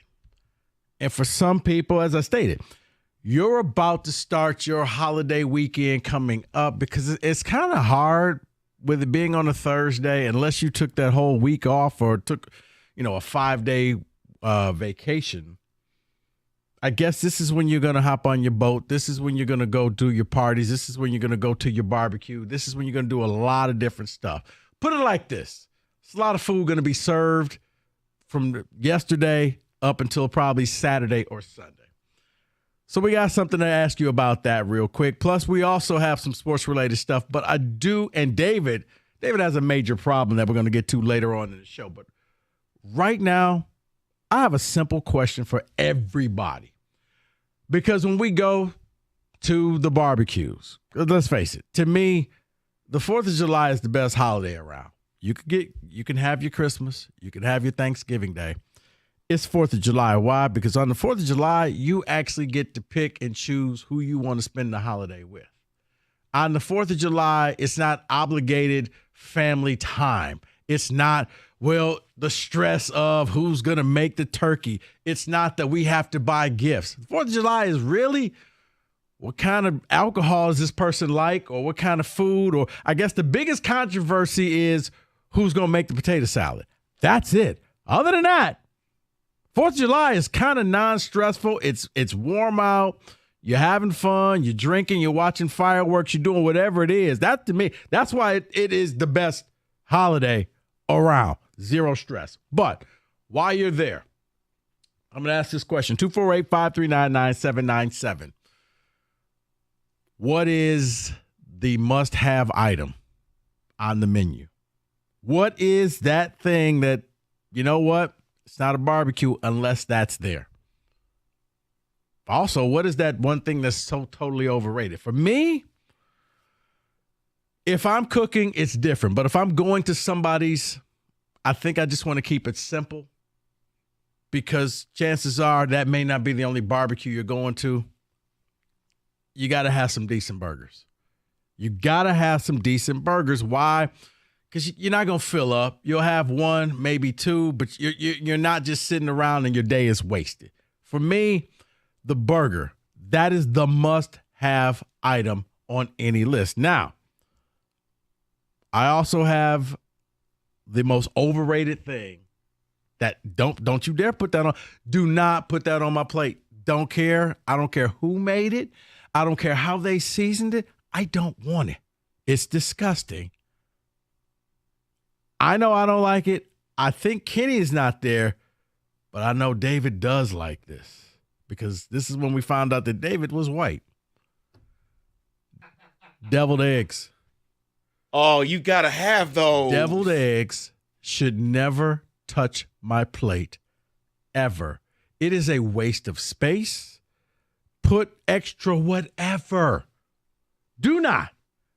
They're cold. They're nasty. They're not even appetizing. They don't appeal to your eyes. It really looks like a practical joke. No. Don't want the deviled eggs. Ever. Burgers? Yes. Deviled eggs? No. That's me. What is it for you? 248-539-9797. Fellas, David, I know you like your deviled eggs, but we found out last year you were white. Yeah, I love those. Those have to be the go-to. Because I agree with you on burgers. They have to be there. I love burgers. They're simple. Yeah. The burger to me it's like when I go to a restaurant. I need to know that you can do simple. Before I can taste you tried this. Like, of course, once again, go over Mike's. Forget about it. He's no. We got this great dish from Italy. It's like, Mike, I just wanted a burger. Yeah, I just want to keep it simple. Oh, no. But we found this ox and then a buffalo, and we ground the meat together, and he overdoes it. But, yeah, I just want a simple burger. Yeah, it was kind of funny because last summer when I went to my 20th high school reunion, I didn't want anything but the burger, and they didn't have any. Yeah, I'm like, what are we doing here? So I just sat there and waited. They eventually brought some. Somebody brought some and put them on the grill. I'm like, why do I have to wait for a burger? You should already have these already prepared so anyone can have them at any time. Like I said, now it's one of those, if I feel comfortable with you, then there's a different type of agenda. If I don't know you, or if this is just kind of one of those, a bunch of parties, yeah, burgers, dogs. But if I know you, or if it's me, my staple, I got to have some ribs. I know you don't eat them. My son does, so he would love, yeah. Wait, which one? The one you're thinking of. Oh, the good son. Yeah. Man. I can't believe I almost just said, yeah, the good son. Oh, yeah, he's always welcome. Heck, I even hooked Mark Ryan up because his wife came into town. So I had promised, I'm like, okay, yeah. Oh, ribs, to me, I got up yesterday about 10 o'clock, started up the smoker, got that done. Yeah, that on the power ranking of meats for the 4th. Yeah. Ribs. Steak? No. I don't need that for the 4th, no. Steak, chicken, ribs, burgers, dogs, yes. But I'll tell you this, and I know we found out I was white last year, so I love the deviled eggs. But one thing that's becoming a no-go for me is potato salad. Really? And it's for the similar reasons of what you said. It's cold. I just don't want it anymore. I'm just over potato salad. But you can eat deviled eggs. Oh, all day. All day. Fill my plate up. Right next to the burger. You might as well go lick the sidewalk, David. I mean, wow. 248-539-9797. No, I'm potato salad. That's one of those. Who made it? I need to know. That's the first question. See, and I think that's probably why it's off the list. I'm tired of wondering who made it. Well, but here's the thing, though. Potato salad, macaroni and cheese. Because, see, macaroni and cheese, to me, is kind of overrated. People People take macaroni, like, guys, it's noodles and cheese, okay? We act like this is saving lives and curing cancer. It's not. I thought it was, because that's my go-to. I love it. It's just noodles and cheese. But we take it in this country as, oh, my God.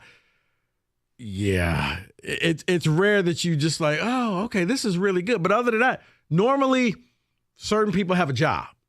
You make this, you make that. Don't show up with it because you're not allowed to, because you haven't gone through the proper vetting. Somebody has to taste it. It's like joining an exclusive club. Somebody has to vouch for you. Somebody has to say, yep, yeah, you want to do this. Yeah, you want to try. You almost got to meet somebody in a back alley somewhere and say, here, try a little sample of this. Okay, you know what? You're on. Kid, you got the chops. You got the job. My sister and my cousin did that one Christmas. They went head to head with mac and cheese and let the family vote and says, you know what? Either one of you can do this. We're good with either. So, yeah, but they had to get voted on. That's what has to happen. So 248-539-9797. What's your go-to item when it comes to the 4th? When it comes to holidays like this, where you're going to be out there grilling and barbecuing and smoking, what is your go-to item? And what's that one thing? Don't touch my plate with this. This is awful. I don't want it. I don't care who made it. We'll get your phone calls. We'll get your ticket text next. And we'll find out what Kenny's items as well are next. 97.1.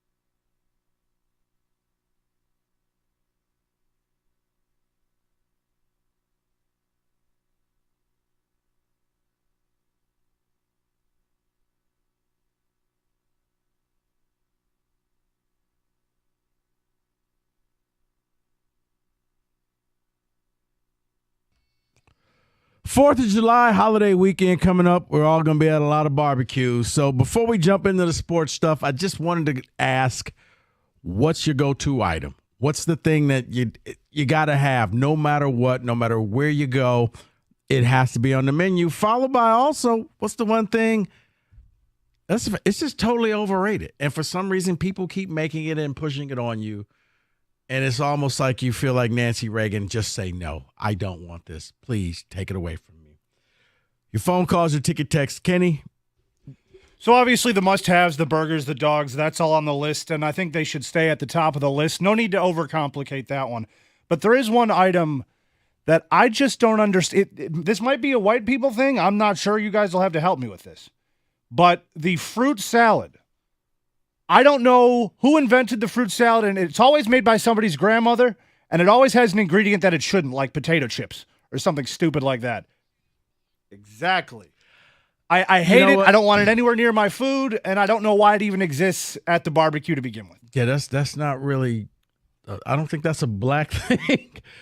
This might be only present in white households. Yeah, fruit salad. It's David, awful. It's never good. I don't ever have those at barbecues. I was like, I don't recall. Like, I'm thinking like and then like with potato chips, like, yeah, when you add in the extra stuff like potato chips and raisins, Kenny, I already think that's north of 8 Mile. Yes. Oh, yeah. I'll just leave it at that. It is far north of 696. You hanging out with Gov and his people at that point. That's that 586. That's that Tecumseh area. Potato chips, nah, we good. That either that or that was it 7-layer salad? Oh, the 7-layer dip. Love the 7-layer dip. That doesn't get brought out enough. It never should. I love it. That ranks right up there with the devil. Like, it just looks like too much work to eat. It looks like too much work to make. But I am with you on the deviled eggs thing. That I don't know why David likes those so much. They're gross. See, the 7-layer dip looks too complicated to keep fresh outside on a hot day. Right. I don't need it. I was like, so what's in layer 5? Okay, well, that is like, this is just too much. Layer 5 is what puts you in the bathroom stall down the hallway. That's what's in layer 5. It's just too much. David, a couple ticket texts, then we get to the phone line. I'm white, and I agree with Rico. Deviled eggs look like some, something in the egg that shouldn't have been there. Absolutely disgusting, someone says. I'll just leave it at that. Wait, where is it? Where's the Mark Ryan? Can I get an amen? Keep going. I don't think you need to drop here. I think we can just move right along. Someone says, now Rico is white. Mac and cheese diss? LOL. No. It's not a diss. It's people act as if it's going to cure cancer. They act like this is the end all be all. It's like, oh, okay, I like it. It's good, but it's not worth fist fights. It's not worth breaking up families over whose is better. It's not. It really isn't. Sorry. I agree. Gotta have a good burger at a barbecue. The party I was at only had turkey dogs. Also, deviled eggs are great from Vince. Okay. I think if you're going to serve turkey dogs or anything vegan, you have to put the warning out ahead of time to allow me to say, no, I'm not showing up. Or to bring something about, hey, just put those on the grill for me. I'm not trying to cause a stink, but yeah, this is no. Yeah, you got to know your crowd. You shouldn't have those at all. If you want to make a couple for yourself, if that's what you eat. And I don't care that you just went on some Aaron Rodgers ayahuasca and you're now vegan and we're going to try that. I don't care. I just want to. Do you know what's in it? No. And that's what makes it great. Just give me a good old-fashioned American hot dog. 248-539-9797. One more, then we hit the phone line. Can we get a shout-out for ribs, greens, and cornbread? Can we get a no for the potato salad and a controversial no for baked beans and baked mac and cheese? You know what? I'll allow it. Baked beans, I never was a big fan. And then one day somebody made some and they threw ground beef in it and and I was like, okay, this was game changing. Whoa.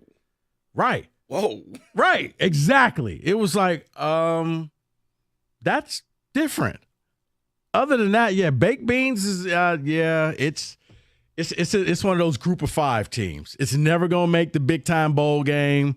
It's never gonna win a national title. Maybe it upsets somebody one day, but That Western Michigan great year you had, and you make the Sugar Bowl. That's the baked beans. That ranks right up there with the potato salad. And like I said, to me, it's not a diss of macaroni and cheese. I think we put too much emphasis on it. I'll leave it at that. 248-539-9797. Vern, you're leading off. You're on 97.1. 2 things first. I pop deviled eggs like they're Tic Tacs. I don't know what y'all on, but yes, sir. Yeah. I could eat a plate of my sister's deviled eggs by themselves and be straight. Number 2, you kind of threw me off my square, Rico, because you kind of disrespected mac and cheese, bro. Across 8 Mile, downriver, Allen Park, they eat macaroni and cheese sauce. Macaroni and cheese can almost tell you if you need to get married to a woman or not. If she can't make mac and cheese, what type of homemaker is she? It is a staple in the household. It's not just macaroni and just plain cheese sauce. It's a way of life, bro. It sets the whole tone for the cookout, the barbecue, the repast. Uncle Junior shouldn't even die if the mac and cheese ain't good at the repast. Vern, hold on, Vern. Vern, I'm going to let you finish. I'm with you. I like mac and cheese. But just like some is just basic, some is just way too complicated. Like, guys, I think we putting too much work into just this one item. Now, I get you. If you find somebody who makes it perfect, yeah, you probably want to keep that person around for a while. You're right. You get invited to do everything else. But that's just me. I think, mine is the best ever. And maybe it's because, Vern, most mac and cheese come with way too much hype and it doesn't live up to it to me. That's why you got to have the goats in the family making it. Macaroni and cheese, sweet potato pie. If she can't make that, then that's a no. So for my barbecue must-have, I'm going to go with an accessory. Plates with dividers. I am a food racist. I don't like certain foods to touch.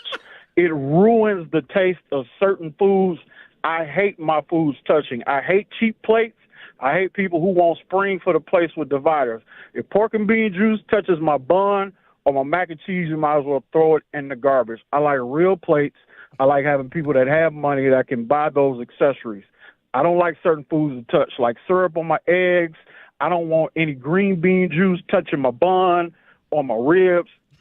We got to keep our food separate but equal. Only Neanderthals just mix everything together and eat it all at once. I'm a connoisseur. I need to savor every flavor. Buy the real plates. I'm a fan of desegregation. I love it. Mix it up. Mix it up. No, it's unacceptable.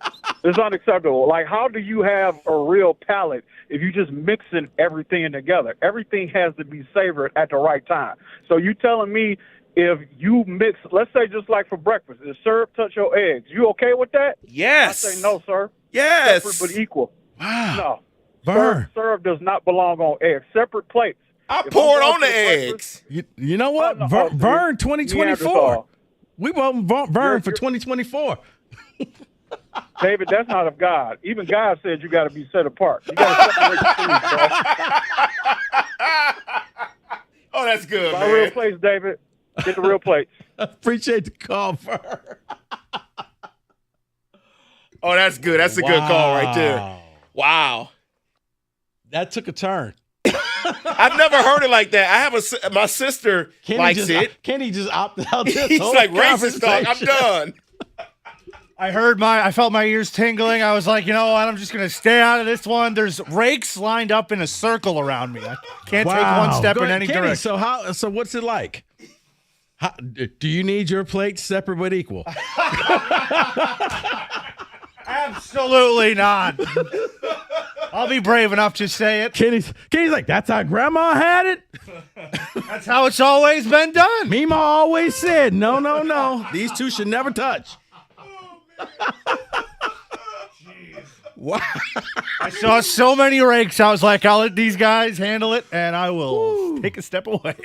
Wow. So Vern must, He must have never had like chicken and waffles, David. That's what I'm saying, because that's that wouldn't the whole go to point him. Is that you got to mix everything together for the chicken and waffles, including the syrup and the hot sauce Yes. and everything. Because Yes. if not, wow.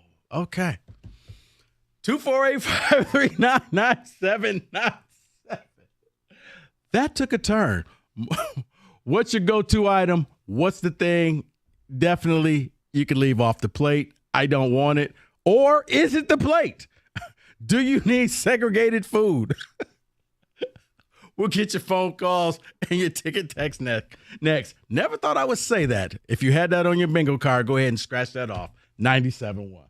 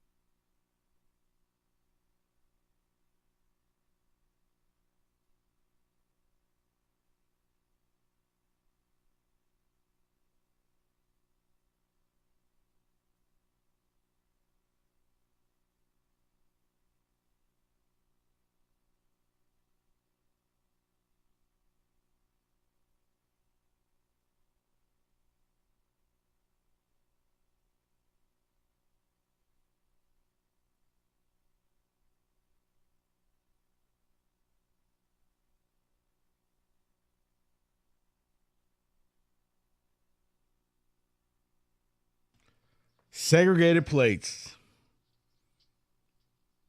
Yeah, wow. We should have put that up for the debate next time. What do you want at the barbecue?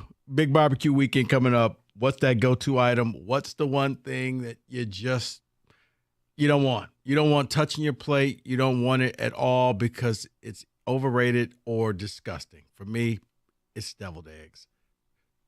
7-layer salad? Yeah. Right up there. Another one, because it just looks like throw up, really. Ambrosia salad. Oh, that's worse. Can't do that. I don't even know what that is. I have no idea. And it's just like, you want some? No.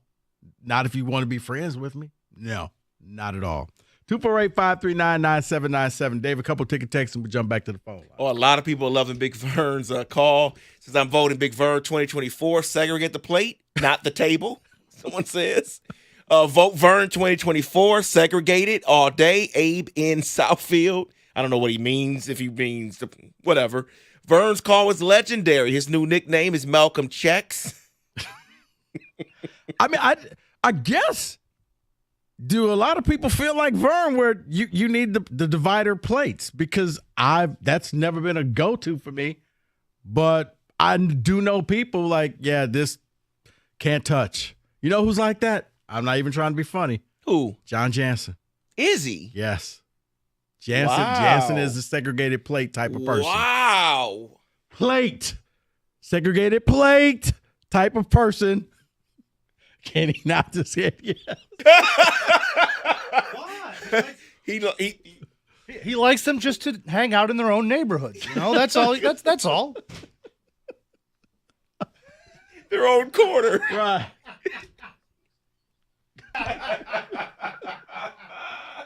Oh my gosh. Someone else says, I am definitely voting Vern 2024 over Biden and Trump. He wins the election easily. I'm thinking about just writing in Vern.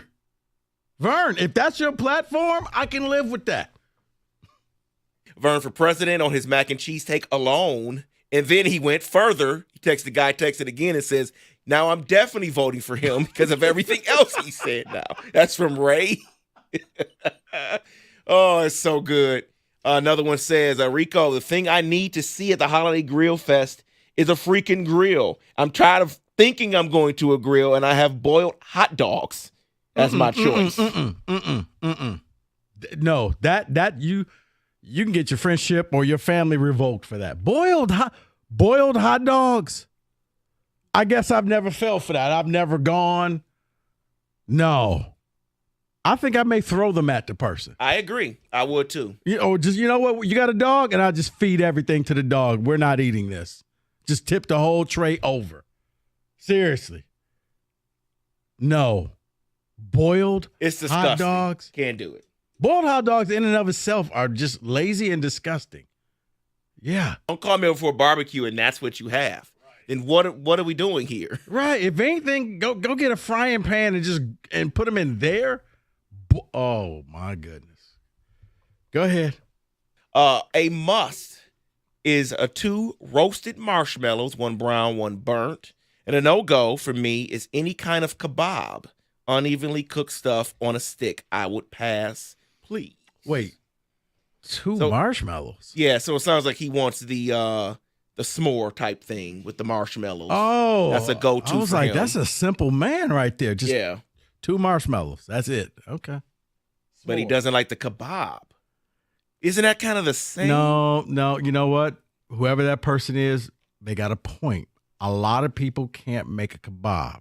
They can't do it because your vegetables are overly burnt and the meat is still kind of raw in the middle. Okay, yes, I've seen that. So, yes. yeah, you don't know how to cook the kebab. So, yeah. Chicken's not done or beef. Right. It looks like it's the most simple thing. Now, with the beef kebab, you can get okay. You're okay with that. The undercooked chicken, you're not okay with that. Correct. Because guess what? You end up being like Kenny in about an hour. Where's the bathroom?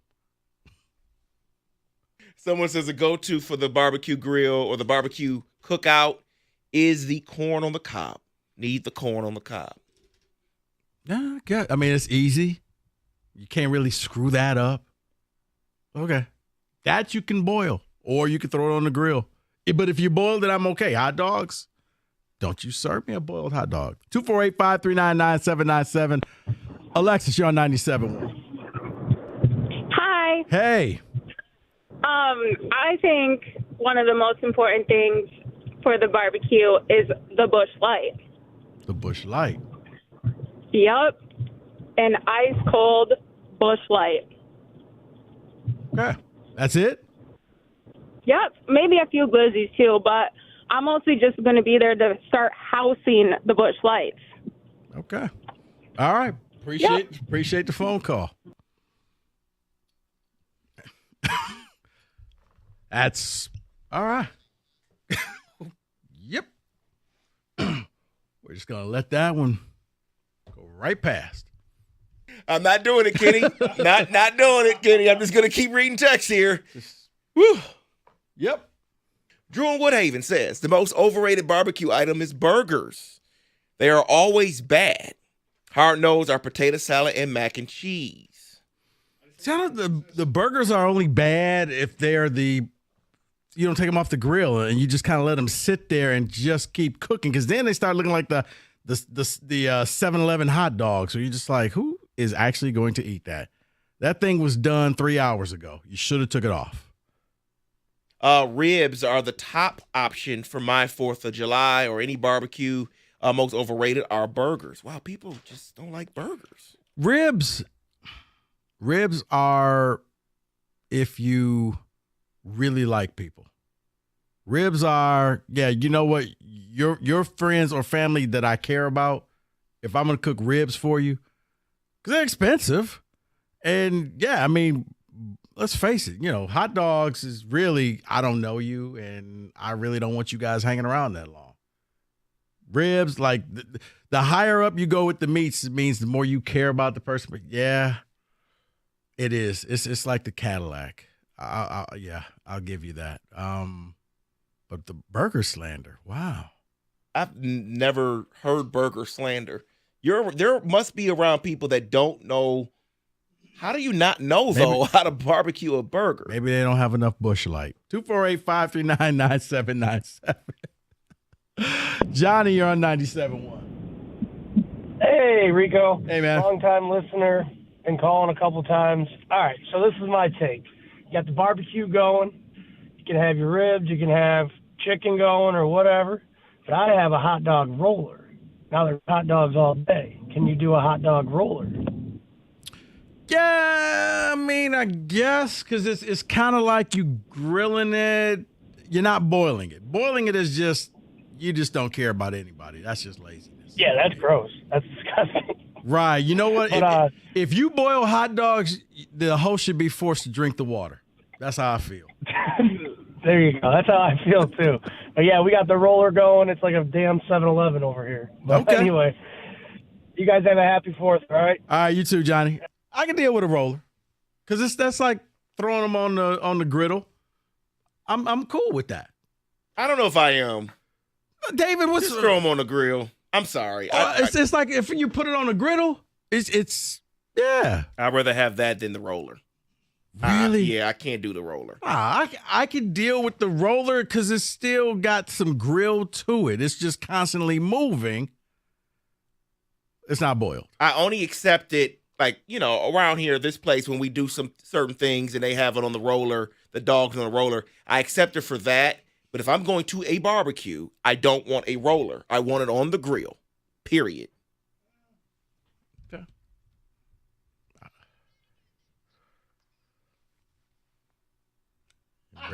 Bring the Busch Light.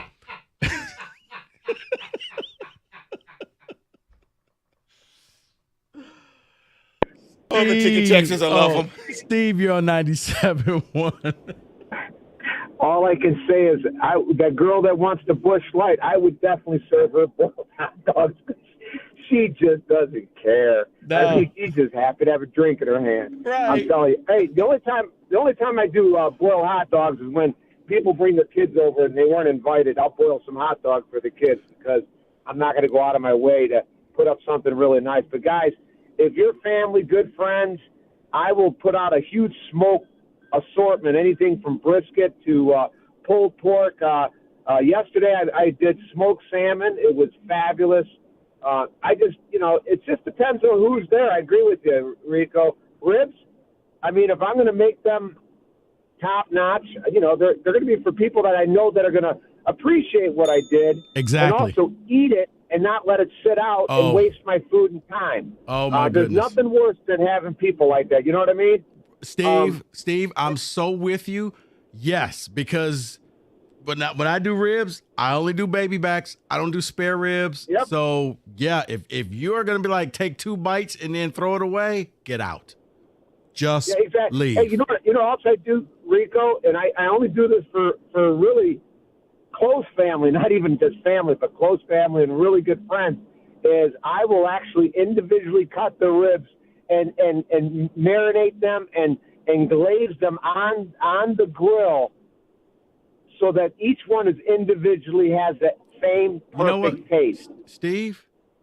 You and we just became best friends.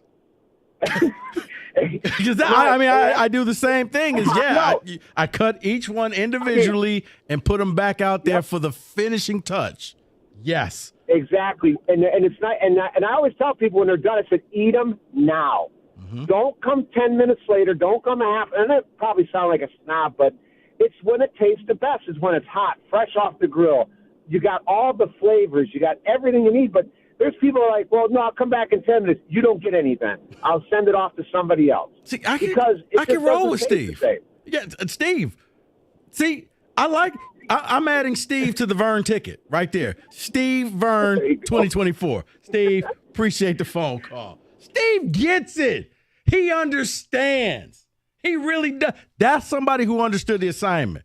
When you got good friends, you bring out the good food.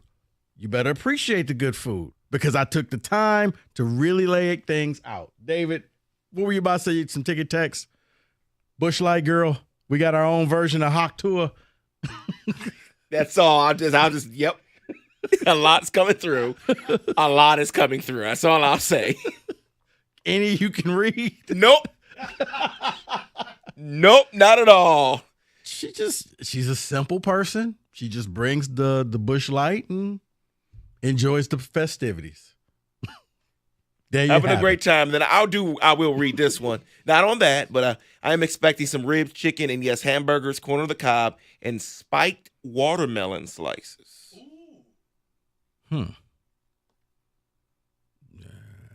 Kenny, you like that? Yeah, that's where you take the bottle of choice and you cut a hole in the watermelon, you stick it in there, and you let it all drain out. It's pretty. You know what?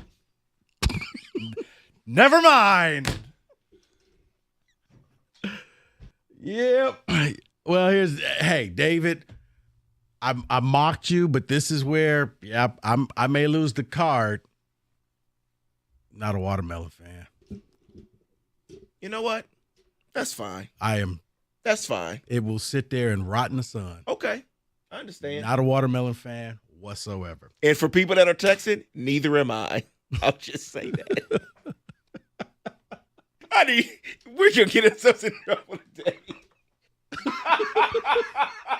Kenny he's out. Kenny's out. Oh, I got a overall sports question for you later on in the show, but we're just having some fun right now. 97.1.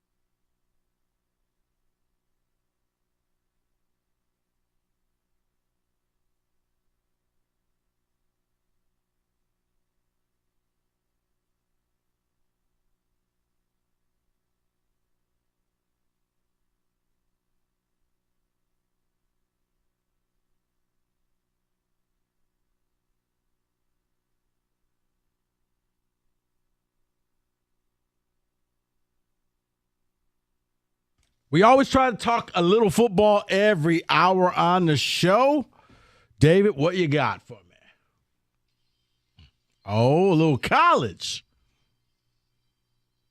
Oh, we are getting so close to college football. David, I know you're upset along with Mike about all the changes, but are you starting to get a little bit excited? No.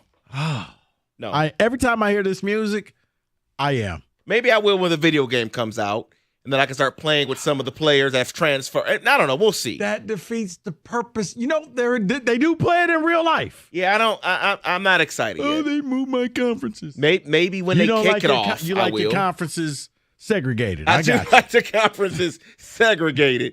So here's what we're going to do here with College Football Talk. There are programs, 5 of them, under pressure in 2024.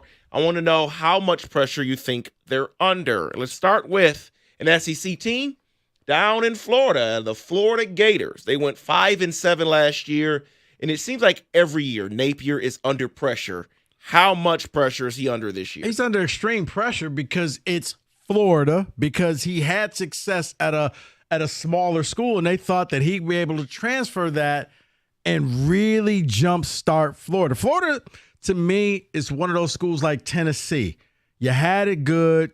You got rid of your coach because you thought you could do better, and now you see what happens. You're a mediocre program. You struggle all the time, and like Tennessee, you blame everybody. But really, I blame the school, I blame the boosters, I blame the fan base because you thought you could do better and you couldn't. But yes, he's under extreme pressure. He's probably going to get fired unless he wins the SEC. And oh, by the way, you just happen to be playing in the best conference in the country. So good luck with that.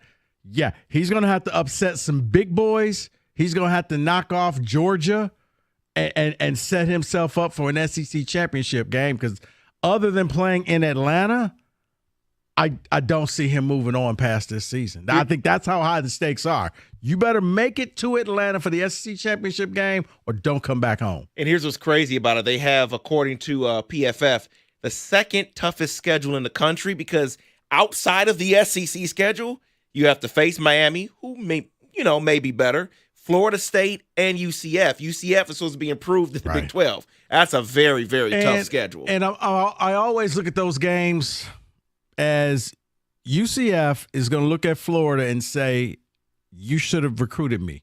You should have brought me in. It's why it's like in basketball, like whenever MSU plays Oakland, that game's a lot closer because those kids got chips on their shoulder because they're saying, you passed me over and I'm angry and I'm going to play the best game ever. He's set up to fail. It's not fair, but you know what? The second you accepted that job, like I said, there are just certain programs, Texas, Tennessee, Notre Dame. It used to be Michigan, and Harbaugh straightened that out, but it was certain schools that just thought, we could do better than this coach, and you really couldn't. Next on the list is a team that Florida just will face, and I talked about them. It will be Miami. Miami went 7-6 last year. Their strength of schedule is 49th. Yeah, Mario Cristobal, horrible game manager. This is one where he's going to have to he could probably get away with threatening for a playoff spot, and I think the Miami fan base will be happy. Now, the problem with him is Miami's got a lot of rich donors and boosters. They'll just buy him out because David, put it this way. He goes into a game, let's say they're playing Florida, right? Yes, they open up the season, Miami and Florida. Okay, it can end quickly, first game of the year. Let's hypothetically say they're up by 6, and instead of just taking a knee, he decides to run the ball. They fumble. Florida gets a scoop and score and wins the game by 1 in the final 30 seconds of the game. I think they would fire him right after that. So the next 3 are under a different set of pressure, but still pressure. Ohio State. They went 11-2 last year, 18th on strength of schedule, but we all know what their pressure is. Yeah, it comes down. Ryan Day has one job to do this year, and it's not really to win the national title. Ryan Day has to beat Michigan. if Ohio State goes 11-1 and loses to Michigan, he would then have to win the national title just to buy himself another year. That's how angry the people in Columbus would be. But what do you mean? They just won a national title. I don't care. We lost to Michigan again. And it would be a stain on him. And, yeah, I do think that he would be fired if he lost to Michigan and they didn't win the national title. You can't lose. What would it be now? What, 3 consecutive games? 4? 4, yeah. So you're done, buddy. Can't have that happen. That would mean that there's an entire recruiting class that never beat Michigan if he loses this year. Yeah, that think can't about happen. David. Think about what I just said. An entire class when they say, "Hey, how many times did you beat the Wolverines?" Never. 0. Yep. We didn't. That would be crazy. You don't have any gold pants? No, I don't even know what that is.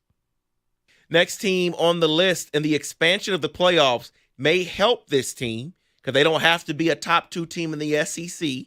They went 11-2 last year. It is Ole Miss. This is Mike. Yeah, this is where I would just acquiesce to Mike and be like, "You can handle this." Ole Miss is Penn State. Penn State is Ole Miss. Before you keep going, I'll just give it to you. Penn State was the next team, so you could talk about both of them here. That's the last team. Spider-Man there. meme. Yep. Right now. That they are. They're pointing at each other. Franklin and they're just looking at each other saying, "We're the same team. We just one is a little bit southern." Ole Miss, a lot of hype every year. They have offense. They put up big time numbers, but just like Penn State in the Big Ten, when you put them in a game against one of the top teams, they fold and collapse every time. It's almost embarrassing. You're going to have to win one of these games. Hell, Penn State, you let Michigan not throw a pass on you and beat you. Think about that. They went straight video game. I don't need to throw the ball at all. Normally a recipe to lose. Yeah. For Ole Miss, you got to beat some big boys. And, okay, yeah, you're beating Mississippi State and you're beating the bottom feeders of the SEC. But you got to go out there. You got to beat Bama. You got to beat Georgia. You got to beat now you get a chance with Texas and all those other things. You have to win some games, and until you do, man, it's fugazi. It's not real. It's an elevated record of 11-2 or 10-2. But when you break it down, it's like, okay, but who did you really beat? Oh, nobody again. Okay, good luck with that. And now I think with the new teams coming in, you're probably going to see those two programs go 9-3 or maybe 8-4. I was just about to say, even with both programs, new schools entering have now passed you already. Yeah, Lane Kiffin and James Franklin are the Spider-Man meme. Penn State, I don't think they're going to fire Franklin because Penn State, going back to what I said earlier in this segment, some schools think that they can do better, and they really can't. I think Penn State realizes this is the best that we're going to do. So let's just accept that occasionally we'll go 10-2 and we'll go to a New Year's Six game, or now maybe we'll be that 11-12 team in the playoff. That's good enough for us here in Happy Valley. At least they're not talking Paterno and Jerry Sandusky. Very true. And that is your college football blitz.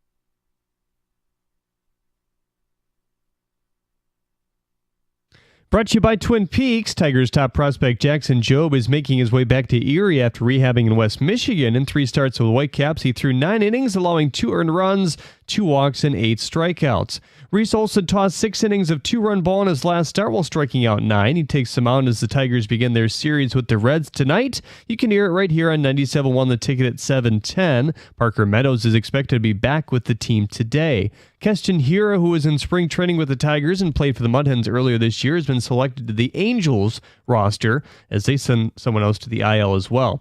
Michigan QB Alex Orji talked to the Up and Score podcast about his and the team's offseason prep.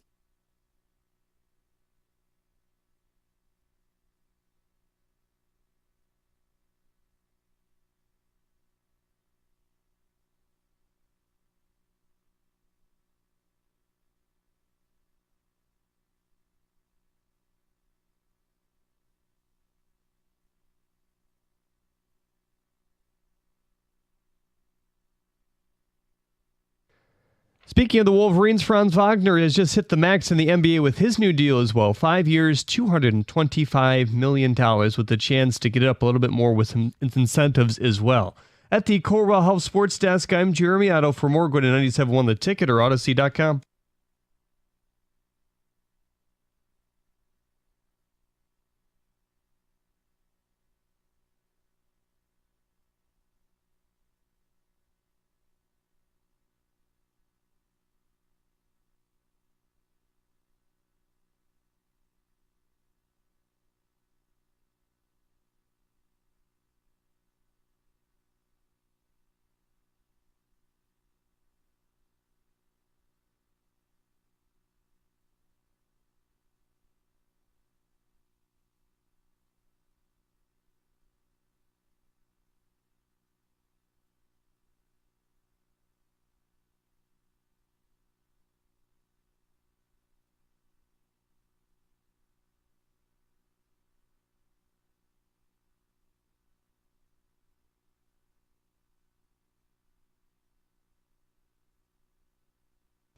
Three o'clock hour, holiday weekend. Happy 4th of July weekend to everybody out there listening to the Valenti Show with Rico. Mike off, but you got me, David, Kenny, even Evan Jenkins is going to join us a little bit later on in the show.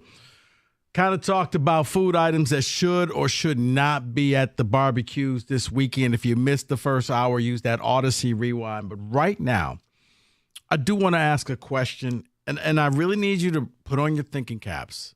And don't just give me the knee-jerk reaction, but really do some thinking about this. But once again, it's almost as if the city planner who works in Boston just plans parades. They just seem to keep winning championships year after year after year. David, I think they got at least, 12, 13 championships since 2000. Yeah, I think you're right about that. The Bruins, Celtics. Yeah, you're right. Yeah, like Patriots. They've all, Red Sox. Yeah. Oh, my. Gee. They've all won. They've had parades. We're slowly but surely coming up to 20 years since the last time we had a parade here in Detroit. 20 years. We're close. We're what 4 years away from that? Yeah. So it was 2008. Yeah. It's been a long time. Kenny's rubbing his face. My question is this: when's it our time? When do we get to have the parade down where you've seen Denver had one for the Nuggets. Like, you've seen places you're like, really? The Las Vegas Knights had a parade. They just joined the NHL, and they've already had a parade since we've had one here. Listen, I'm looking through this. Boston Red Sox, 04, 07, 13, 18. Celtics, 08, 24. Patriots, 01, 03, 04, 14, 16, 18. And then the Bruins just throw in 2011. It feels like every year. David, the city planner is just like, well, we need a parade budget. You have to have a parade budget if you're the city planner for the city of Boston. You do. Here, yeah, we can go ahead and put that on something else because we don't have parades. So I'm going to give you a question, and I want you to answer this honestly and truthfully. Think about it. 248-539-9797. When does Detroit get their next parade in the 4 major sports? I will give you options. You don't have to say, and I need to know the team. If you call in or you text in, does it happen in the next 1 to 3 years? The next 4 to 6 years? 6 to 9 years? Or are we kind of on that Steve Eiser plan 10 years or more before we finally get a title in this city? 1 to 3, 4 to 6, 6 to 9, or 10 or more years before it happens here. Look at the state of the teams where they are right now. I know the easiest answer. 248-539-9797. David, I don't have to. The ticket texts and the phone lines are going to start getting flooded of the Lions. It's got to be the Lions. Lions are going to happen. It's going to be 1 to 3 years. Let me hit the pause button on that. I don't think so. It's not being a Lion hater. I think Patrick Mahomes is going to kill a lot of hopes and dreams the way Tom Brady did. Think of all the teams and all the cities and all the quarterbacks that just knew we had the team to win it all, and you didn't because of Brady. Think about last year. That may have been the worst Kansas City Chiefs team in a long time, and they still won the Super Bowl. Mahomes and the Ravens, not Mahomes, but Lamar Jackson wins the MVP. The Ravens have home field. Remember, the Chiefs didn't have home field. The Chiefs, they struggled to get into the playoffs. They're playing games on the road. They don't have a wide receiver. Kadarius Toney is their best wide receiver. This is a team this was their worst team ever, and this team still won the Super Bowl. So long as Patrick Mahomes is in the league, I don't know if the Lions will be that next team. Because it's going to take a lot, require some luck, but then once you finally get there, you got to knock off Mahomes. Kyle Shanahan can't do it. Lamar Jackson and the Ravens couldn't do it. The only one who has was Tom Brady. He's gone. So before you give me the knee-jerk Lions, now you could call up and, plead your case because maybe you feel like the Lions can do it in the next 3 years. But 1 to 3 years, 4 to 6 years, 6 to 9, or 10-plus years, who is that team? David, I'll give you my team. And this may shock some people. I'll give you the team first. I'll give you when it happens second. I think the team is the Tigers. Here's why. Tigers have proven they can come up with a pitching staff year after year after year. The only thing missing off this team is actually hitting. They have a war chest. They're just cheap, frugal, and don't know how to go out there and go and bring in some bats. But if all of a sudden the light bulb clicks on for Scott Harris and they bring in some bats, not relying on the young guys, but you just get some bats to maybe mix in with the young guys, you're going to have pitching. When it comes to baseball, having the best record overall, it's almost like hockey. It's detrimental to you. You actually don't want that. You just need to make the playoffs. You just need to get hot. You need to have that great pitching staff because that's when things are going to get tight. I think the Tigers can do that because they're not strapped for cash. They have money to spend on free agents. They just have not done it. That's what's so frustrating about watching this team because we wouldn't be talking about trading your pitchers. We were talking about adding bats, and we'd be talking about making this thing work. I think the Tigers can. It depends on how smart they get in adding some bats and adding some free agency. But I'll say 4 to 6, Detroit Tigers. That's my choice. What's yours? 248-539-9797. When's the next time Detroit's going to get a championship in the 4 major sports? It's almost about to be 20 years, folks. Okay, it was 2008 Wings. Now, every year, it's waiting until next year, waiting until next year, waiting until next year. On paper, it looks like the Lions are next. But then there's Patrick Mahomes standing there. And I don't think that you're going to get past Mahomes because I think Mahomes is going to take the hopes and dreams away from a lot of NFL teams. He's going to go on a Tom Brady-like run where he's going to win a ton of Super Bowls. That's just how it is. Because that was the worst Kansas City team that's probably have been around in a while, and they still were better than everybody else.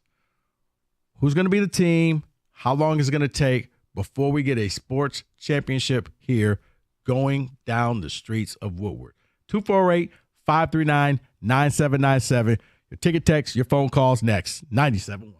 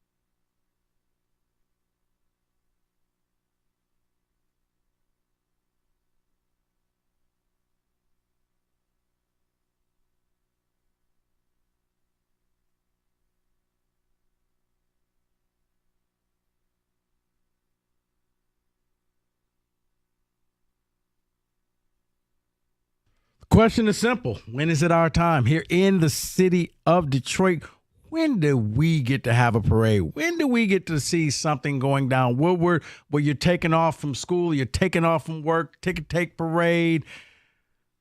When does it happen here? Because it seems like it happens in every other city but Detroit. When and which team is going to be the team that finally breaks through? We're getting ready to hit 20 years.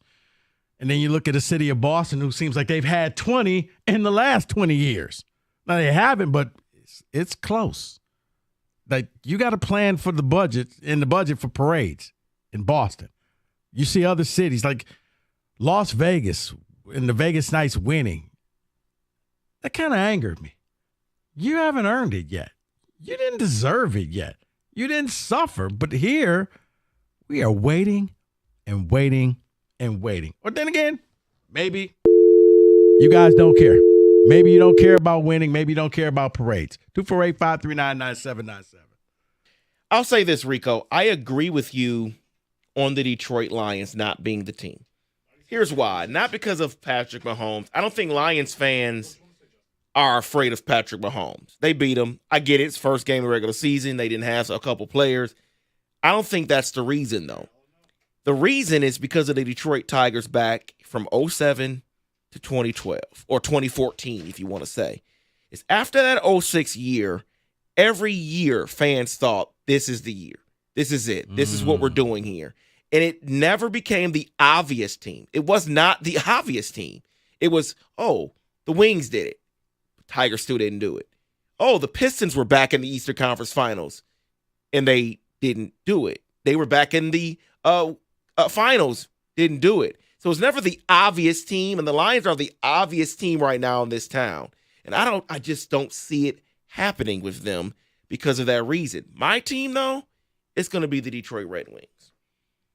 I just believe that within the next 1 to 3 years, that core and the young players that Steve Eiserman continues to talk about will be playing significant minutes and doing what's needed for this team on defense, scoring those goals. What I saw from Lucas Raymond last year is exactly what I needed to see. When you're talking about a championship team, he took that next step, and I just expect him to take another step this year. So within that 1 to 3 year time frame, it's going to be the Detroit Red Wings. You know what, David?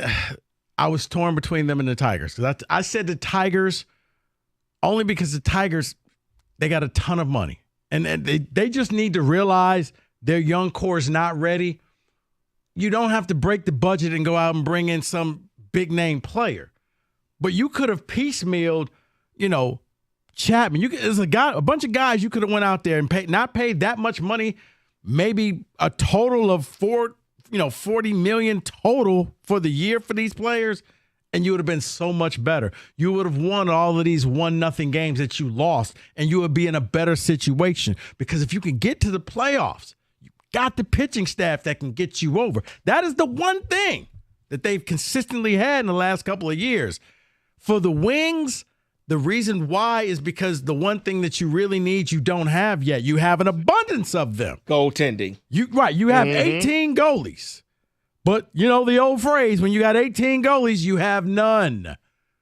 If they get lucky and one of these guys, it catches, then I'm agree with you. Wings were a close second for me. Pistons, they're so far away. And I get it. If One I or put two players. The Pistons will be in that 10-plus years category. I honestly don't see it, David, because you're not even good enough to be mediocre. Mm-hmm. You're not even good enough to be you're not good enough to be like the 76ers where you have the stars, but you just keep flaming out. You're not that good. You're bad.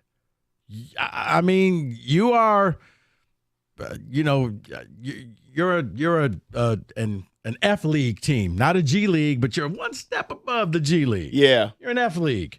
And let me say this, because to these Detroit Lions fans, while I don't think it's the next 1 or 3 years, that doesn't mean they can't get to the Super Bowl. But we're talking about a parade. I'm not talking about getting there. We're talking about a parade here. I don't think they get a parade. Because getting there is just, even adding to the frustration. I'm talking about winning it.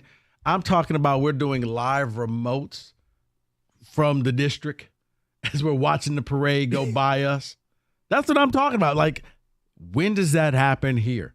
Because it's been a very long time. When and what's going to be the team that finally breaks through in the 4 major sports?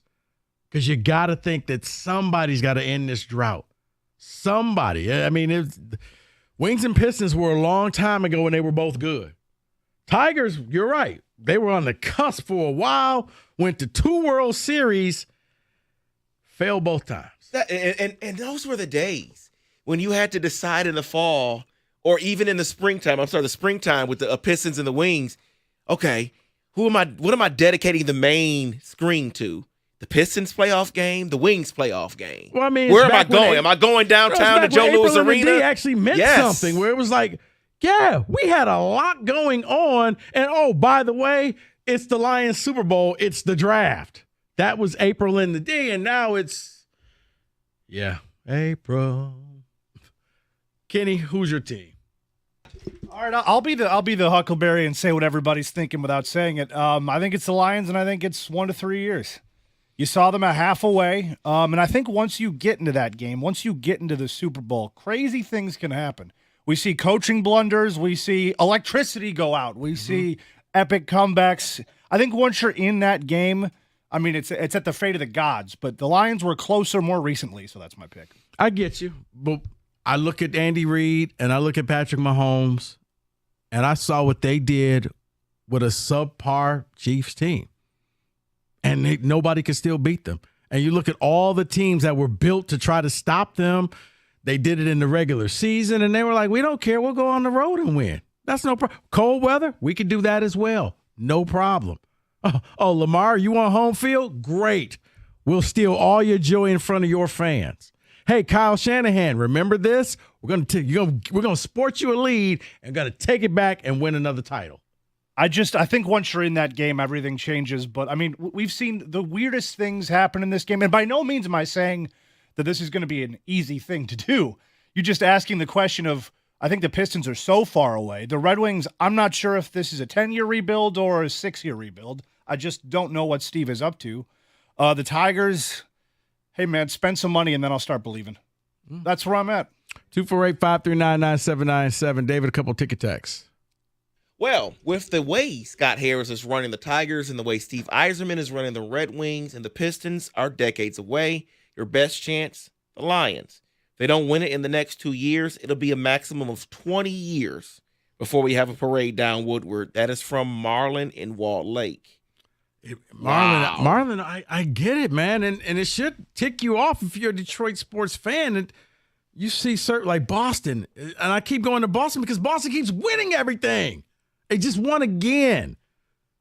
And it's going close to 20 years here in this city that we've seen a parade.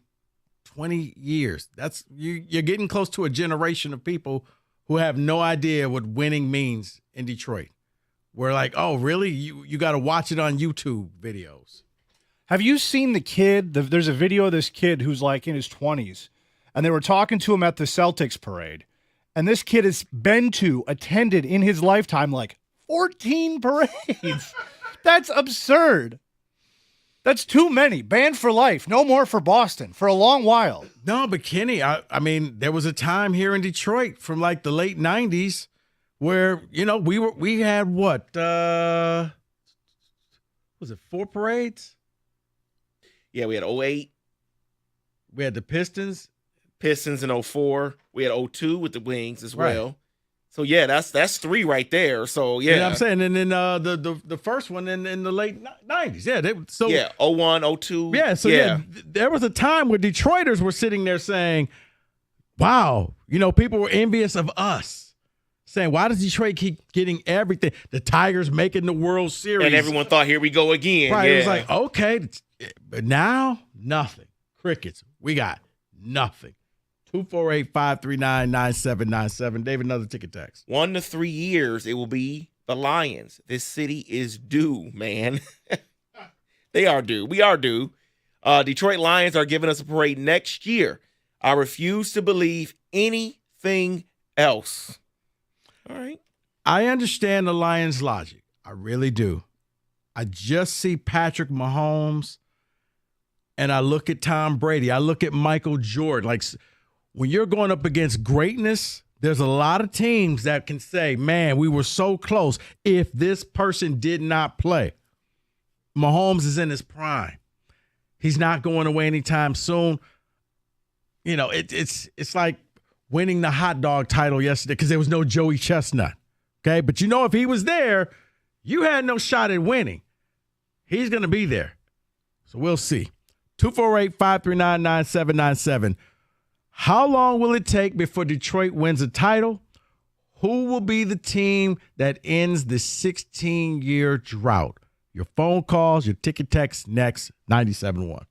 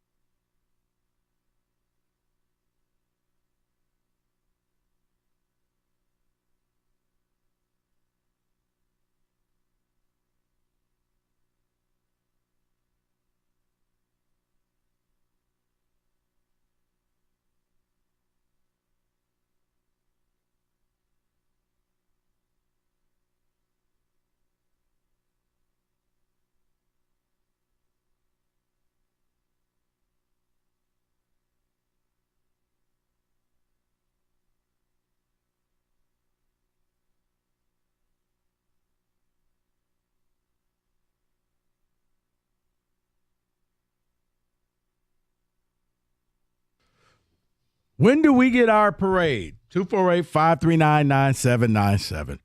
When do we get a parade? Because if you're a kid growing up in Boston, you've attended so many parades, the school just marks that day off as you can go ahead and miss one day because we know you're going to be celebrating. You know, back in the late 90s and the early 2000s, that was us. That was Detroit. We were winning. The Wings, the Pistons, 4 major sports. Yeah, you saw 5 parades. You had the Tigers who kept threatening.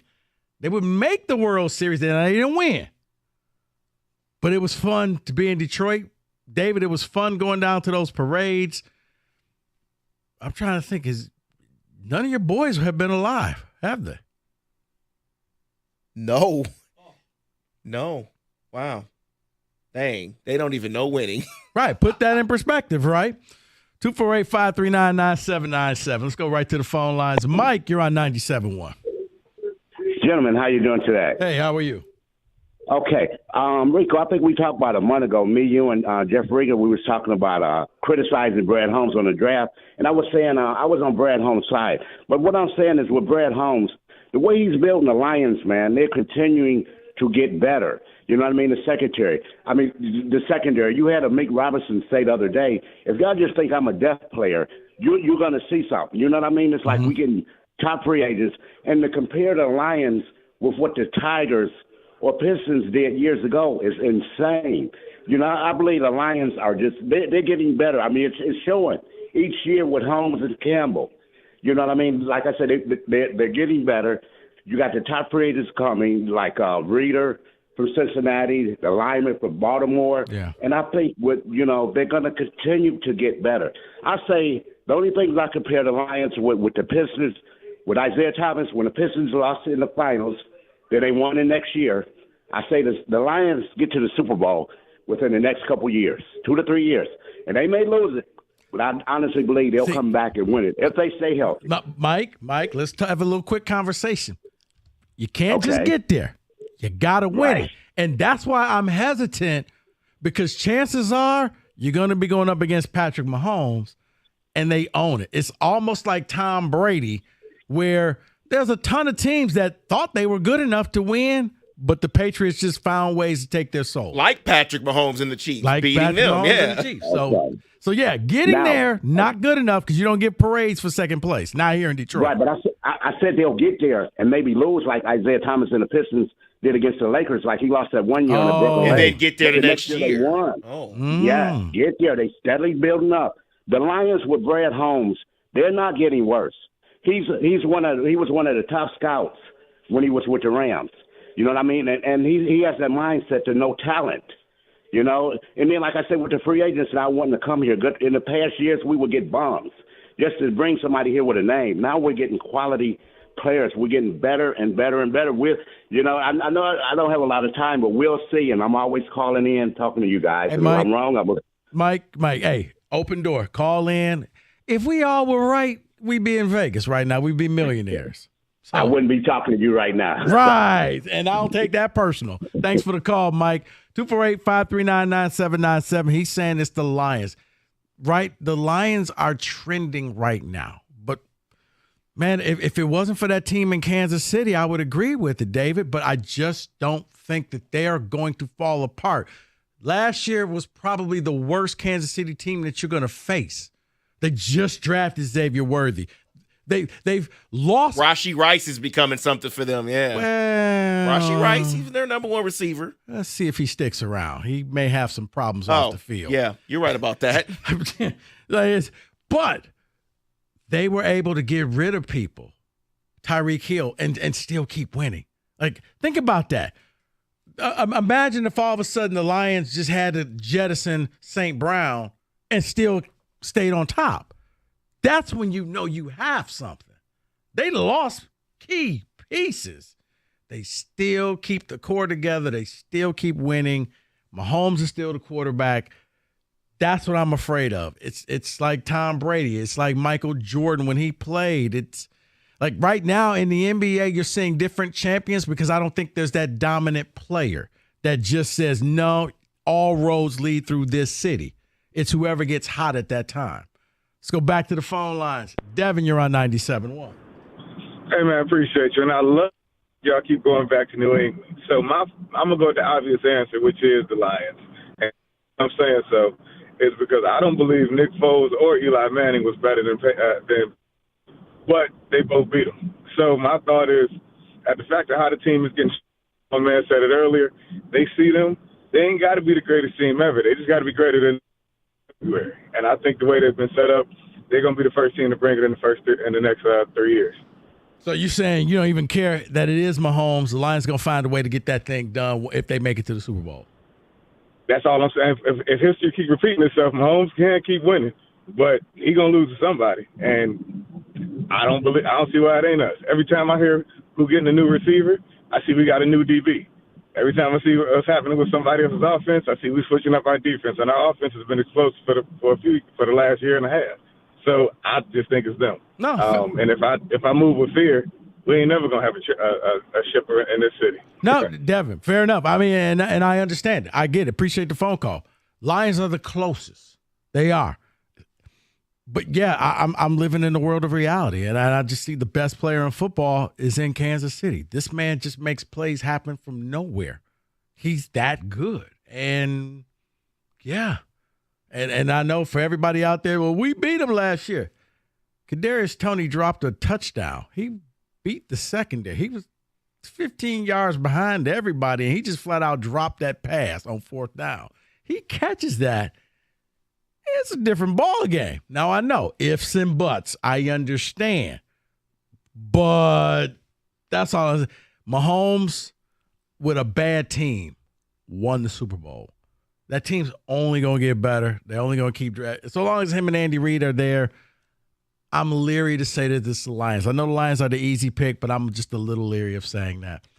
248-539-9797. Go ahead, David. It's just not always the obvious team. I just want to keep pointing that out. I get what the Detroit Lions are right now, but we all thought the Detroit Tigers were going to just keep doing it after 06. The Red Wings, they won the President's Trophy in 03-04. Guess who won the championship? The Detroit Pistons that year. No one was expecting that. So it's not always the you're obvious right. That was the team. There was the Lakers title to Yes. have. We'll see. We'll see. Let's go back to the phone lines. Jake, you're on 97.1. Jake. There we go. All right. Larry, you're on 97.1. Yeah, Scott Fellas, how you doing? Hey, man.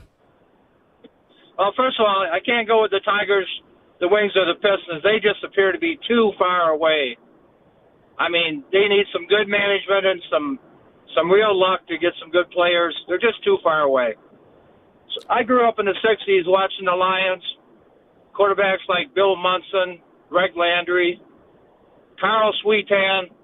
Years after year, we'd get disappointed. You know, we wouldn't, even in the Barry Sanders years.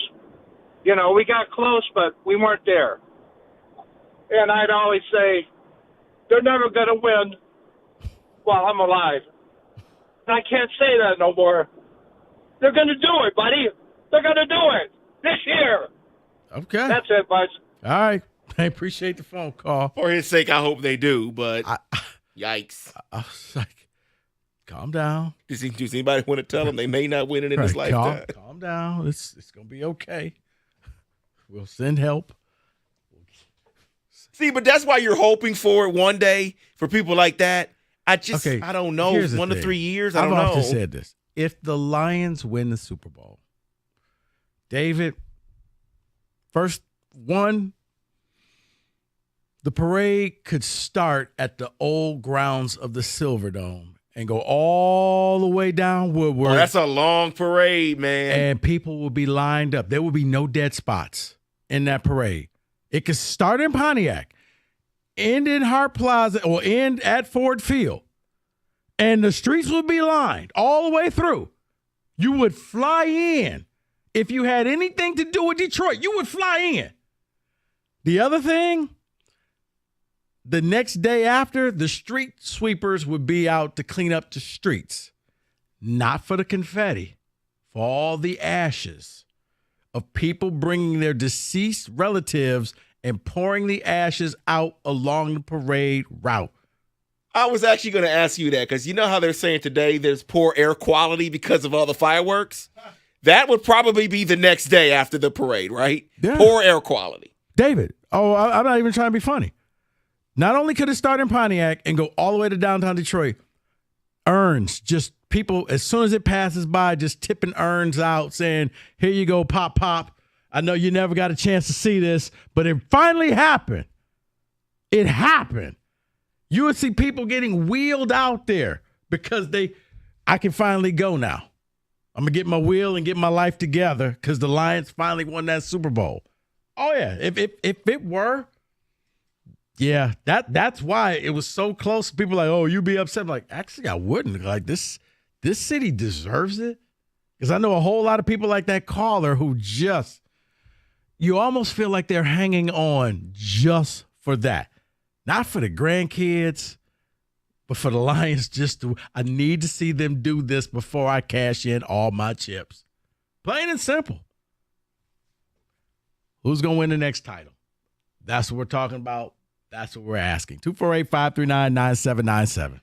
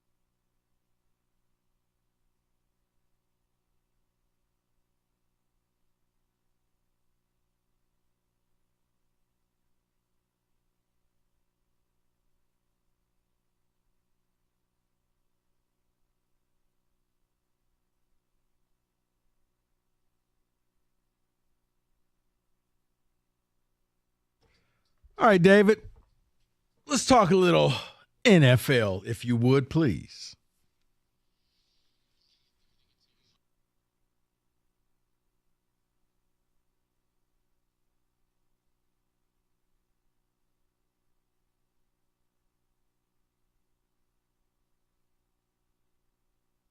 So I love that we're talking championships because here is a championship blitz here.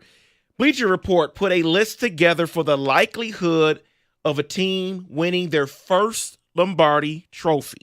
So they put their percentage on what teams can do what. So let's start from the bottom here. So they never, not just recently, but just never. Just have never won a Lombardi. They've been there. Some teams have been to the Super Bowl. So we won't be talking about our teams. No. Okay. Let's start with the Tennessee Titans. They believe they're less than 1%.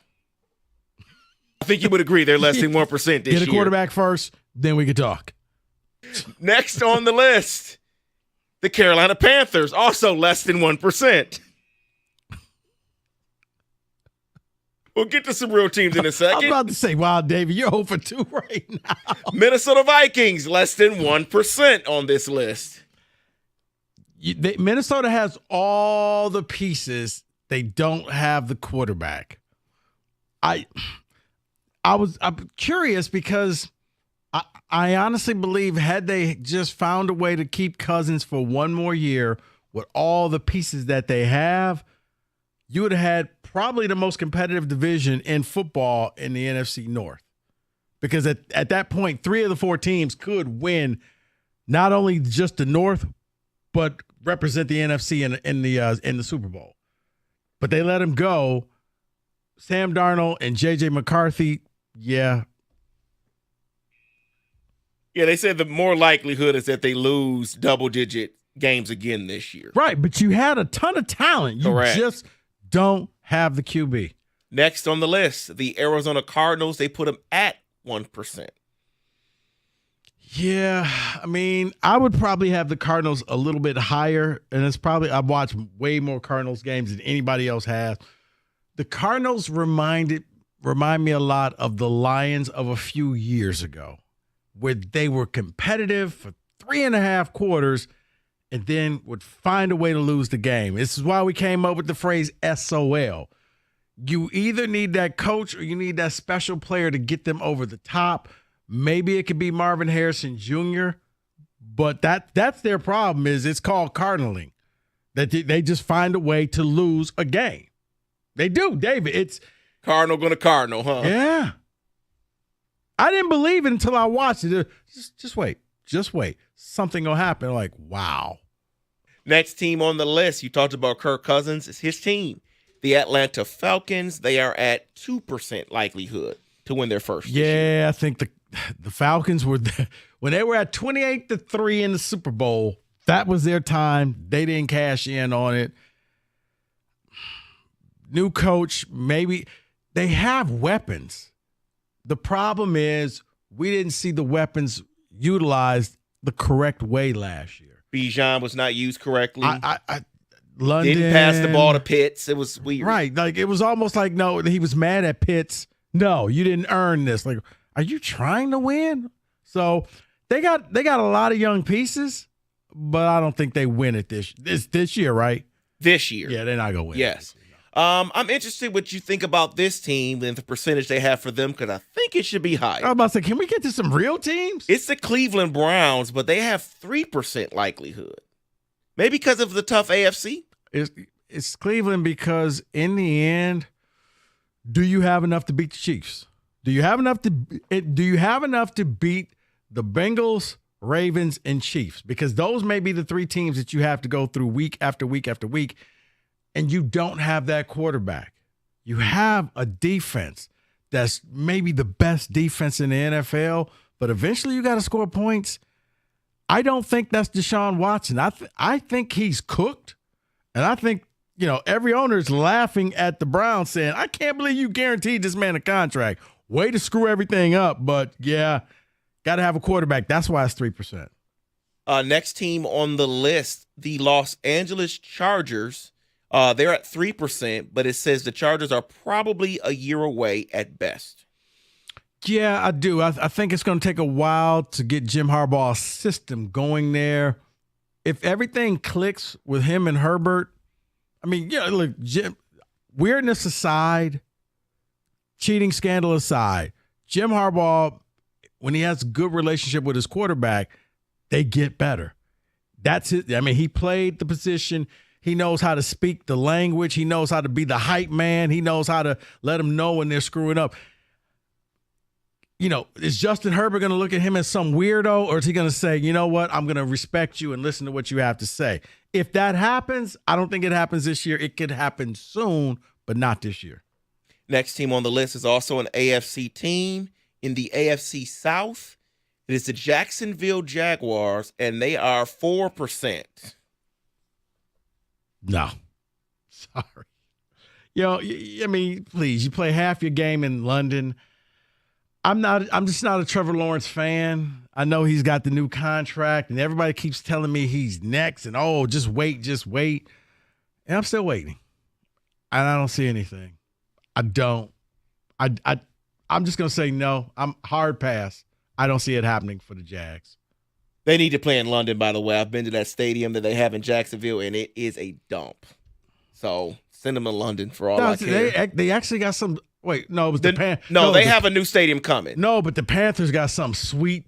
Oh no, maybe it was the Jags. Well, it's the Jags that have. Somebody got a stadium. No, somebody got a new deal, but part of the deal is they can't even think about relocating for like 20 years. Oh yeah, I don't know if that's the Jags. It might be Carolina. I think that was the Carolina Panthers. So they got that sweet deal that we'll pay for this stadium. You can't even talk relocation. I think until like 2040 something. Next team on the list, inside, also in the AFC South, it is the Houston Texans, likelihood 5%. I'm going to say that's higher. That should be higher than 5%. For the Texans, I think it was all about last year and exposure and getting that taste of success. They won a game. They know what it takes. They understand the pressure. Now, can they handle being the hunted and not the hunters? Because that's real when it comes to competitive sports. But they got the pieces in place. They got the young QB. They got a young core that's not going to get broken up for probably another 3-4 years. Can they do it this year? I mean, once again, I look at Kansas City. Can you knock off the Chiefs? I don't know. But if anybody could do it, I would say yes. I would give them I would give them more than 5%. I give them more than that. We are down to the last three teams on this list.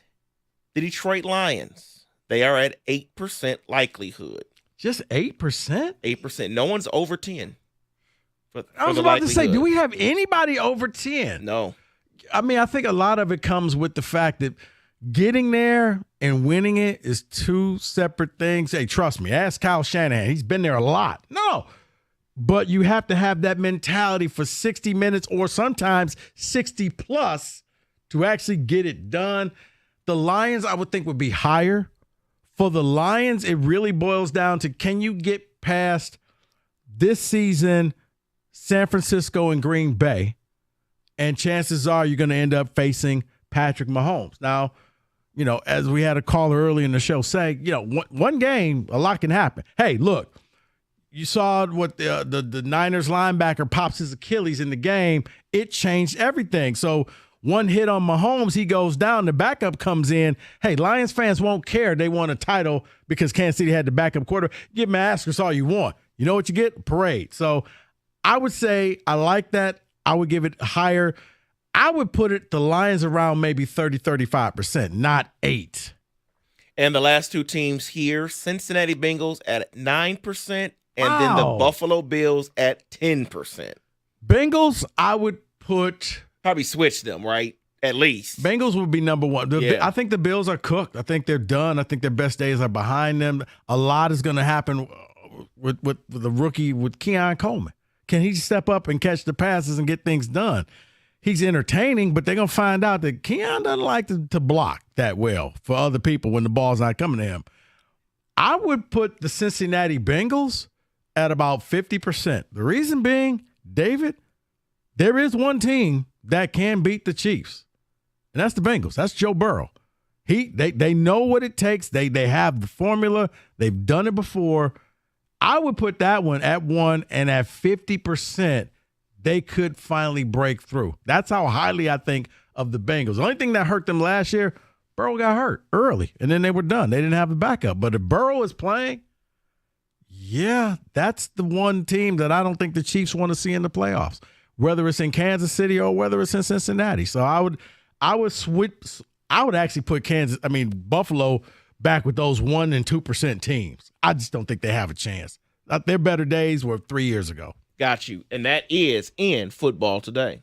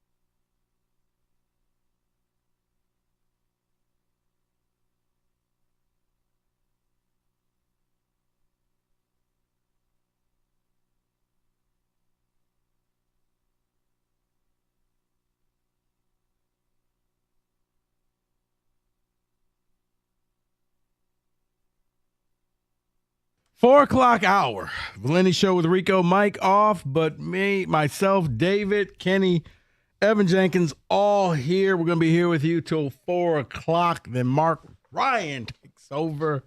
Yes, that Mark Ryan. Oh, I thought I had it. Yeah. Oh, in stereo. Ask the question, who's going to be the first team to win a title?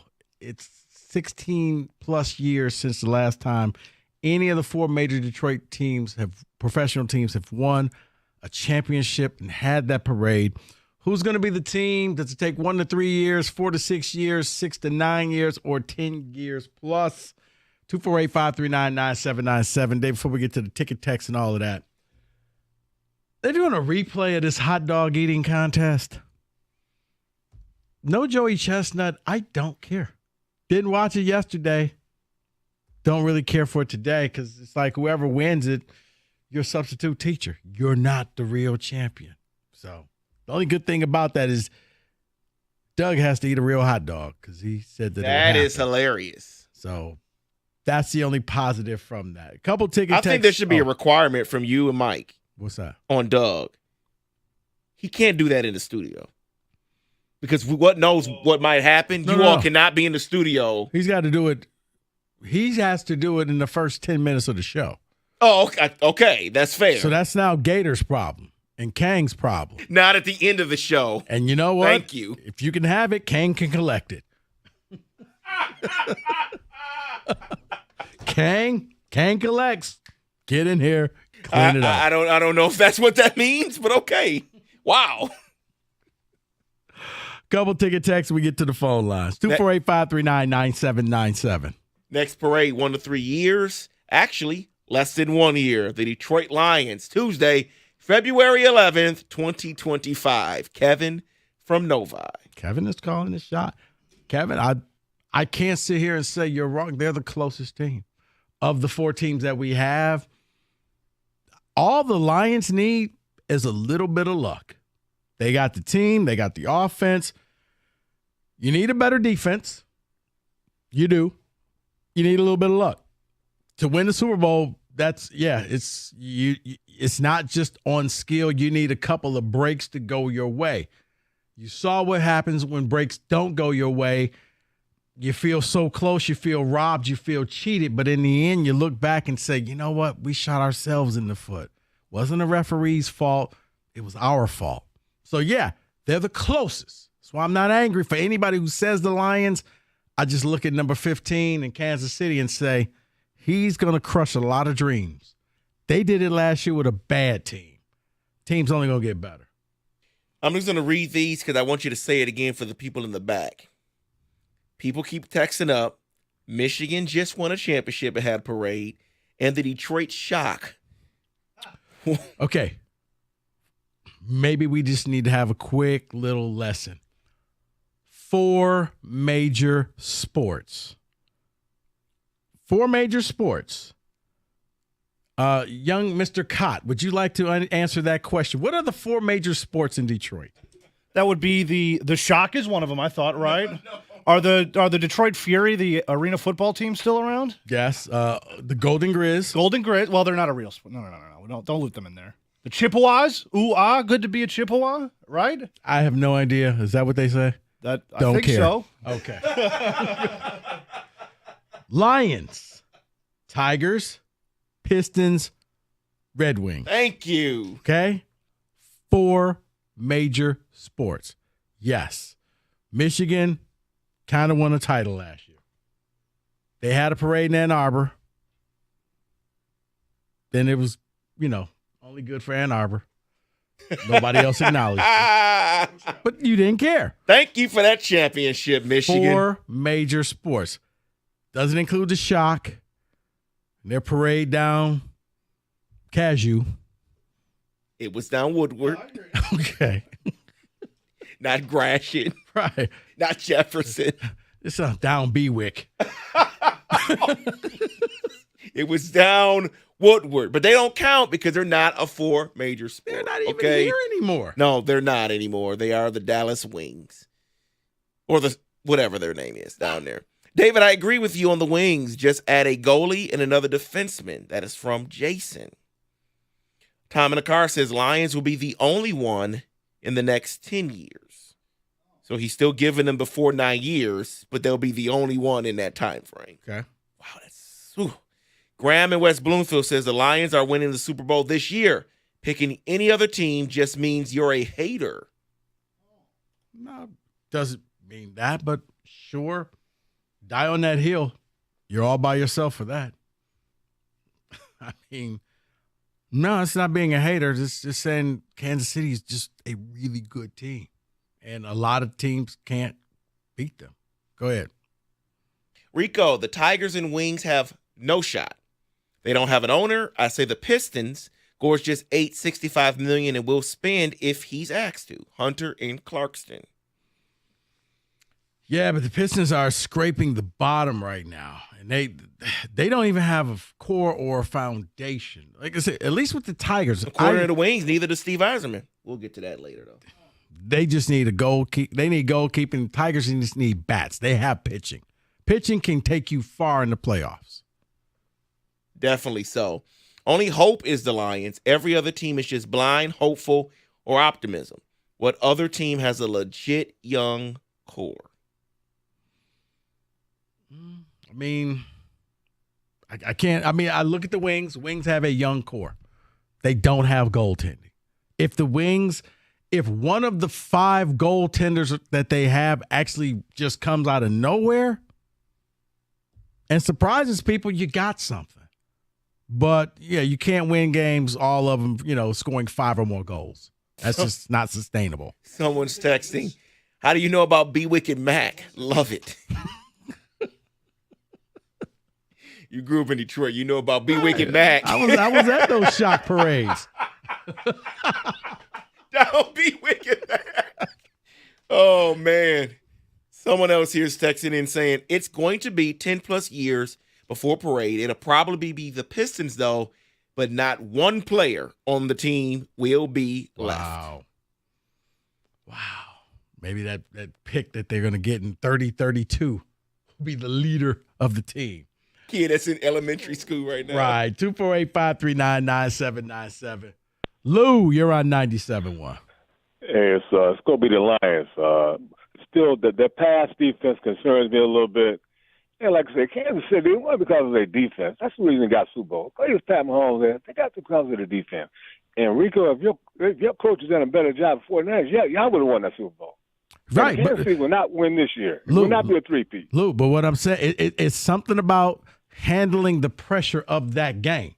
That's just it. I mean, a lot. You could dismiss it as, they got lucky, but it was like the NFC Championship game. It's some pressure in that game, and you got to be able to handle it. Their defense, man.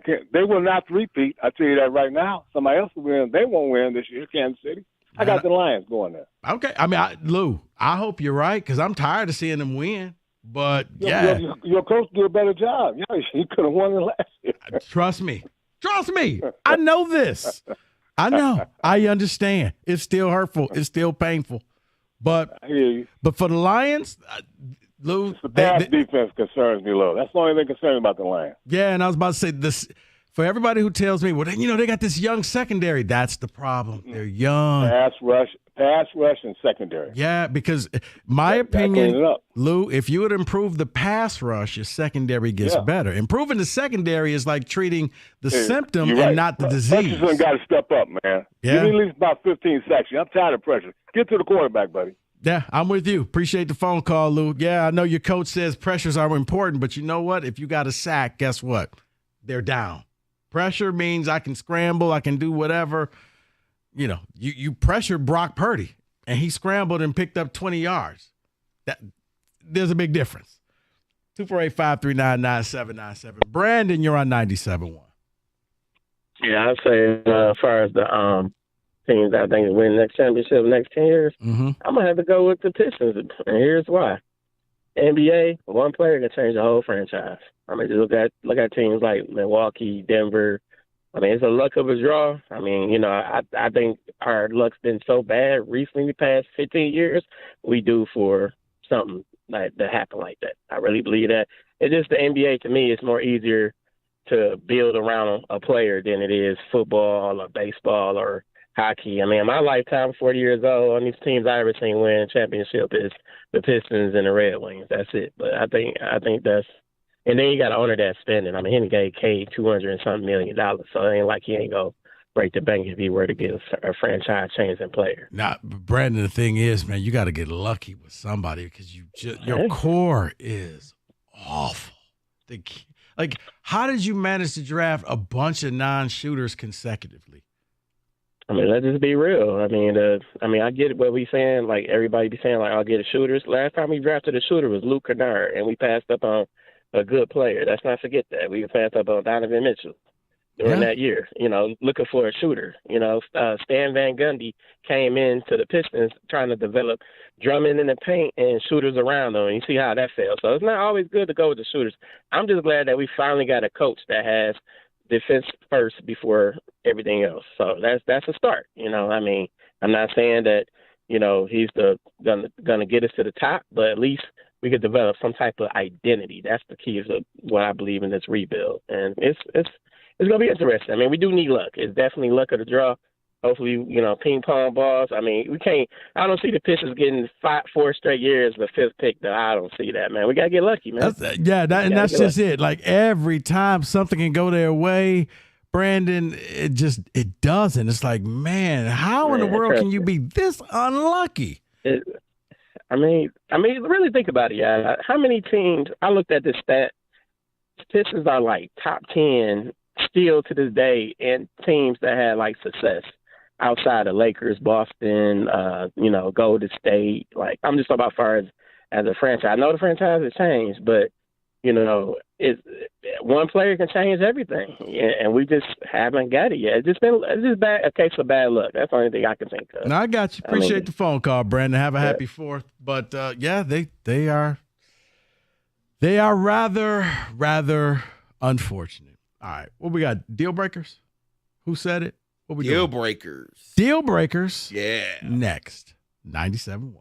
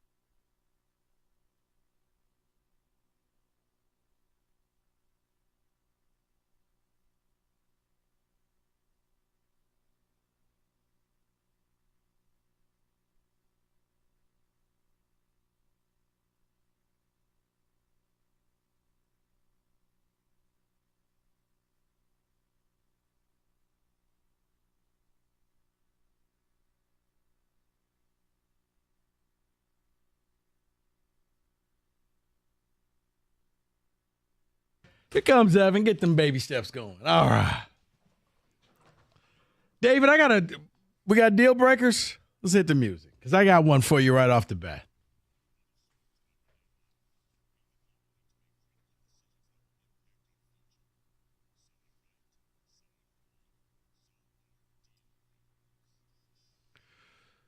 So before you get to yours, watching this hot dog eating contest,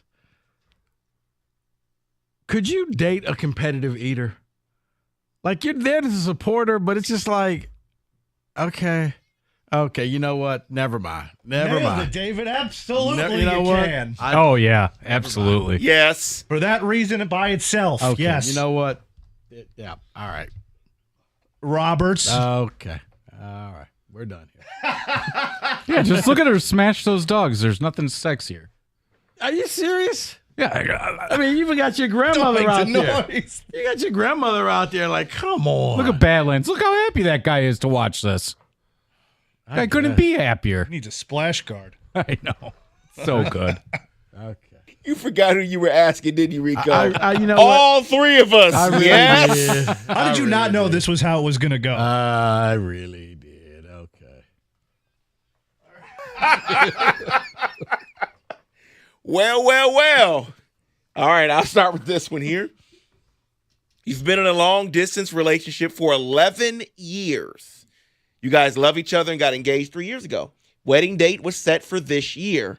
Well, she has called it off, but still wants to be together.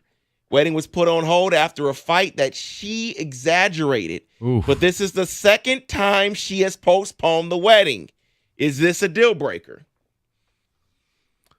So long distance, 11 years. You've set up to get married twice. Yep. She's broken it off each time, but wants to still be together. She don't want to get married. I was about to say, yeah, at that point, you should just go into discussions of just, you know what? We're just one of these, whatever happens in the other. And probably a city new or guy state. came into her life, and that's why Yeah. she's like, I'm going to postpone Because it this is a little long distance. Right. So Yeah. it's one of those, when I come to town, this person can't come by. It's long That's what distance, which are almost unanimously impossible to maintain relationships, and she's causing problems. I'm sorry, hit the bricks. Wow. So But yeah. I ain't got time for that. I agree. I think we all agree, just like the hot dog. Yeah, competitive. you know what? That was a mistake. Mistakes were made. Let's get you the next deal breaker here. Okay. You and your significant other were invited via a group text to a cocktail party. You accepted it. This host provides a name tag for guests as it is a mix of friends. When the guests arrive, they show up either half naked or mostly naked, and then you realize this is a swingers party. That's so good. Do you leave or is it party on? I think you have to stay just for the story, right? I agree. Once you're there, there's no turning around right away. At least you gotta 100%. at least mingle. See if you're picking up some signs. Rico wasn't expecting this story. His face, man. David hit the drop again. She's the new Cash Me Outside girl, though, Oh, right? 100%. Those two girls are one and the same. So what are you doing, Rico? You're staying or you leaving? You remember her? She was on Dr. Phil, and somebody wanted to fight her. She was like 16 at the time. She was like, "Cash me outside. How about that?" Oh, okay. Yeah. Or how about that is what she said. How about that? How about that? Well, she's not doing OnlyFans, but I saw she's getting ready to do something for Penthouse. So No, she's on OnlyFans. Oh, The Cash Me Outside. No. girl. Oh, This girl. Talk to her. Penthouse ain't what it used to be. Anyway, let's. Are you staying at this party? Yes, Go I'm ahead. staying at this party. It seems Absolutely. amazing. There's probably a pool too, right? So you guys are now about to get naked. Well, half naked at least. I'll pop this shirt off. Yeah, I got no shame in my game. That's fine. Rock the undies or something. I don't know. I don't think you realize the territory you're about to walk into. Well, We're about to find out. No, Rico. You're already in that territory. It's all fun and games until your wife or girlfriend says, "You're right. Let me go ahead and take everything off you as know well." what? We should get going. Look at the time. See, you're thinking like, "Oh, it's just you," because as soon as that happens to her, yeah, all of a sudden you're like, All right, Rico may have a point.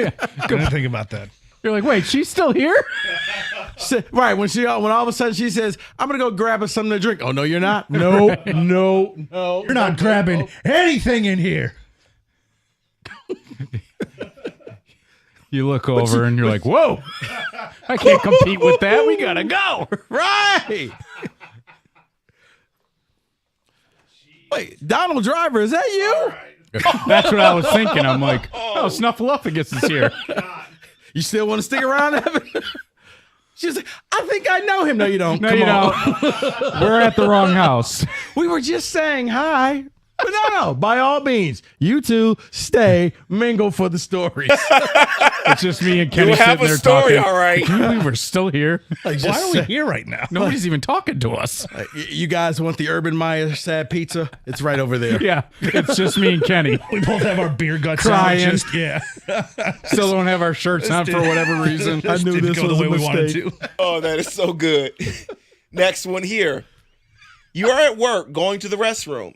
Ugh. As you get to the door, your coworker is leaving the restroom, but he's talking on the phone. You realize he was talking on the phone while using the restroom. Is this a deal breaker? I know who this is about. So basically, he's on the toilet, on the phone, conducting business while conducting business. Correct. If I have ever been in this bathroom and I've heard it, I flush every single stall. You are a very spiteful person. Well, what are you talking in there for? I don't need to hear what's going on.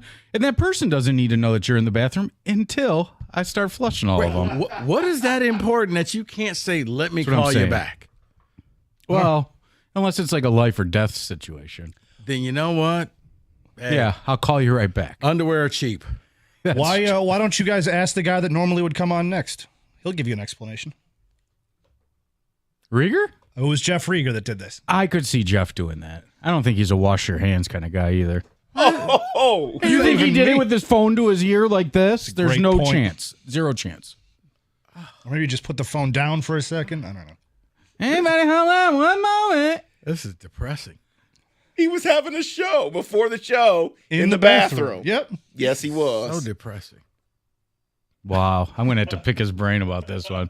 But there's no way he did that. There's That no is way. criminal activity. Me and Mike locked eyes because he was coming to the bistro. I was coming, filling up my water bottle, and out of the bathroom, me and Mike lock eyes. We see Jeff Rieger on the phone, just mid-conversation. We're like, we just see that? Did that just happen? Unless he got the call as he was walking out, which I think I'm giving him way too much credit for. Very, very much so. Yeah. Very much so. There's quite a few people here that do that, though.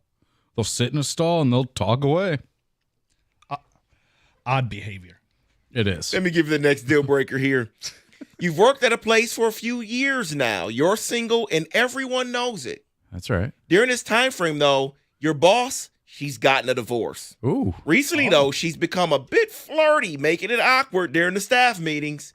Do you say something or is this a deal breaker? She hot? Yeah. I mean, I think that's what it really boils down to. I think that's what the crux of this issue right now is. She hot?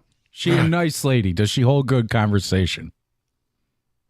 I don't know. Is she somebody that if you saw her on the street, you would want to sit at a table with her and have a conversation? David, let's make it a hat trick. Play the drop again. Like if we were going to a festival, could she sit on my shoulders?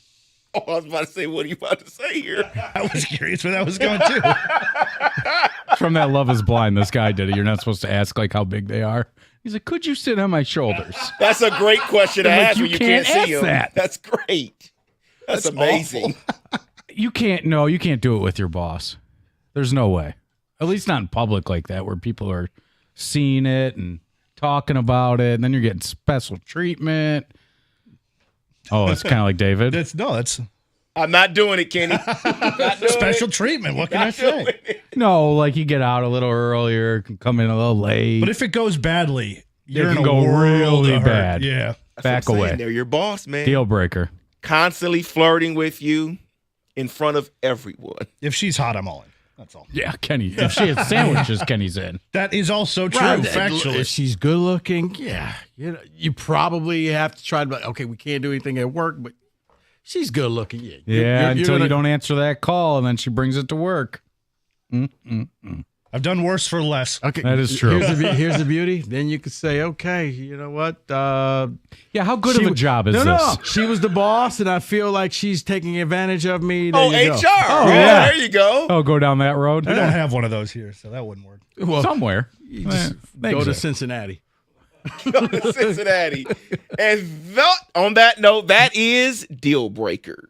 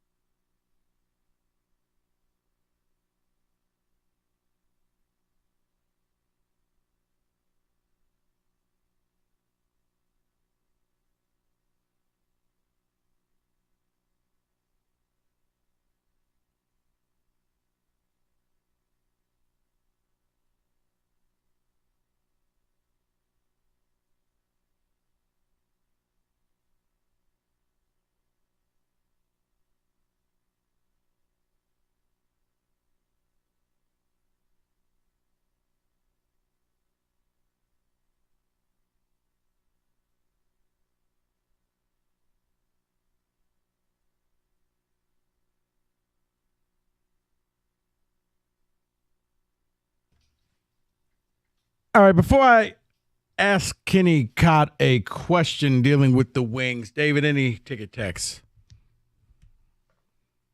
Someone says, yes, I would definitely stay at that party. I'm going to enjoy myself, someone says. Okay. See, I think it's all fine and well until your girl says, you know what? You're right. Let's stay. Wait, huh? What? Okay. No. Yeah. Someone says, I've been in that situation, decided to stay. It was the worst day of my life. Mm-hmm. I think he lost his girl that I was day. about to say it's going to be a long car ride home. So where were you all night? Don't worry about it. Someone says, you definitely have to say something. You cannot let your boss continue to do this. It will become uncomfortable. Like I said, let's just, elephant in the room. How good looking is your boss? I mean, really, let's just say the quiet part out loud. How good looking is the boss? Yeah, someone else is definitely saying exactly what you all said. Yes, long distance relationship. She's ended it twice. That's no relationship. You have to end that. It's over. So a lot of people are saying that long distance is not going to work out. She clearly doesn't want to be with you anymore. She's broken it off 2 times. Yeah, end that quickly. Someone else says, I love the Black Jobs drop. It is my favorite drop of the coming tournament. Maybe wins the Invitational. That's from Jason. See, I still think the betting favorite, but could actually sneak in there. I don't know, man. That may be a winner right there. I don't know. Don't know about that. What was the? That's a good one, too. Someone else says, why would you accept the invitation? Did you not understand what type of party it was going to be? No. Right? Right. Apparently you don't know your friends. That's the thing. You must not know your friends. They sent you the invitation. You have to know who they are. And see, I got to think if your friend sent you the invitation and you're totally surprised, the invitation wasn't for you. It was for your girl. Oh, no. Your friend was trying to tell you something without telling you something. If you're totally surprised, then that means that you two have never talked about this ever. Think about that. That invitation really wasn't for you. You can go back in the car and go home. Well, then I guess you're leaving and she is staying. Right. That's what I'm saying. Wow. The invitation wasn't for you. Maybe that's what the texter meant, the horrible night. Maybe that's what happened to this texter. Because think about it. If it's your friend, you already got the heads up so that, maybe you don't bring your girl to the party. You bring a girl, but not your girl. That's rough, man. Because you got the heads up. Going in. That invitation, that was for her, not you. That's rough. Oh, my gosh. Another ticket text says, yes, that definitely is over. Long distance relationship, 11 years. It's over. Someone else says, yes, I've been in that situation at work with my boss, and it was not a great ending. He ended up finding a new job. I guess that person went to HR. Oh, yeah. No. It won't end well. This is one of those, it's a roller coaster ride, will crash and burn in the end. Never. It's like, being in the mafia. You don't get to retire. You're gonna walk into the garage and take it in the back of the head. Kenny. So Eiserman spoke yesterday. To paraphrase, basically said this team's like last year's team, and he, expects it to be just like last year's team. David, we got the quotes. Yeah, there's a couple quotes here. One saying our fan base wants to win, pressure, whatever you want to call it. It's going to be a chance of what I'm trying to do. It is the right way to do it, and it's taking some time. Then he says, I think we're in with that group of teams that has a chance to compete for the playoffs if we stay healthy. If our goaltending is good, if you have unexpected production, that's the fine line. I look at our team today and compare it to last year's group. I expect it to be a comparable team. That was the quote. I heard that and said, you know what? It's good to be the king. Because only Steve Eiserman can publicly say that and it's not a public outrage. Your team didn't win anything. You didn't go to the playoffs, and you're saying, yeah, I know we had money to spend and we could have gone after people, but we didn't. And I know we could have gotten better goaltending, but we didn't. But goaltending is key. But, we're just like last year, and, maybe stuff happens. Kenny? Well, I say it all the time is Steve Eiserman lies quite a bit. I don't know whether this was genuine or if this was a lie, but this is not what the fan base wants to hear. No. It doesn't matter at all. This is something that you don't, even if this is the truest thing ever, you do not say this out loud. If you believe that, that's, first of all, reprehensible if you actually believe that. So I'm assuming he's lying, even if he's not. This is a fan base that 6 years in, they want to win right now. They want to be in the playoffs right now. Being as good as last year's team is not good enough. The East is getting better. The Atlantic is getting better. You can't say that to your fan base. Right. You're not saying we're going to be so much better than last year. You're saying, yeah, remember last year? Probably just like that. Hey, Wings fans, we'll be competitive. We may make the playoffs. We may not make the playoffs. Yeah, it's a crapshoot. We don't have a goalie. Stuff happens. Hi, I'm Steve Eiserman. What would be wrong with him saying, yeah, I think we got better this offseason? Well, even if that's a lie, again, even if it's a lie, to me. It was one of those things that I saw and said, I don't think that's real. Like that's not real. He didn't. No, wow. I think he really said it. I think Jim on the morning show made a pretty good point when he said if that was Ken Holland saying something like that, we would have lost our bleep. And that's why I said it's good to be the king. It's good to be the king because he is. He could say and do whatever and knows nobody else. If anybody else comes up, I mean, think about it. It took Brad Holmes a whole lot of credibility to go out and draft a project guy in the third round. Eiserman is like, Scott Harris did that, we'd blast him. Anybody else does that. If Trajan Langdon does that now, Steve Eiserman going into year 6, yeah, probably it's going to be just like last year. Oh, you mean the year you didn't make the playoffs again? Yeah, it's probably going to be like that. Wow. Am I overreaching here? I don't think so because I'm going to be honest. And I knew the prospect camp was going on. So I knew eventually Steve Eiserman was going to say something. But with this being July 4th yesterday and seeing this story pop up and reading the quotes, I immediately thought, this can't be real, right? This is not somebody's AI in this right now. This is a fake story right now because he can't not say that. This is a 4th of July news dump, right? This is fake, right? I was the same, like, okay. Same as last year? This we didn't make the playoffs last year. He didn't say that. So I was like, you know what? I'm going to ask our hockey insider, Kenneth Cott. And, yeah, I just thought the whole time, man, it must be nice to be Steve Eiserman. You could have just said, we expect to be better. Look, we got another year on Lucas Raymond. He finished really hot last year. We got Mo Sider, who's developing. Edvinson's just coming up. We got a young cast of characters coming up that we expect to be really good. We expect to be better. I don't know what's wrong with saying that. For any GM, by the way, not just Steve, but for anybody. But to compare yourself to last year, you kind of had a spot in the playoffs, and then you just squandered it away. I would steer clear of that. Nope, that's good enough. He said it. It's good enough. Right. I wouldn't want to remind my fan base of last year. I want you to no. Last year happened. We're going to make sure last year never happens again. I can deal with that, but to simply say, we're probably going to be just like last year. And I can mediocre. I defend Steve when I think he does something to help the team. Like I said, it was an upgrade. That was the funny line. But now it's time to rip Steve Eiserman for something. Now it's time to say what you've just said, that's not okay. That's not okay for us fans. It's not okay for the paying customer. I mean, way to set the bar low. Yes, I think that's exactly what he did, temper expectations. Because, and saying, I know the fan base wants to see things happen. Well, yeah, because we don't want to sit here and wait 10 years.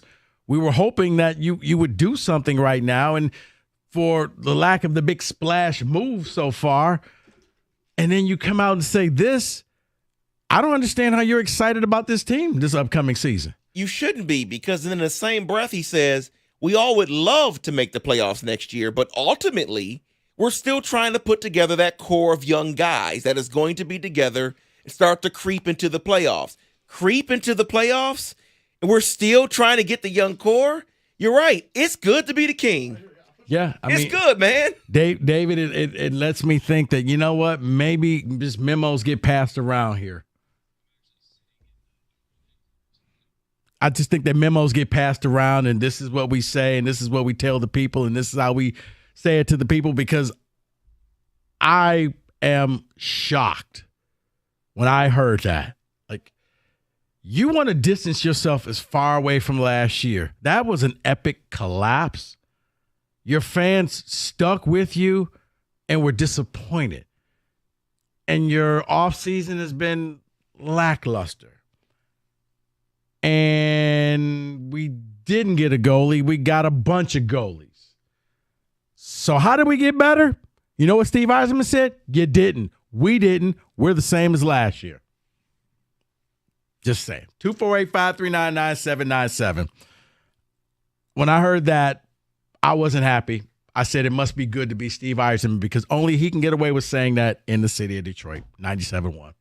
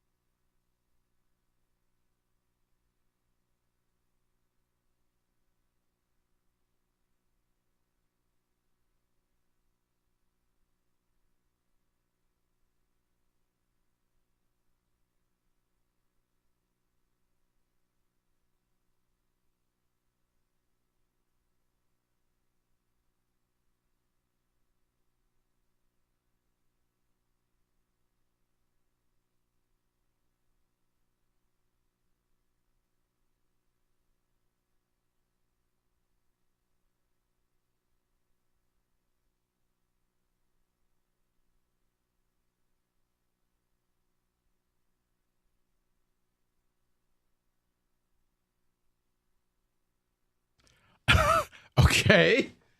Never heard that one before. Wojo's on The Bachelorette. That poor girl. Okay. You know what? I don't know where to go from there.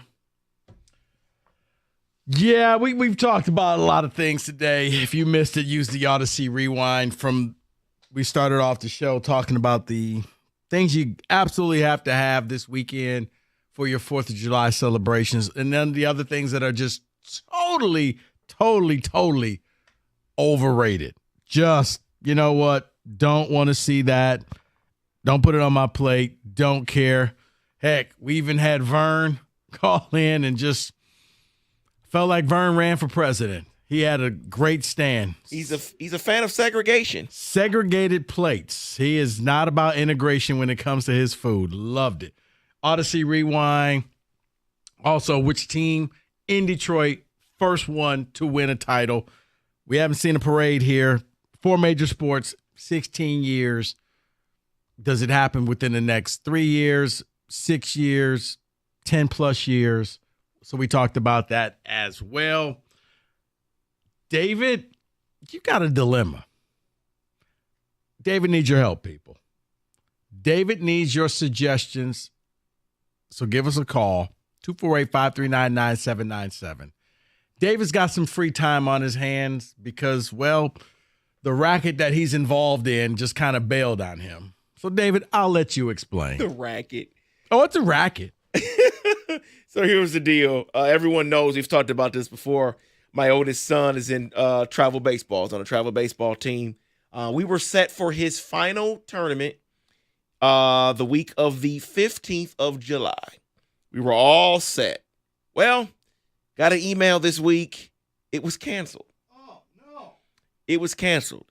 And one thing I'm not going to do is give back my vacation time. Come on. I am not giving that back. So which means I need somewhere to go. And I preferably would like somewhere in the state of Michigan because I love this state. I need suggestions on where to go and take my family in the state of Michigan. So David needs some suggestions on where to go for the entire week in the state of Michigan. For that entire week, yes. It's a family vacation. A family vacation. Oh, okay. Okay. Thought you just had some free time, David. Just somewhere nice to take the family. You know, I'm not sitting in the house all week. I'm not doing that. I'm going somewhere. I just need somewhere to. In the state of Michigan? I would love to be in the state of Michigan, yes. And yes, I'm fine with going up north. I know I'm black, but I'm fine with going up north. I was about to say, I really got nothing for you because I've never been up north. So I don't know what that is. I have a beautiful suggestion for you, David. There's this wonderful city that happens to be in our state, which was a requirement for you. It's called Southfield, and it's where we work right now. I think you should just come back and hang out. We're going to miss you, David. You want me to hang out in the city of Southfield for the entire week? I'm good on that. I do that enough. So you're thinking up north. Yeah, that's what I'm thinking. Yeah, I'm sure there's great suggestions in this state. Someone's already texting. Someone saying Muskegon. I don't know about that. You know what? The west side of the state hits a little different. It's the beaches and all of that. It's not bad. You know, for a couple days. Yeah. Okay. A couple days. Muskegon, maybe not Muskegon. I don't know about Muskegon. Muskegon, like between Muskegon and Grand Rapids, you probably can find some of the dune beaches or whatever. Yeah, I've been there. Up north, I don't even know how long. Yeah, Traverse City. You talking like Traverse City or you talking like Mackinac? Anywhere. West, north, east, anywhere. I'll take it anywhere. I'm seeing someone saying Torch Lake should be a destination for David. I've heard about Torch Lake. Rico's like, what is Torch Lake? Torch Lake, it's up north somewhere. I don't know exactly where Torch Lake is. Kenny probably knows where Torch Lake is. You know where Torch Lake is? He doesn't even know where Torch Lake is. Yeah, why don't you go hang out with Kenny? I'm sure he doesn't want my kids anywhere near I'll him. hang with Kenny and the missus. Kenny will barbecue for you on the grill that he can't use. Come out to beautiful Lake Oriam, where living is a vacation. Go hit some Top Golf, hit the mall. Come on, David. So it has to be in the state of Michigan. I would like a suggestion. It doesn't have to be. I'm about to say, like, you couldn't pack because you got your kids, Yeah, right? It doesn't have to be. It can be anywhere. Go pack them up and go to Cedar Point for a few days. Okay. That's actually where the tournament was supposed to be. So you still got a room there. So there's still a possibility that could happen. So you still got a room. Yes. Yeah, see, I would say that. You know, if you had to stay in state, then yeah, drive over to the west side of the state. I just know everyone hates Ohio around here, so they're probably not going to give me somewhere in Ohio. Probably good for like a couple of days. I don't know if you want to spend days in Muskegon. I've been in Muskegon. Ain't a lot to do. A day. It's a day. Maybe a day and a half. It's a day trip if you get there early enough. If not, yeah. It's a different style on the west side. Just put it that way. It's different lifestyle, different style. I know Idlewild's out there. Maybe I can go to Idlewild. You can, which is, okay. See all of the rakes just scattered in a circle around me. I am opting out. 248-539-9797. David needs your help, people. He needs to know where to go. I say don't limit yourself to the state of Michigan. I know this is the great state of Michigan, but your kids, you know, like I said, to me, the kids go to Cedar Point. Your kids are old enough that you could just kind of say, meet me back here at this time. You guys go have fun. You keep, the little one with you, but the other two can just. No, I'm going to send him on his way too. I'll see you back later. What was that? We're going to go make number 4. If you see the sign on the door, yep. No, you're right. Any suggestion would be welcomed, not just the state of Michigan, anywhere. 248-539-9797. Maybe we go to that swing party.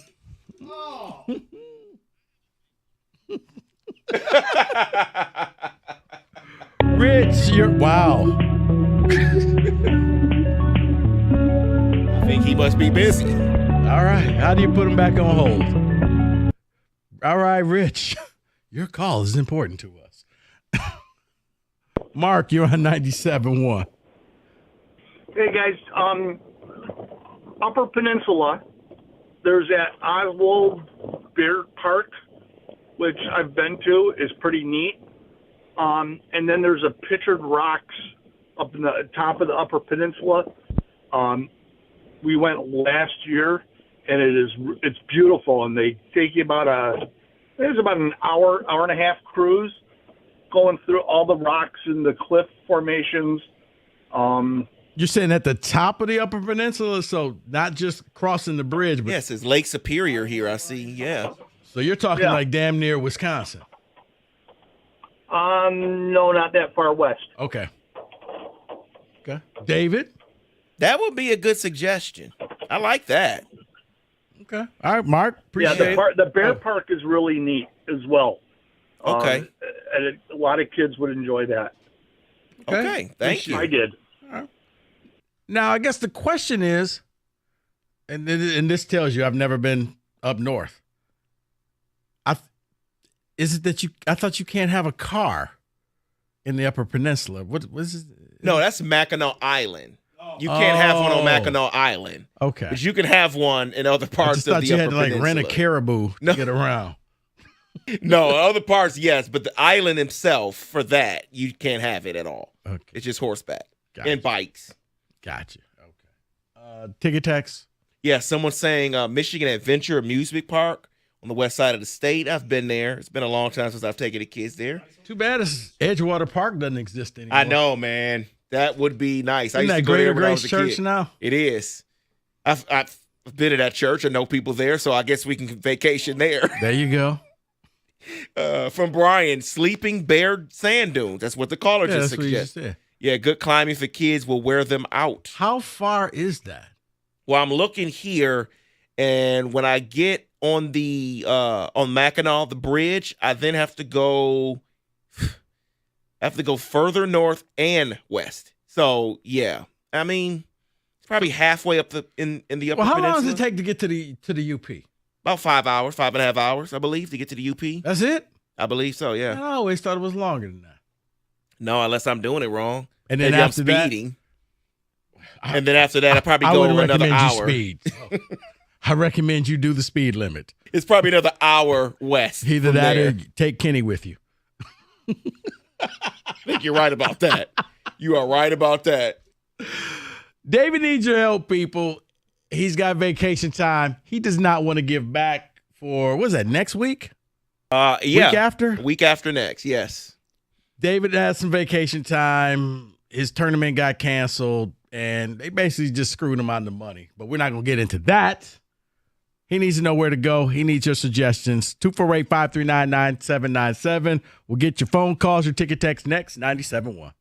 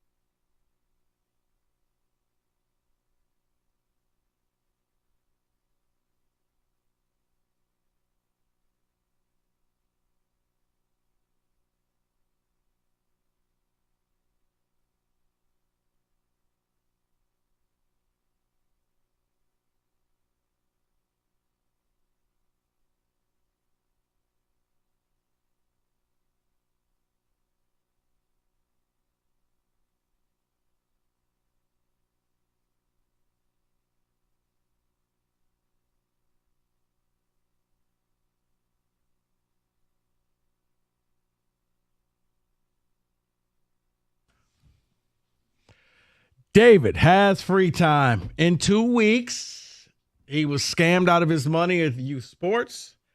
He now needs to go someplace because he's not giving his days back.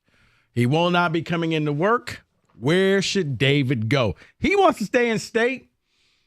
I say, you know what? Take the kids down to Cedar Point. Can't go wrong with that. Cedar Point. It's America's roller coast. They still say that? I think so. Ticket text 248-539-9797 before we get back to the phone calls. Love this suggestion outside of the state. Someone says, slip across through South Detroit and join great state, the province of Ontario. Get an extra 30 cents on your dollar. Maybe head up to Toronto where there's a ton to do for the kids. I like that suggestion. Toronto? You know what? Here's the good news about that. You can not only do Toronto, but then you can take an hour and a half drive, I guess is that south, and go to Niagara Falls. Oh, but yes, you're right. It's only like an hour and a half drive between Toronto. Like you literally can see the Toronto skyline from, I forgot, whatever is the QEW freeway. It's like all of a sudden it goes really up high and you can see the skyline off in the distance. Like, wow, it's not that far away. And then you can almost get 2 trips out of that. Yeah, Head to Toronto and then take them to go see the falls. It's a great idea. You're right about that. Went on the Pitcher Rock boat tour. Got chewed alive by horseflies. It's 8 hours from here. Won't be back. F that. Dom in Clawson. All right, Dom. Thank you for that. Okay. One more suggestion here. It's saying take them to Belle Isle. They can get on the slide. Early in the morning. Exactly. And then someone else. David, you know what? You should send your oldest son down first. Stop it. Stop it. Someone else is saying go to Columbus. They have the Hawking Hills in Columbus. It's a beautiful state park, and you could hit Cedar Point, Kalahari on your way home. The what? Kalahari is an indoor water park. Oh, I thought you said the Hawking Hills. Hawking Hills in Columbus is what it's called, yeah.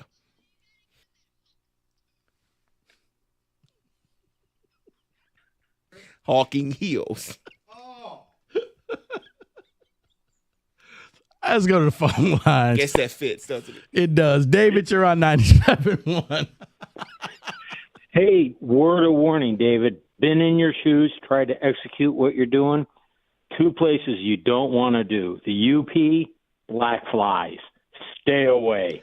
They eat raid for lunch. Somebody just said, is it that bad? Yes. And I grew up on the farm. And I'm telling you, it's that bad. Stay away. Wow. Also, you won't find lodging up and down Lake Michigan. So the flies are so bad, just stay away, David. Stay away. I think I'm gonna stay away then. I hate them. So, and I don't want the 3-year-old to be annoyed. The flies are wicked. They make mosquitoes look like Pee Wee League.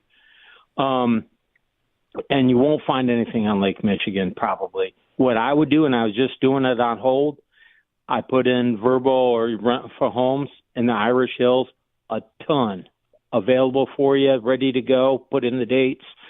$1,500 all week long. You'll be on a lake. It'll be relaxing. You're within a 2-hour drive. You're golden. There you go, David. So, yeah, appreciate the call, David. I like that suggestion. Stay away from those flies. You know what? That's not fun. I probably can get through it, but dealing with the kids is probably the part with those I don't want to have to deal with. 3-year-old would be annoying probably with those flies. You'd almost have to just wrap him up in swaddling exactly.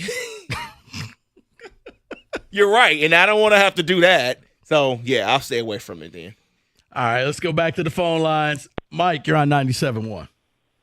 Hello? Hey, you're on. Hey, Rico. What's up? What's happening? Hey, look, I'm hearing about Dave's predicament here. I was going to say just go up north, go to Traverse City, go to Mackinac, try to see if we can go to Island. But then I started thinking about what the guys in the previous caller said, and I was thinking about the hotels. Is Dave going up for a day or a few days? Because if you're going up for a few days in Traverse City, it's really kind of expensive. It'll be a few days. So stay away is what you're saying? Well, I went to Traverse City, hung out, went to Sleeping Bear Dunes, went up to the bridge, went to Mackinac City, came back, and we were going through. It was last year, the weekend, had a great time. The thing of it is, I just thought about this. I stayed at someone's house. Oh, okay. You might. Okay. And the hotel, it's a bit, it's dicey. Yeah, I may be able to get it done. No, I do know somebody that has a place up north close enough to Mackinac, so maybe I could do that. You got to win then. I mean, you can go, Idlewild, every place else. If you got, you're good then. But although I was thinking of Rico's other idea, Niagara Falls and Toronto, I didn't even think about that. I'm like thinking to myself, man, that's a trip for me. Thanks, Rico. Appreciate the idea, man. Hey, Mike, trust me. It's if you do it right, you can hit both cities and like a 3-day, and whichever city you like more, you stay there longer. But yeah, it works out well. Find out whatever city is cheaper, stay there, and just drive to the more expensive city.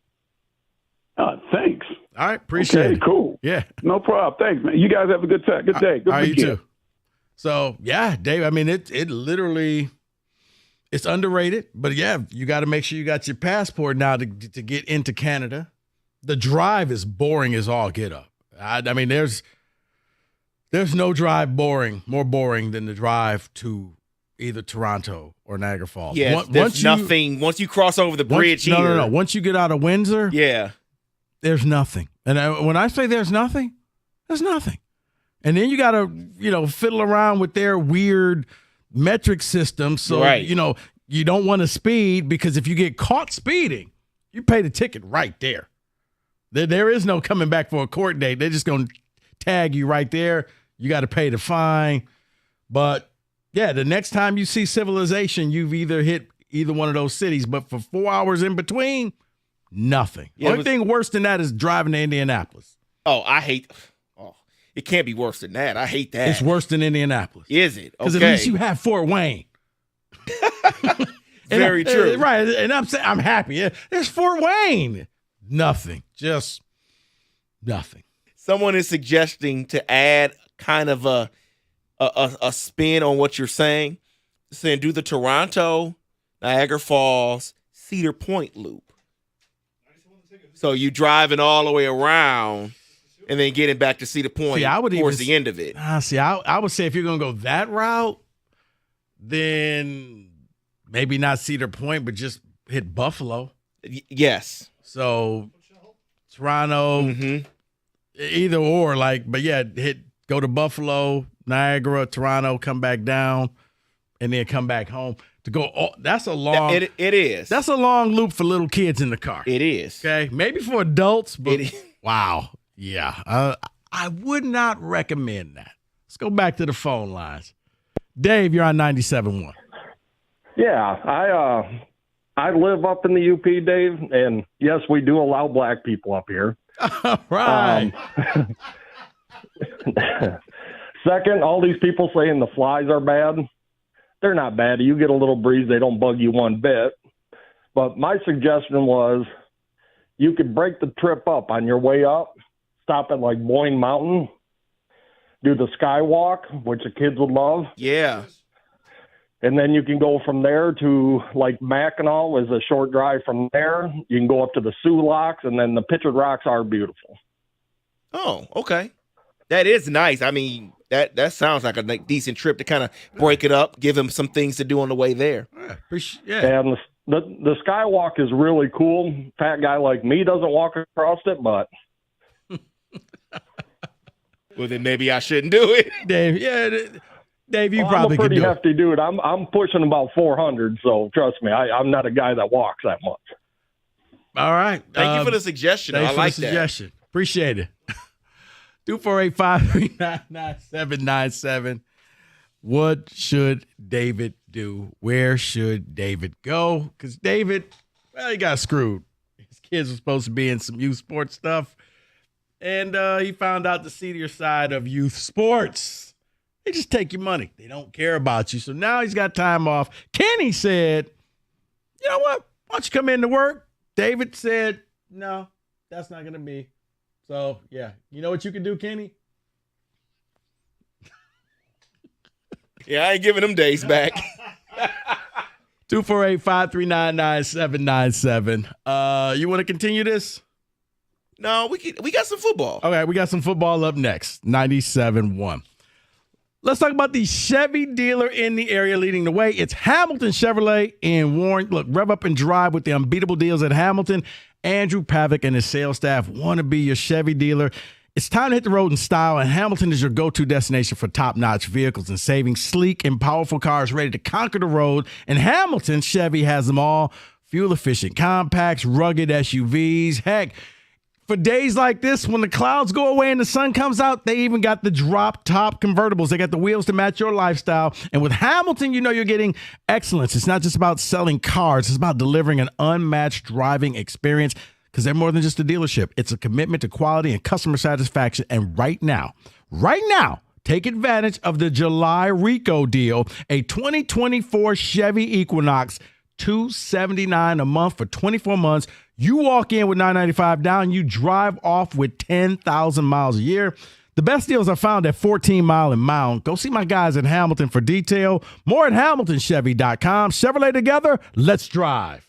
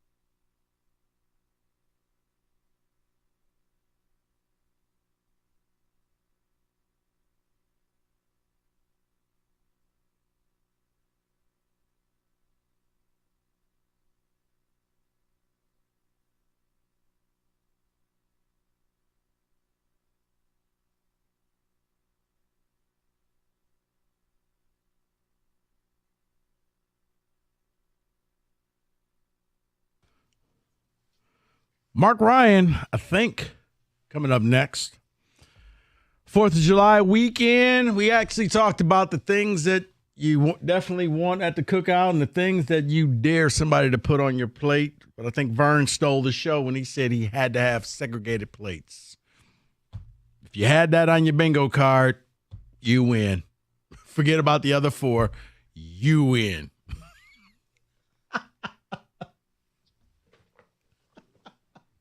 That was amazing. That was the call of the day right there. So, but we talked about that. We talked about who's going to be the first team. First team that's going to win the title here in Detroit. Who's going to be that team at the end of the 16-year drought? If you missed any of that stuff, Odyssey Rewind. And then, we finished the show off with listeners telling David where he should go with his family because he kind of got screwed out of some youth sports stuff. They canceled the tournament on him just because they can. So, ticket text David before we turn it over. Yeah, Is Mark Ryan pulling a Wojo? He's on his way. Okay. He's on his way. He is here. Okay. Heading into Canada, cross on the Blue Water Bridge in Port Huron. Take 94 all the way to the end. Way easier crossing and saves you time in the long run. That is Joe in Marysville. Never did that way before, so he could be right. I've seen it. I have too. I've never gone that way because to me it's like I feel like I'm going north in order to end up coming back down to go south. It does seem like a waste of time, but one day maybe I'll try it. Someone says I will say this. Yeah. Never ever joke around at the border unless they joke first. They take their job seriously. And never say, what country are you? Don't say America. Don't do that because that's just going to tick them off. Say U.S. Well, it's funny you say that because me and my cousin, it was a family thing. His father, his parents always took us up to Canada, all this stuff. And we joked with him, my uncle, getting close. We said, oh, you should do this. You should do that. And he was like, no, I'm not. And then he gets there and he actually messes up and tells them he's from some other country. I don't know what he did. And they're looking at us like, pull over to the side. We're like, oh, no. Where are you from? Where's your U.S.? Do not say America because that's offensive to them.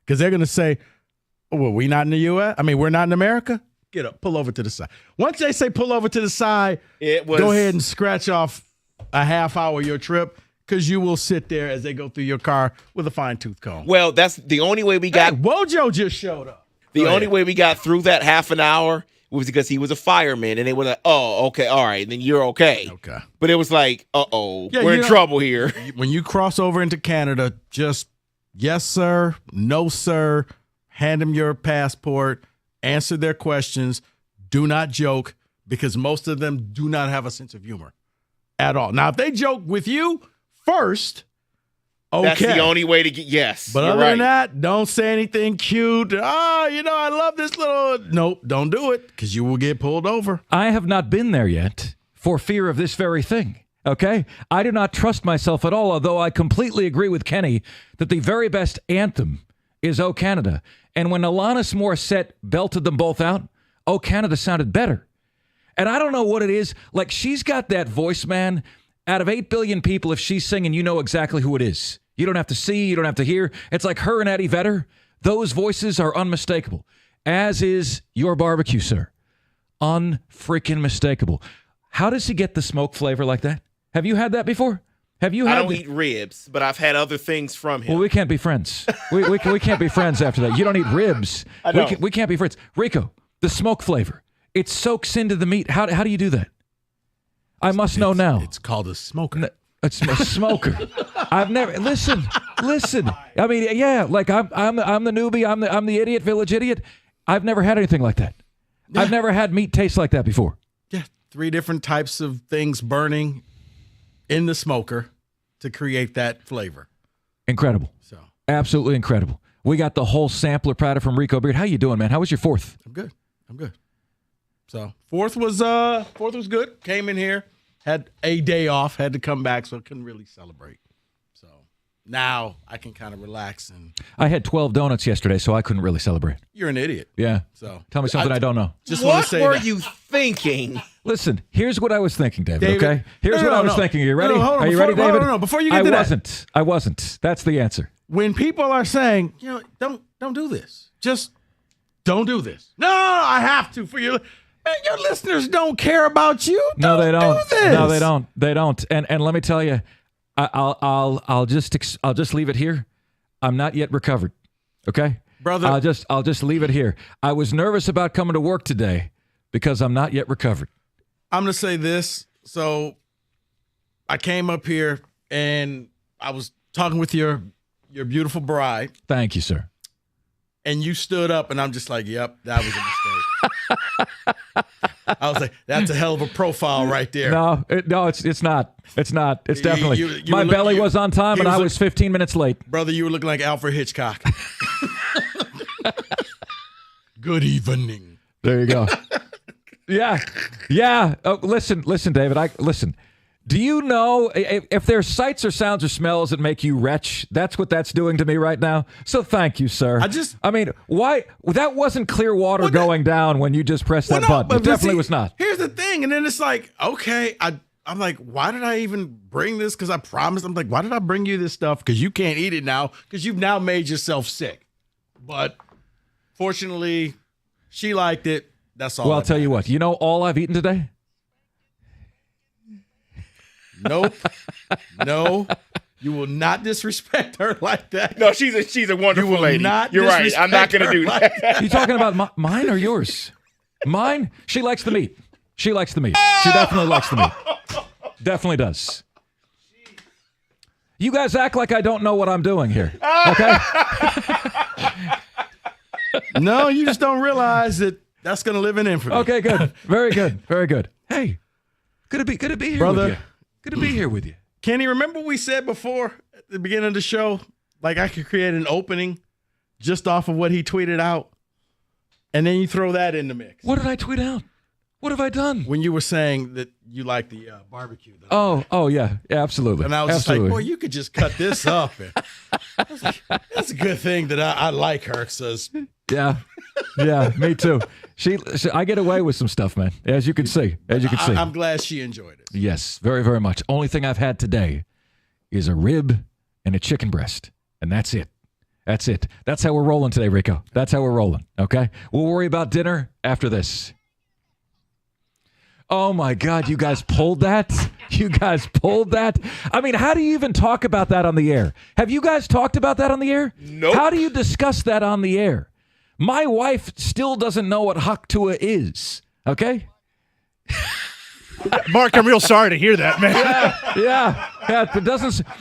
It doesn't speak very highly of me, does it? Doesn't speak very highly of me. No, definitely not. We gotta go.